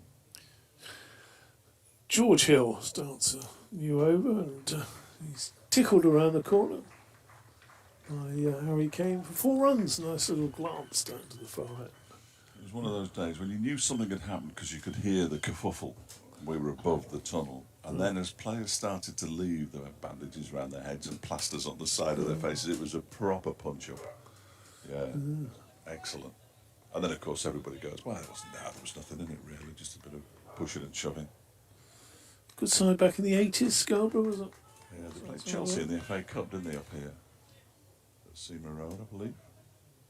Hill runs in, 18 on his back bowls and defended. Oh, he's going to get more runs, Harry Kane. That's away, and that's down to third man for 4 more. So successive boundaries, won a genuine shot. That one, well, we'll give him 50-50 on that. I think he's played with an angle back. Gets the second boundary. He moves to 14.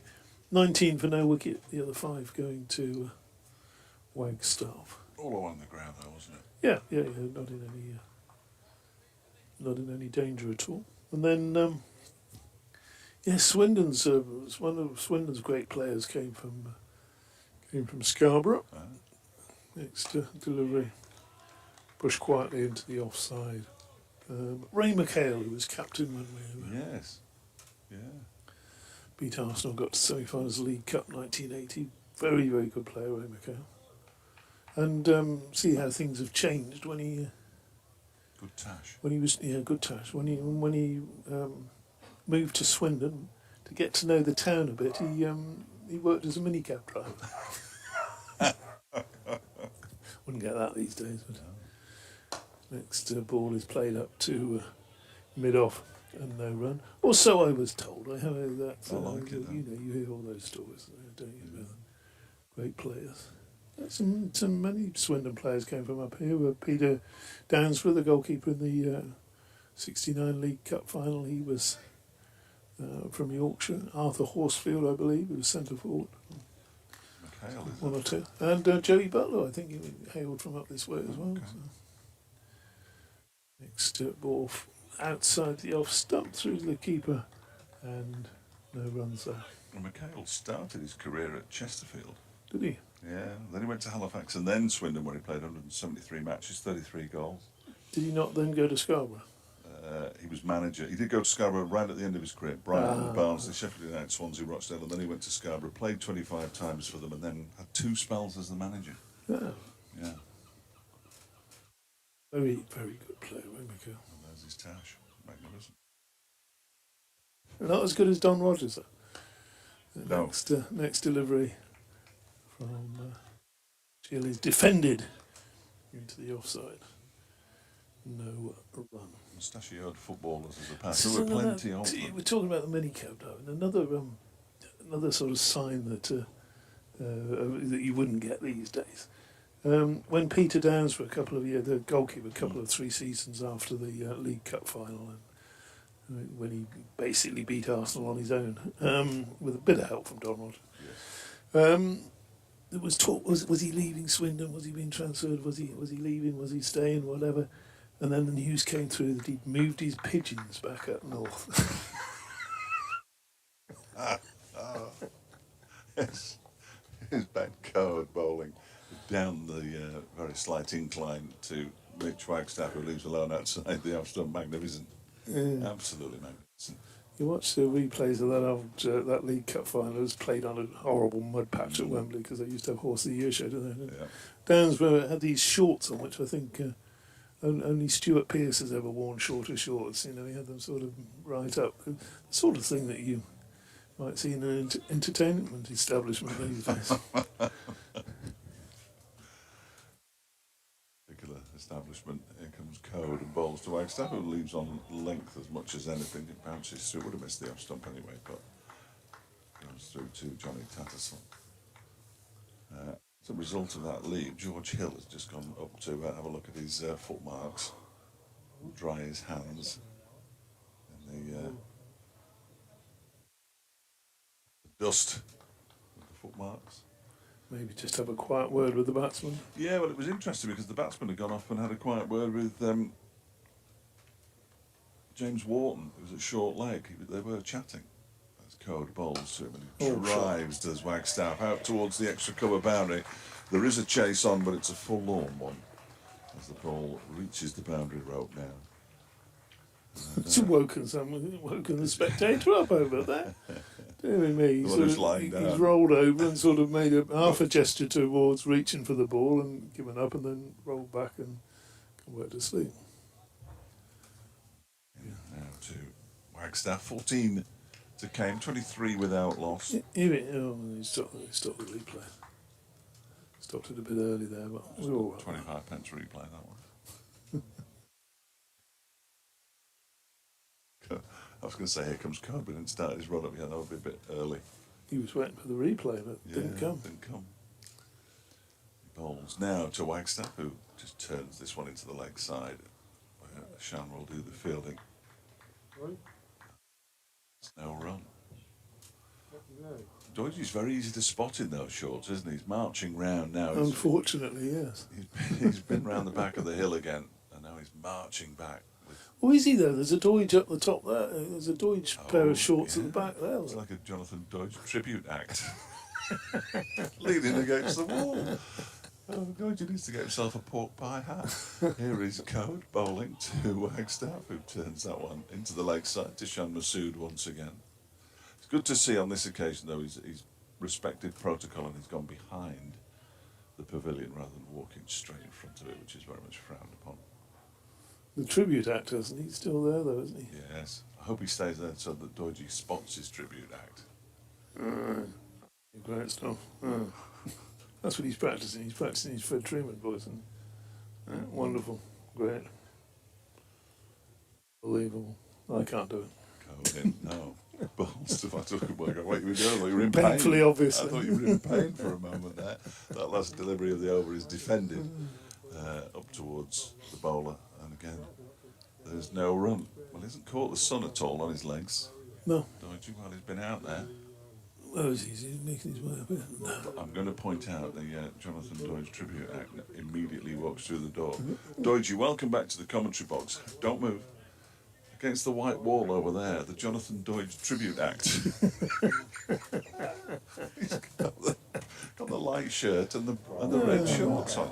Where's our streaming director? You've got to pick the guy out who's just to down the left of the there. chips. He is. Got him there. That's excellent work. Excellent work. There you go. Jonathan, The Doidgy tribute act. Got a bit more colour in his legs, and he hasn't got socks on like Doidgy. Marvellous. Absolutely marvellous. Going to see some spin here, DT. I thought that was You've gonna got an update. So you give him yours. I'll give you, because I've got one as well soon. And Don Bess from the Peace Home Park, end of the ground, balls to Harry Kane, who clips it down the ground, and it's stopped with his foot rather than his hands. I mean, where's the nearest village? I think I said that earlier in this match. Best then, Peace Home Park end.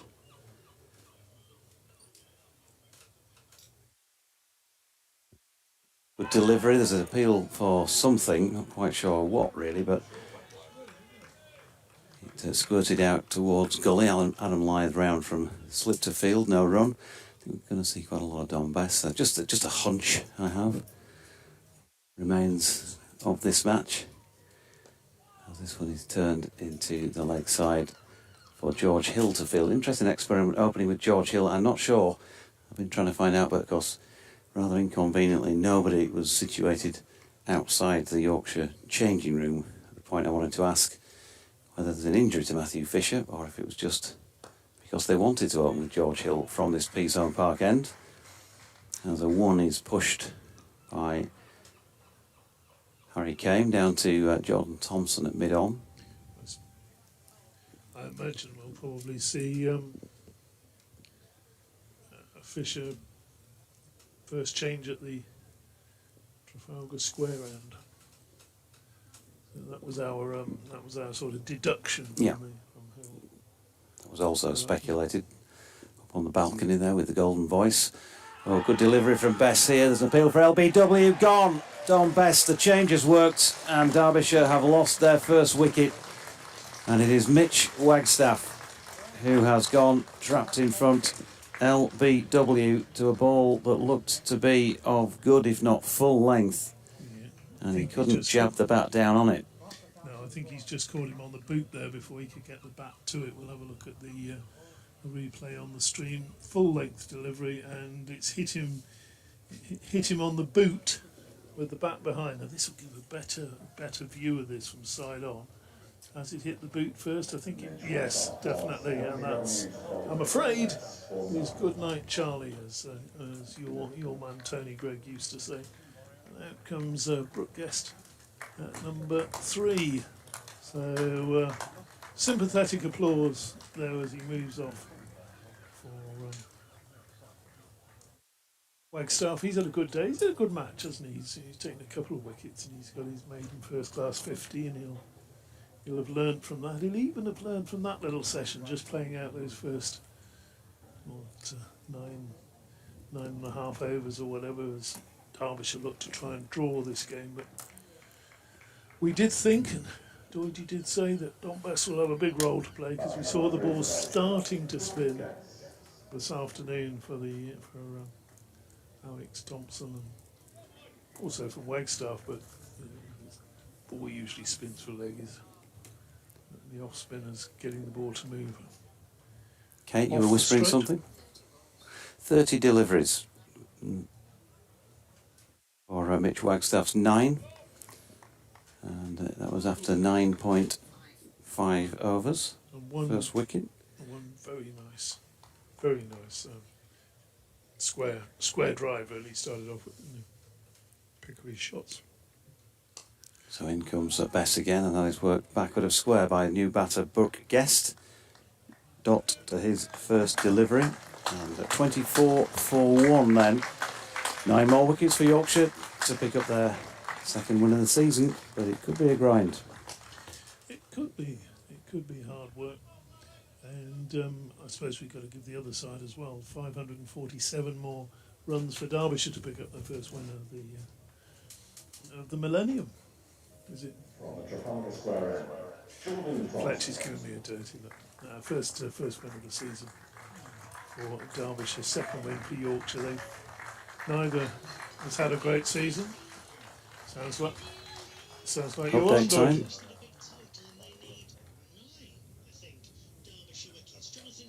Oh, the surprise in your voice there, Richard said. Don't be so surprised that they've taken a wicket, but they have. That opened in this Derbyshire second innings, that opened the bowling, that is, with George Hill from this Peasholm Park end and with Ben Coad, as you'd expect, from the Trafalgar Square end, and not Matthew Fisher.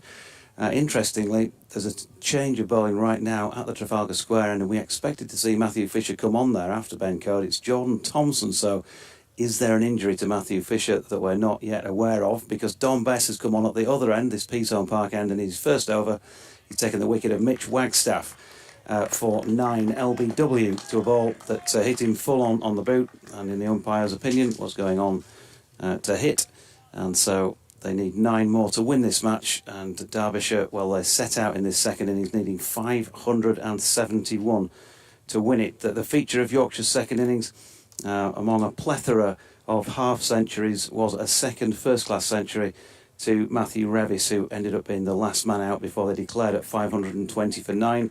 He made 106 from 142 deliveries, 12 fours and 2 sixes.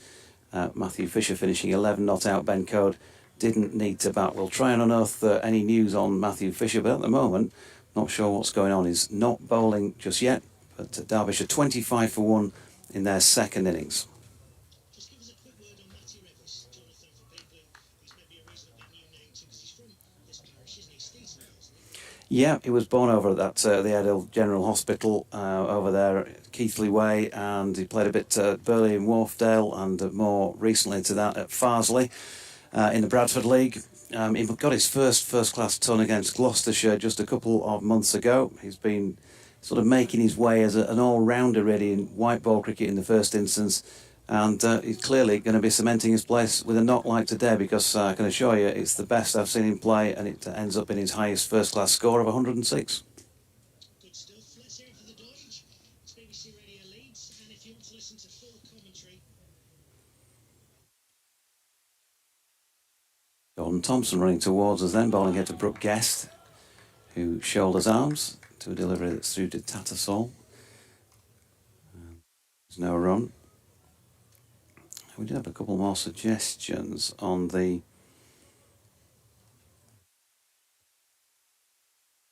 music front. If we can find them. Tony Sissons joined in with the Thompson twins thing from Tenerife, but Tony, that's all that now. We did that probably several times earlier today. As Jordan, one of those, is bowling this one wide of Brooke Guest's off stump, and there is no run. There's a Goose passing down below. Doesn't yet look to be goosed No, on this third day, but he might be turning up at the quiz tonight, so he might need to. we were wondering why Matthew Fisher hasn't come on. He's not actually on the field, is he? Because Ben Cliff is a substitute down that long leg. So, I'd love to know what is happening, I'm sure. As Brooke Guest punches this Thompson delivery up towards long off. He's been chased down by Shan Masood, and he's going to get 3 runs here.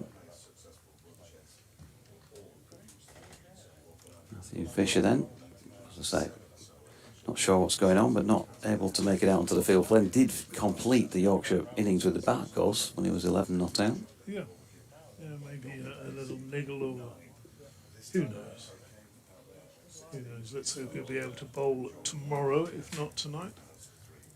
Maybe one of the reasons as well that if they knew that Fish wouldn't be able to bowl, maybe one of the reasons why the declaration was delayed as long as it was. On that ridiculous declaration. Well, it wouldn't be as ridiculous, would it, if Fish was unable to bowl in this innings. Here is Bess bowling to Guest, who turns that into the leg side, and there is no run. I was saying earlier with Fletch that Yorkshire want 3 wickets this evening, really, and ideally Wayne Madsen to be one of those 3. Here's Bess again. Guest turning that one to mid-wicket, where George Hill is round to field.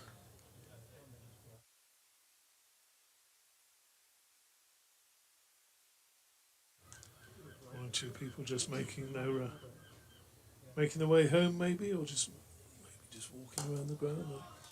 Again, driven on the walk by Brooke Guest out to Masood at mid-off, no run.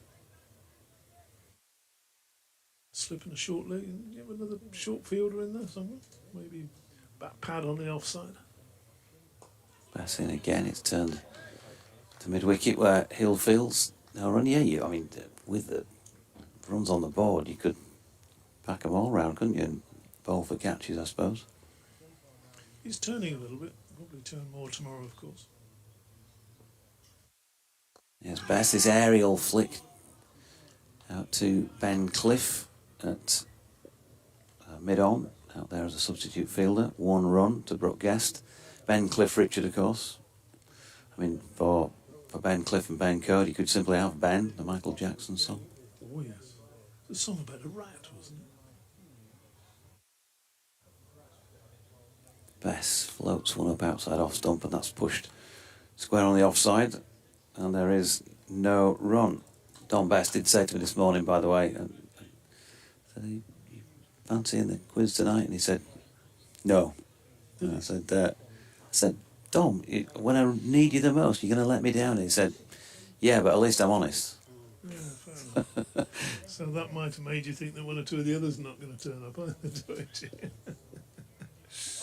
I'm sure they will, don't worry. Johnny Tats will be there. The man who makes things happen, he'll answer a few questions.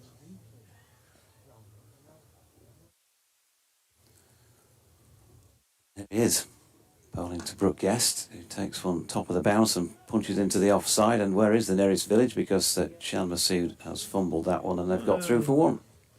Yeah, that's a bit unfair, isn't it? It's in the bowler's footmarks over there at the end of the old pitches. Not easy to pick up. I disagree. Wasn't struck like a particularly well-timed shot, was it? Just a firm push.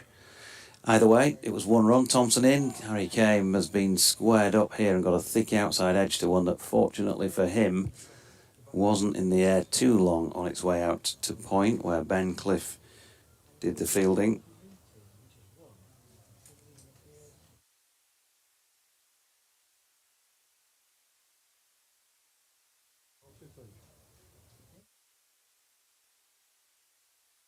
Thompson turns at the end of his run, running towards us in the glorious Scarborough sunshine as Harry Kame drops this one out a little more assuredly to the incoming Cliff. No run. So still no Matthew Revis on the field, and that, of course, Matthew Fisher, I should say, on the field. Matthew Revis is definitely out there. And with regard to Matthew Fisher, that would, of course, mean that there'll be a wait when he comes back on the field before he's able to bowl. If he comes back on the field. If he comes back on the field.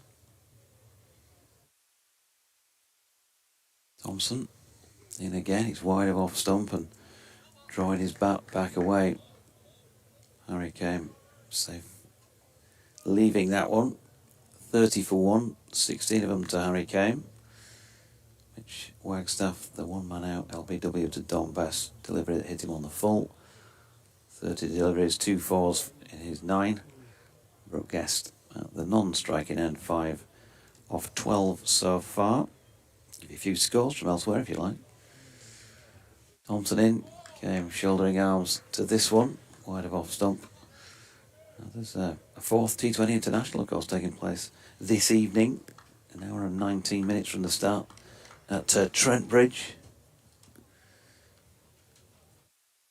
New Zealand. Surrey against Warwickshire, Surrey 396 as we know, Warwickshire 161 and 138, and Surrey winning that one by an innings and 97 runs. Earlier in the day, Thompson to Kame, who pushes to the onside of straight. There's a chase here for James Wharton, who does cover the ground pretty quickly and has done well to flick that one back in. They're going to get 2 in the end. Good piece of fielding. Jordan Thompson will appreciate that. 32 for 1. The end of the over. Other scores at Northampton. Northampton's trailed by 130 runs at 162 for 4 in their second innings against Lancashire, who posted 524 first time around at the Ageas Bowl. Somerset need 464 to win, which is looking in some doubt at 38 for 2 in their second innings. At Chelmsford, Essex 62 without loss, leading by 187 against Middlesex, who still have a second innings to come. The bat is in, and that's turned into the leg side by Brooke Guest, fielded at mid-wicket by George Hill, no run. At Chester Street, Sussex trailing by 71 runs in their second innings, are 5 down, make that 68 runs behind at 171 for 5. Durham, well, hot favourites to see that one through at some point later today or tomorrow. On their way to the First Division. Best with a ball that turns here. And Guest getting the front leg across and blocking that one. At New Road, Worcester. Well, Worcestershire beating Glamorgan by 80 runs in a fairly low scoring game. Best in, and that's turned to the incoming George Hill from mid-wicket, no run. And Leicestershire have beaten Gloucestershire by 8 wickets as well in another relatively low scorer. The only second division game going tomorrow, but I think Durham might just go another day. Best to Guest, pushing once again into the onside, and once more George Hill doing the cleaning up.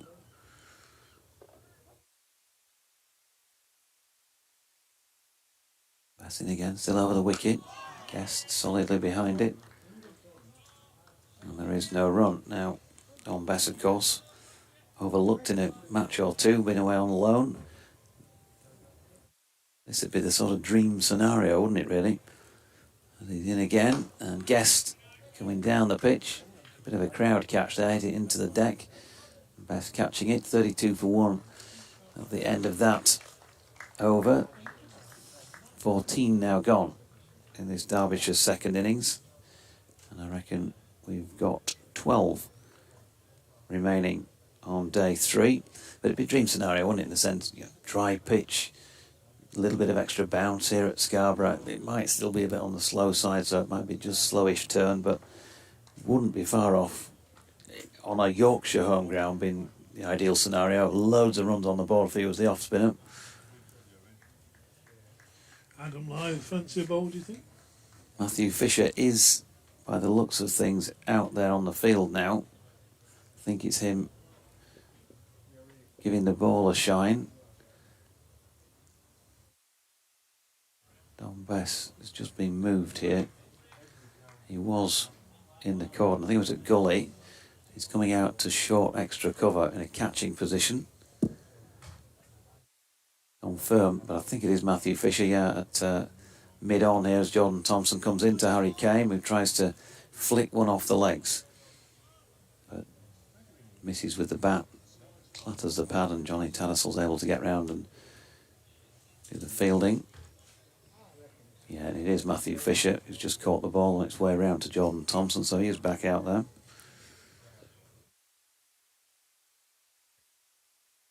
I didn't see Ben Cliff leave the field. I assume that has been the swap. 3 slips in place: George Hill, Adam Lyth and Finlay Bean.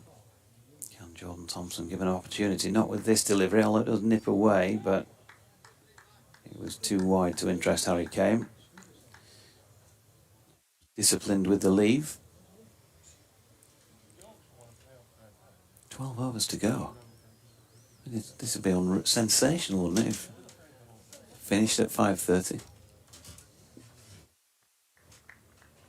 Too early to do a live into the evening sports show. There's a little bit of panic then. I'll probably have to stay around now. Thompson's in again. It's wide of off stump and Harry Kane shouldering arms. Fletch making detailed notes here about his programme for tomorrow. What have we got as the main feature on BBC Radio Derby tomorrow evening? Derbyshire's successful bid for a draw. Derbyshire's successful bid for a draw. I thought you were going to say successful run chase. I mean, that wouldn't even get lead story, would it? Derby County would have sold. Yeah. Derby County released Fred Bloggs on loan to Exeter City, top story. They're interested in a Lithuanian left back. They have a stoppage at the moment here. Yeah, I didn't think they'd like this ball. The ball's done very little, and Thompson wants it changed because he knows it's not doing much. The umpires were having a look at it, and it's not actually easily going through the. No.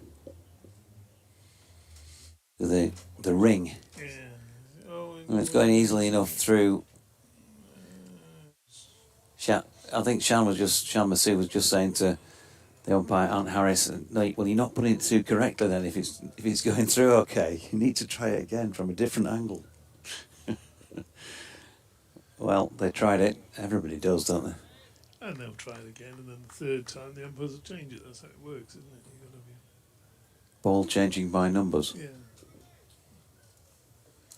Indeed. So with the same ball, Jordan Thompson bowling to Harry Kane, and same sort of result really. It was wide of off stump, and he left it.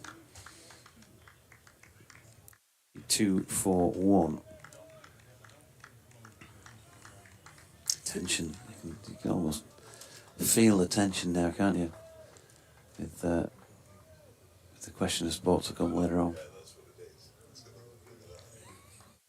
You could cut the atmosphere with a knife. Jordan Thompson in and bowling to Harry Kane, who flicks this one off the legs in front of square on the leg side. Nicely played, sir. He was leaning away to the offside, but he got the balance right. And that's 4 runs, to quote a Depeche Mode song. Not, and that's 4 runs, but get the balance right. Get the balance right. Important balance, isn't it? Very important. They're not going to finish by 5:30 though, George. You'd be a little bit later than that. Oh. I think. All 12 overs in 40 minutes or something. Don Bess is rattling through his half of those. Yeah, they've only got 40 minutes over there. Here is Thompson bowling to Kane. That's dropped into the offside. And there's no run to complete that over. 15 now gone in this Derbyshire second innings. They're 36 for 1 and surviving at the moment with 9 wickets to play with. And I mean, Yorkshire may go for their, who knows, their second spinner. Yeah, I think Lyth will get a couple before the close of play. Is Fisher able to bowl? I mean, he's been off the field. He's come back on.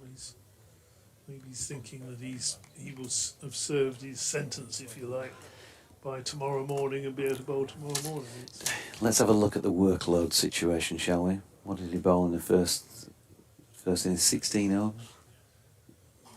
Hardly sort of red zone territory, is it? Well, you say that, but then Managing his workload. Tom Best then is going to continue as a gentleman carries a trolley with wheels on. I thought that was bringing that for DT to get out of the ground later on. As that's flicked to leg by Brooke Guest, and there is no run. So that's the trolley on which your drinks are going to be taken into the venue tonight, is it, Fletch? As Bess's latest delivery is dropped into the offside for Jordan Thompson to come in and field. What are we going to do for the hour, though, between close of play and the start of the quiz? I'll have to go interview somebody and have a chat with Oggy on BBC Radio Leeds. When I said we, I was using the royal we. And then I've got to go set the room up. Got to go set the room up as well. You can do what you like. Usually do anyway.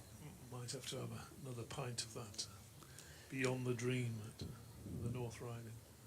No. Silly mid-off been brought in here under the helmet. James Wharton, as this latest best delivery is then turned to mid-wicket where George Hill fields. So slip and silly mid-off in place, and he's pretty tight, isn't he, James Wharton, as well? In fact, if he laid down with his feet in the same position forward, his head wouldn't be so far off touching the front foot of Guest, who drives that at him. Got the shin pad strapped on and all of that. And I should think James Wharton is going to be able, I don't know what his art skills are like, but to draw some pretty good close-up portraits of some of the Derbyshire batters in what remains of this match, because I think he'll be in there quite a bit. He's just been moved over to short leg, forward short leg, as Bess's latest delivery is then pushed out into the offside. Yeah, I'm not sure he'll be wanting to draw a picture of what he's seeing at the moment.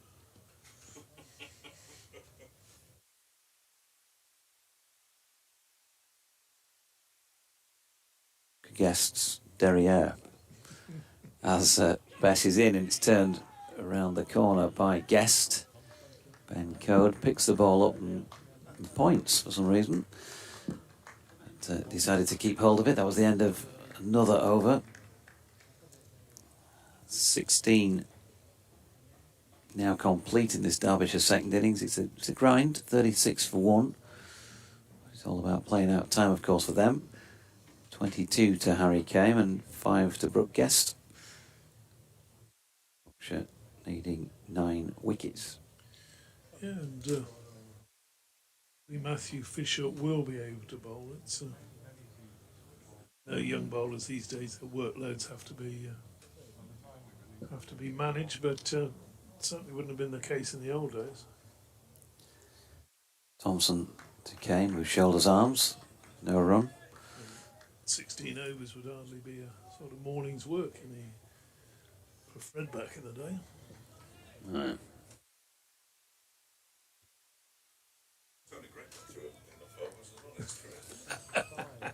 Oh, marvellous.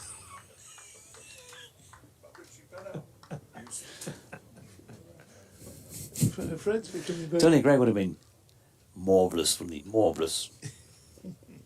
Here's Jordan Thompson, meanwhile, to Harry Kame, flicking off his legs, and good diving stop by Matthew Revis at mid-wicket, no run. Yeah, marvellous, marvellous cricket.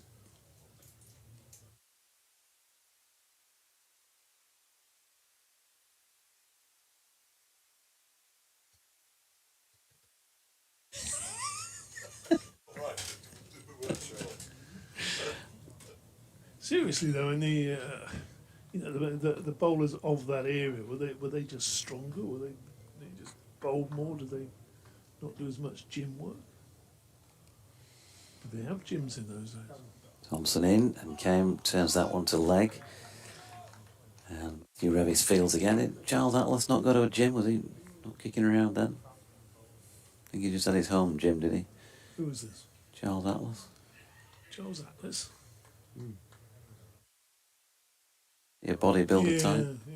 He would have had some sort of...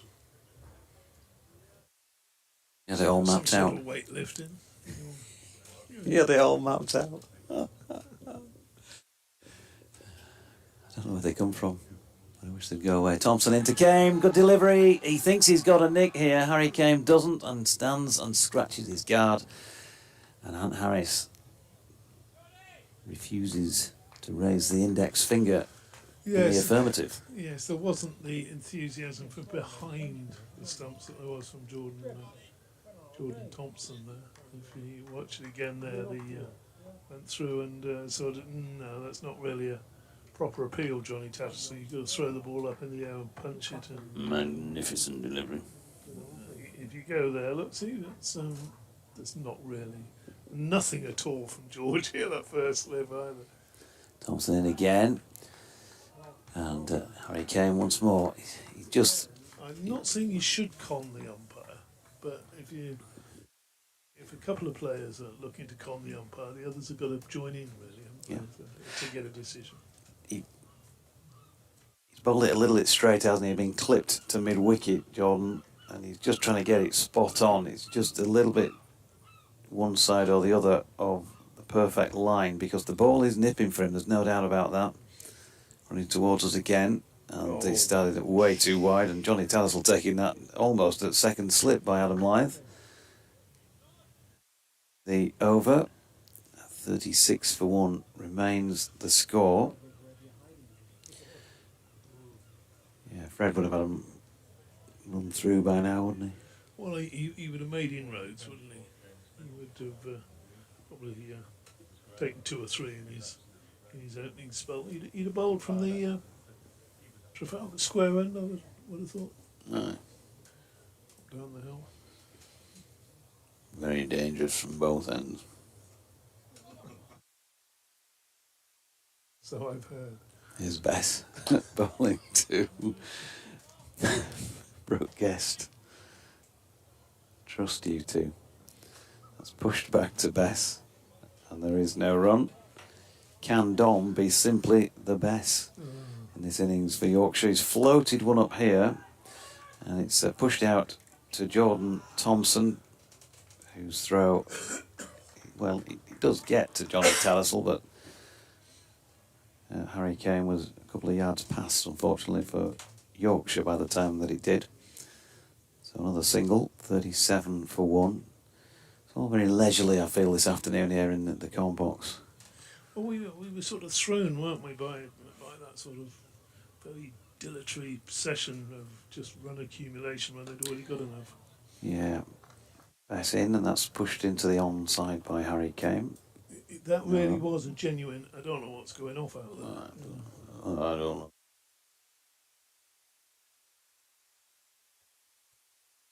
To Kane, who flicks it into the leg side, and in comes Matthew Revis, who has a good arm, and I think they probably know that because they don't seriously think about a second run. This with a good arm, and James Wharton really does fire those flat arm throws that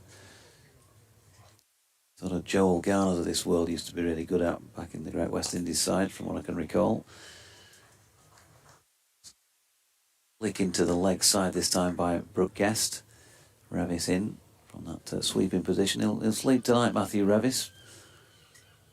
Might get a bowl yet before the end of the day. Getting his steps in. His highest first-class score. Best then to Harry Kane, who's flicked it into the leg side quite firmly. Finley Bean, unusually, is up at long on, does the fielding, and they get a single there to complete that over.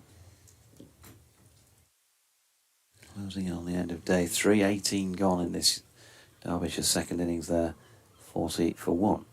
Hasn't quite got it right yet, Bess. He's not building up the pressure as you would think he might do, given the ball's just turning a little bit. Slow turn, but there's a bit of help there, and as you mentioned earlier, a bit of bounce as well.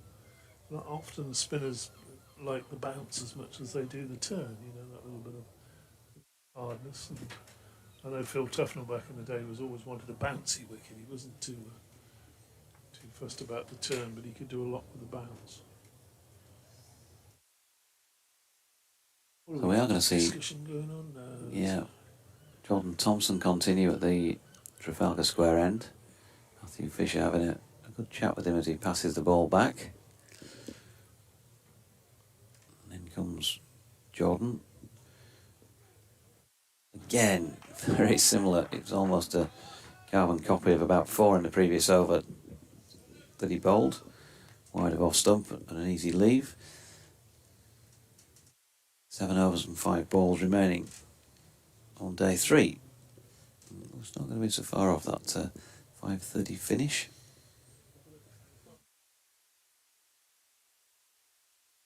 Thompson turns. Once more coming towards us. Past umpire Harris.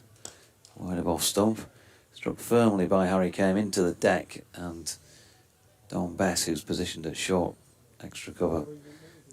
I'm not sure you can call it very short extra cover, can you? But he sort of is, isn't he? About 2.5 strips off the one they're playing on. He fielded it. Yeah, he's, as you say, he's short extra cover, isn't he? He's not silly, just short. Thompson in again. Harry Kane plays at this one.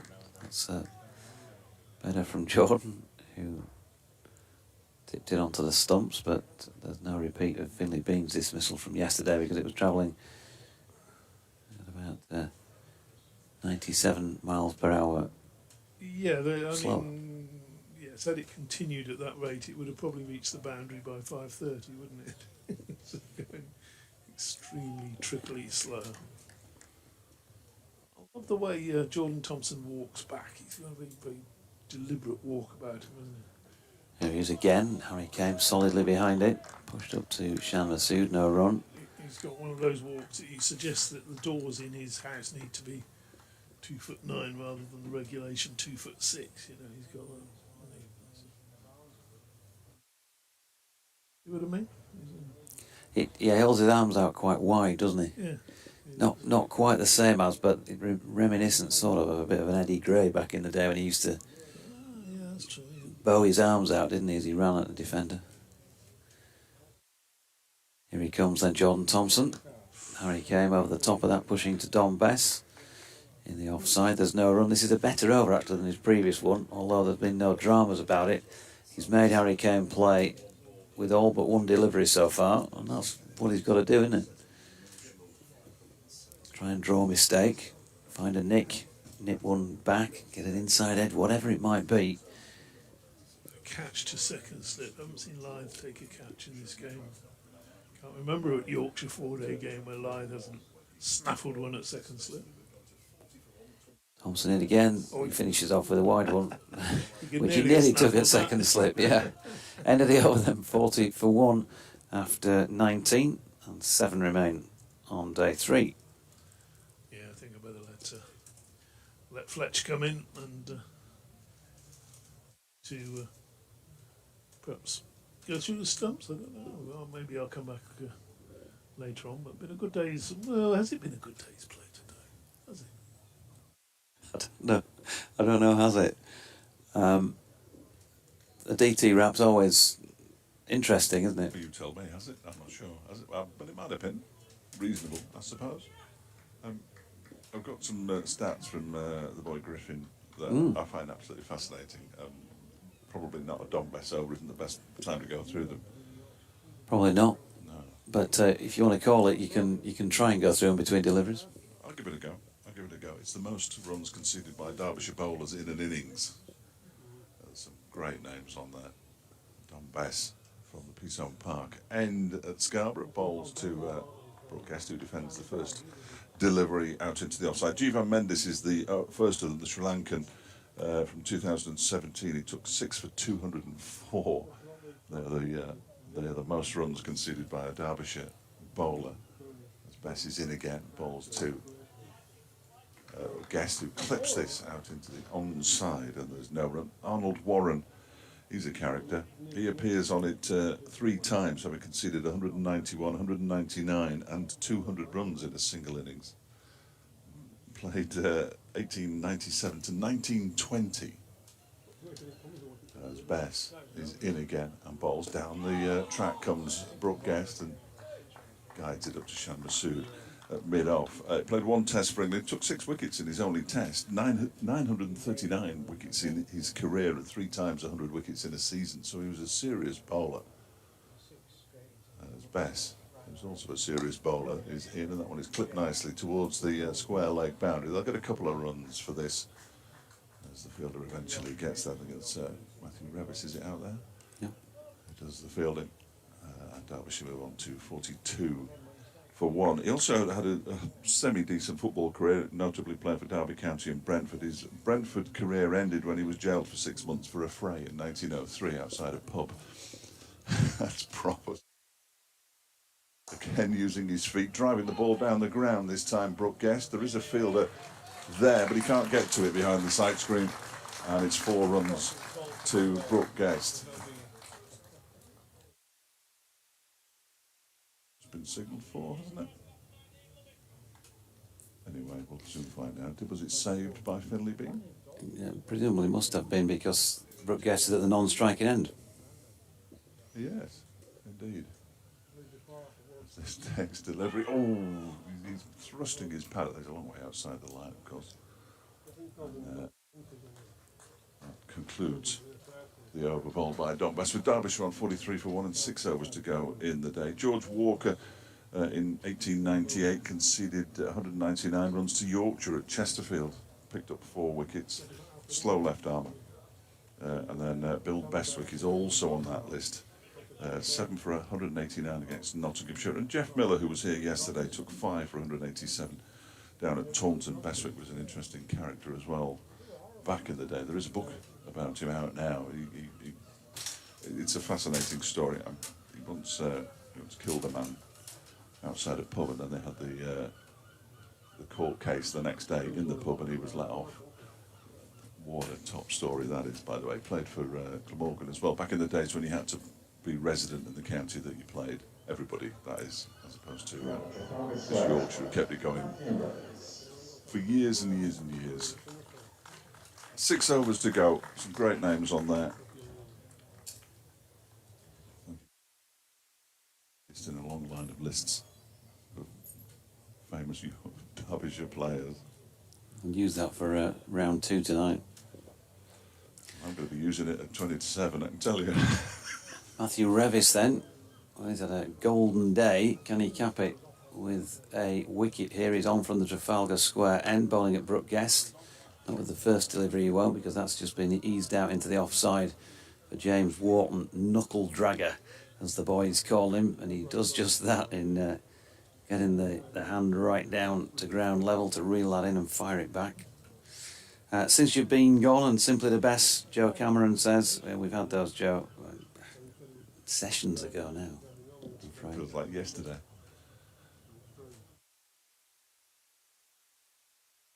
Trouble seems so far away. Revis to Kane, gets right behind it and pushes it to mid-on where Fisher fields.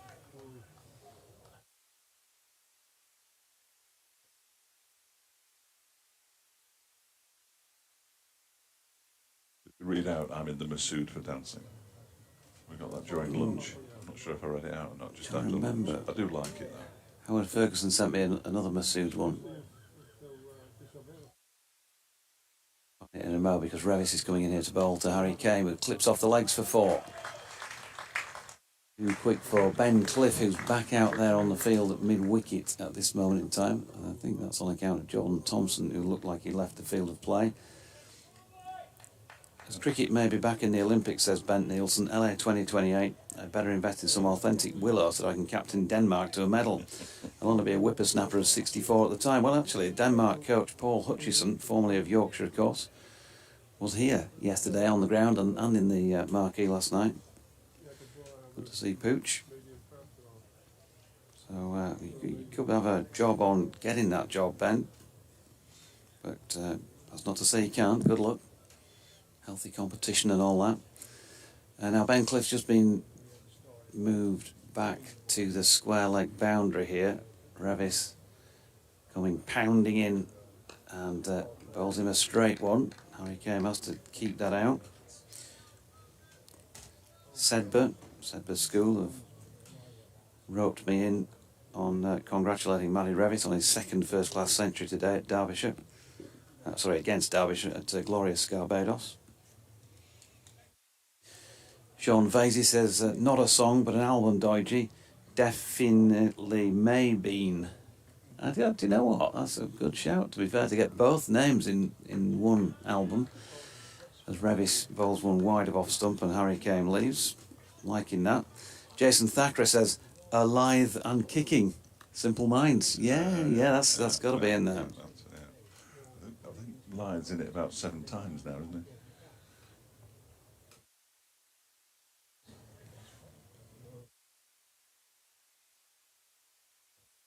So, he came waits, high backlift, because the 2 slips in place now. Revis in and bowling, and he's been very solid, hasn't he, Harry Kane, so far. 28, no ball. Great signal from DT. I thought he was trying to punch you. I think he now needs to go for a sort of massage after the vigorous way that he shoved out the left arm. He decapitated me. 50 for 1 as a result of that. In again and came trying to flick this one off his legs. That could be an area. You wouldn't be too surprised that's a leg bye.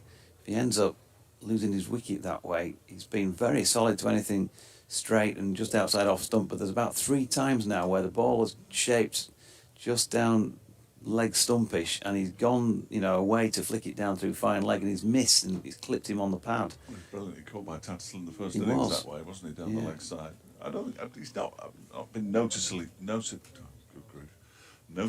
susceptible to that mode of dismissal, but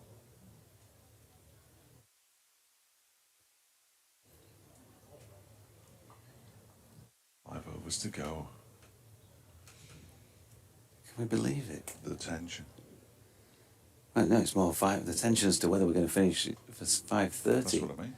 I mean, Remarkable. They might get 6 overs in. the commentary, the press box, that we're doing laps of honour. It's happened once to Derbyshire this season. Sussex were bowling up at Derby. That must have been last season then, if it was Sussex. So it hasn't happened once to Derbyshire this season because Sussex haven't been yet. The irony of it, though, for an on-time finish today, Is that we're staying unbroken sunshine, fantastic weather, could probably play until about 7. And we're staying here. Yeah, we're staying.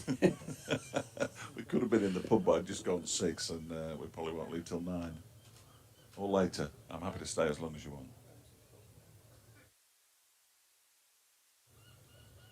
Lots of discussions going on as to where Don Best wants all his field is now. Philippine's been sent out into the leg side. Swap with Matthew Revis. Who's coming into half and half, deepish mid-on. Shamasud sending him further back. He's at a wide mid-off. There is a short leg and a silly mid-off now, as well as a slip for Don Bess, who's bowling to Harry Kane. Kane goes back into his stumps defence, that one into the ground, picked up by Wharton at short leg. Still him, George Hill's gone under the lid at silly mid-off. Crouches down now as this next one's wide of the off stump and left alone by Brooke Guest. Goes through to Johnny Tattersall. Big George Scrimshaw wandering around like a lost soul down there in the pavilion. There we go. Island of Lost Souls. Next delivery. It's not going to be their names. That was clipped into the leg side. It was aerial for a while as it went past Wharton. Kane will pick up a single because it was he was facing. Island of Lost Souls. Yeah, no idea what you're talking about. I think that could have been in its original guise Blondie's last single Okay. before they packed up. Before they packed up, before they came back. Yeah, but you know what I'm saying. When they packed up when they were good, as opposed to coming back when they weren't. The silly mid-off has gone out. He's gone into a short mid-wicket. Lots of people being directed. Nobody appears to be moving at the moment. Your 5:30 finish is looking fanciful at this stage, don't you? Disgusting. Everybody, six inches to your left. No, 4 to the right. I think we're ready. Let's do the time warp. Guest waits. No, he doesn't, because the umpire's decided he can't see now. So he's going across to point. Ooh, and he's going up. Well, it will, because his shadow is fairly lengthy behind him, isn't it? Umpire Harris. Delivery from Betts. He's clipped into the leg side. There are plenty of catches there, but Guest manages to avoid them all. Not sure how aerial it was, for how long, but he picks up another single. 53 for 1, 12. Guest 29 to Harry Kane. Guest yet to get a boundary, but that's his kind of innings, really. Sudi Blues. There is pass turned into the leg side. It must look like it went through Wharton's legs there.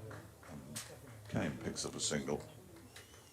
53 for 1. No one's mentioned that the streets of San Francisco either, have they? Oh, very good. Yes, no, I like that.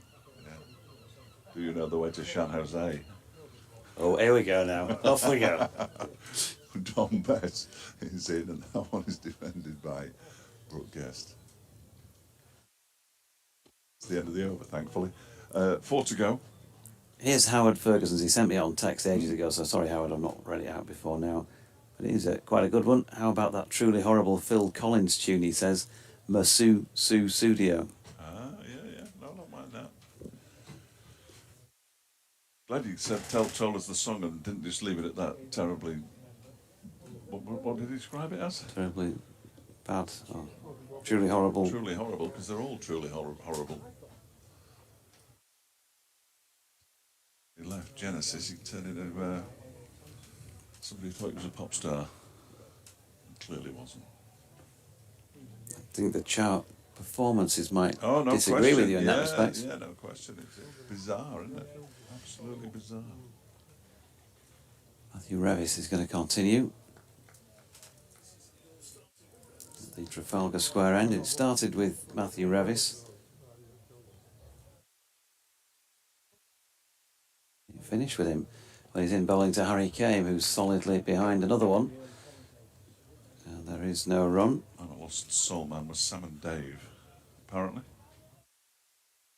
According to Martin on the email. He's very persistent, Martin. My last 4 emails are all from him. I'm reading them selectively, Martin, so make it a good one if you're going to send it. Come on.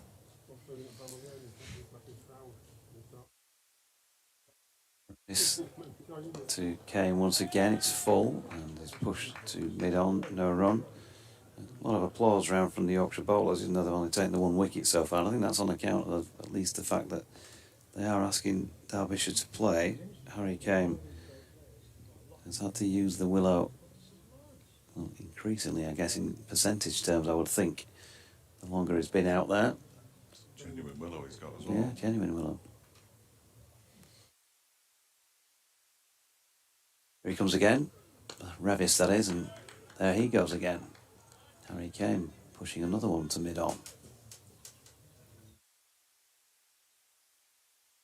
Oh, they're flagging in the stream room next door. They haven't even got the headphones on anymore. They're not listening to us. They've given up. Frankly, I am not Completely surprised. given up listening. Sam Gascoigne. It's to Harry Kane, who There you go again. doesn't deal tremendously with that, then looks at the pitch as he runs away up it, down the middle of it, in fact, to pick up a single down to long leg. He can run up and down it as much as he likes. Yeah. No. There's one on the leg stump again that you were talking about. It is developing into a theme, isn't it? Yeah, and I'm guessing if you want him to know where you are, you can sing Sam, Sam, you know where I am, in the commentary box. We're doing members of the backroom staff now, and we're in all sorts of trouble. As in comes Revis, and Brooke Guest drops that out into the offside, and there is no run. I mean, Sam's nickname is Gaza. Obviously. Fog on the Tyne. Thank you, DJ. Playing again. The Woody Allen film, obviously. It's gone on quite a while as this today, but then, I mean, the cricket was more interesting earlier than it has been in the latter stages. I think this is better. Fairly quiet. Revis in and bowling, and Brooke Guest drives down the ground, and an interesting stroke, and it's going to produce 4 runs. Matthew Revis just over pitching. Fletcher losing his false teeth, and Derbyshire 59 for 1 with Harry Kame on 31 and Brooke Guest on 16. His first boundary. Guest from the 36th, 37th ball he faced. Something along those lines. 3 overs remaining. Yeah, I was just going to say that, but thank you. Yes, you're right. Was that it? That was the thing that kind of thing you say when you're not really thinking about anything. You think, I'll say 3 overs to go in a minute. It'll give me time to think about what I'm going to say next. Tom Bassett will, of course, continue from the Peaceout Park end. He's deep in conversation with Adam Lyth initially, and then Shan Masood walks across to hand him the ball. Thank you for saying that, because I now feel like I'm not the only one. This is like a commentators anonymous meeting. So I sometimes have those moments as well. You sort of say things which are automatic, don't you? Which is Yeah. quite often as Don Best begins a new over. Bowling to Harry Kane and pushes that one out into the offside. We should have Another dodgy lookalike, apparently. we should have a ticker running across the bottom of the stream for those who are watching. Maybe an announcement on air for those who are listening. Next to deliver, it's a loopy one from Don Best. It's driven, but straight into the back of George Hill. To other commentators, or those who have been affected by today's The events. helpline. Yeah. The one that always catches me out, and there's a lot of things that catch me out, obviously, but as Best comes in again, bowls, he uses his feet this time. Harry Kane turns it into the leg side where Thompson fields. Is when you say something and you say, and there's no run, and they've gone through for a single. Because you say, and there's no run more times than you say just about anything else in the course of a day. And I just find it slightly embarrassing when there's no run, apart from the one that they've just taken, of course. Best bowls to Harry Kane, and there's a single. Thank you very much. Backward and square on the offside. Derbyshire with the 62 for 1. Harry Kane up to 34. 2 balls left. He said without thinking. Comes Bass again. Ended by Brooke Guest with the very middle of his bat, outside the line of the off stump, and everybody's got their hands on their head. Not everybody out on the pitch, that is. Not so many in the commentary box. As Guest waits and defends this next one. Oh yeah, oohs and ahs. Yeah, that one nearly got past the middle of his bat. And it's the end of the over. 62 for 1, 3 to go. 34 to Kane, 16 to Guest. 2 to go. I got it completely wrong. Thank you, Dodgy. No, don't. Just jump right. You just jump right in. Well, that's what I was thinking. There won't be. A lot of gardening going on. Perhaps a new pair of gloves. Well, you think that? Yeah. 2 overs to go, 6 minutes. Yeah. Dangerously close, this. Crowd will be slow and clap for not getting the money's worth. Would you want? Yeah, possibly. Matthew Fisher shining the ball and handing on to Matthew Revis. We ain't going to see Fish, I don't think, with the ball today because of that spell off the field, or maybe for other reasons. But he's been back out there for some time. I think the last 10 or so. There's a bit of discussion between Fisher, Revis and Masood, and the result of that is that they've asked Jordan Thompson to go from deep backward square leg to deep square leg, but just in front. They've got a leg gully here as Kame plays his first delivery wide of off stump out through orthodox gully. And Don Bess is round from point to field, 1 run. I've just been told that Leas has been asked if he'll come and do the press, but he hasn't replied. So I'm going to try and grab him. He'll come and speak to me. It remains to be seen. But And one man for me today. so, There's Revis to Brooke Guest. That was on him pretty quickly and he's doubled over in trying to keep it out and does well. Ben Cliff, oh yeah, oh, he get his take on the declaration. took the gloves on and off a couple of times there, didn't he? Yeah, he did well.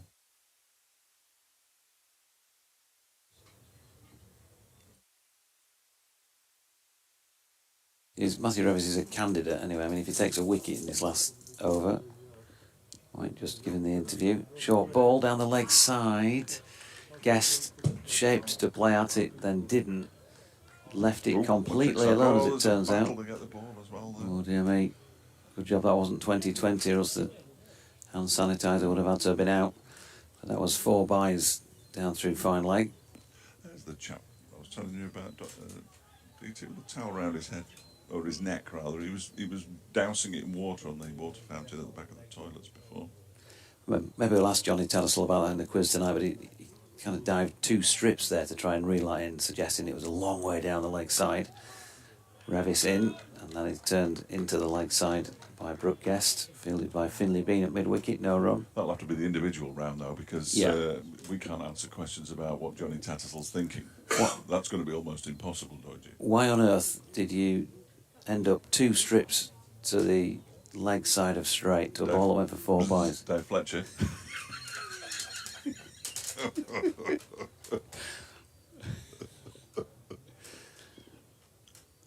Revis, who isn't in the quiz tonight, unless there's been a late change. I'm not sure I'd let him in at that stage. Brooke Guest drops that into the leg side and there's no run. He could come on our side. George Hill fancies getting a few steps in and has run all the way up to Matthew Revis. Said Fish is not sure he wants to play in a quiz tonight, mate. I think the 4th spot. Or come, we're more than happy to have the one that's rejected. Don't work out who to kick off our team, but it should be fairly straightforward, I think. Revis down the slope, bangs one in short, but Brooke Guest is feet underneath it as it goes by. End of the over, the penultimate one on day 3, and Derbyshire 65 for 1, Harry Kane 33, and Brooke Guest 16. Killing Masoodley with his song. They keep coming in. They keep coming in. People are obviously enjoying it out there. Rather hear us repeat stuff that they've sent us than listen to what we've got to say as an original thought. Solent Navigator says, by the Revis of Babylon. Oh, yes. Yes. Tom Joyner Union says, surely Adlai than kicking. And depress the button. I like this one because we haven't got one, have we, for Brooke Guest? No. I guess that's why they call it the Blues. That's definitely in there. Yeah. Chantilly lace. Well done, DT. Can we good at the end of the On day? fire, yeah. It's not how you start, it's how you finish, which is a good job because you were absolutely dire at the start. Shocking, wasn't it? Last over will get underway fairly shortly. They've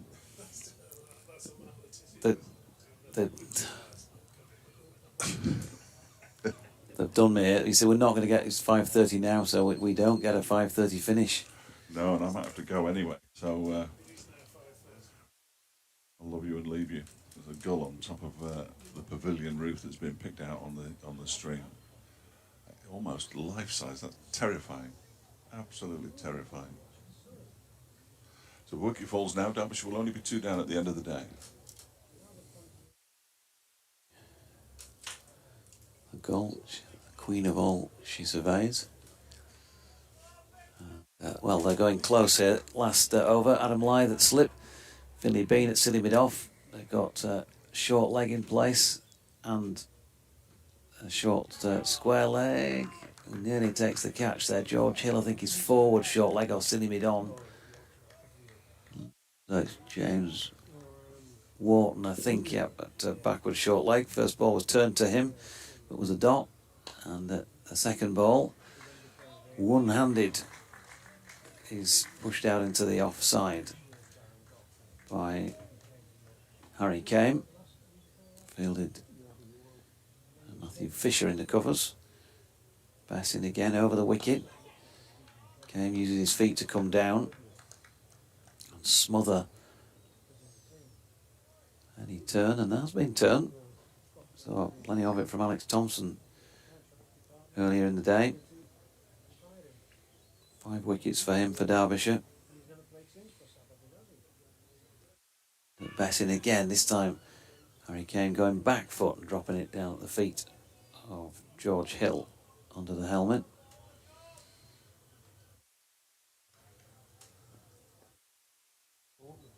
The majority who've been in today have stayed throughout.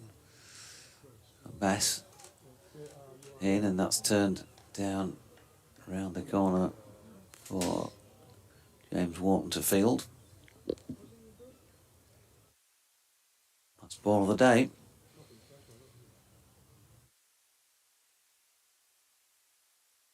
It's best to deliver it, and it's nudged to the feet of George Hill, who clambers after it, but they're not going to take any runs from it, and so that man, Harry Kane, finishes the day on 33 not out from the 26 overs that his team and he batted throughout in that second innings this afternoon. 65 for 1 Derbyshire with Brooke Guest on 16. And although overall Yorkshire's day, not there's any doubt about that in terms of the match situation, clearly some criticism of Yorkshire for going on as long as they did before declaring.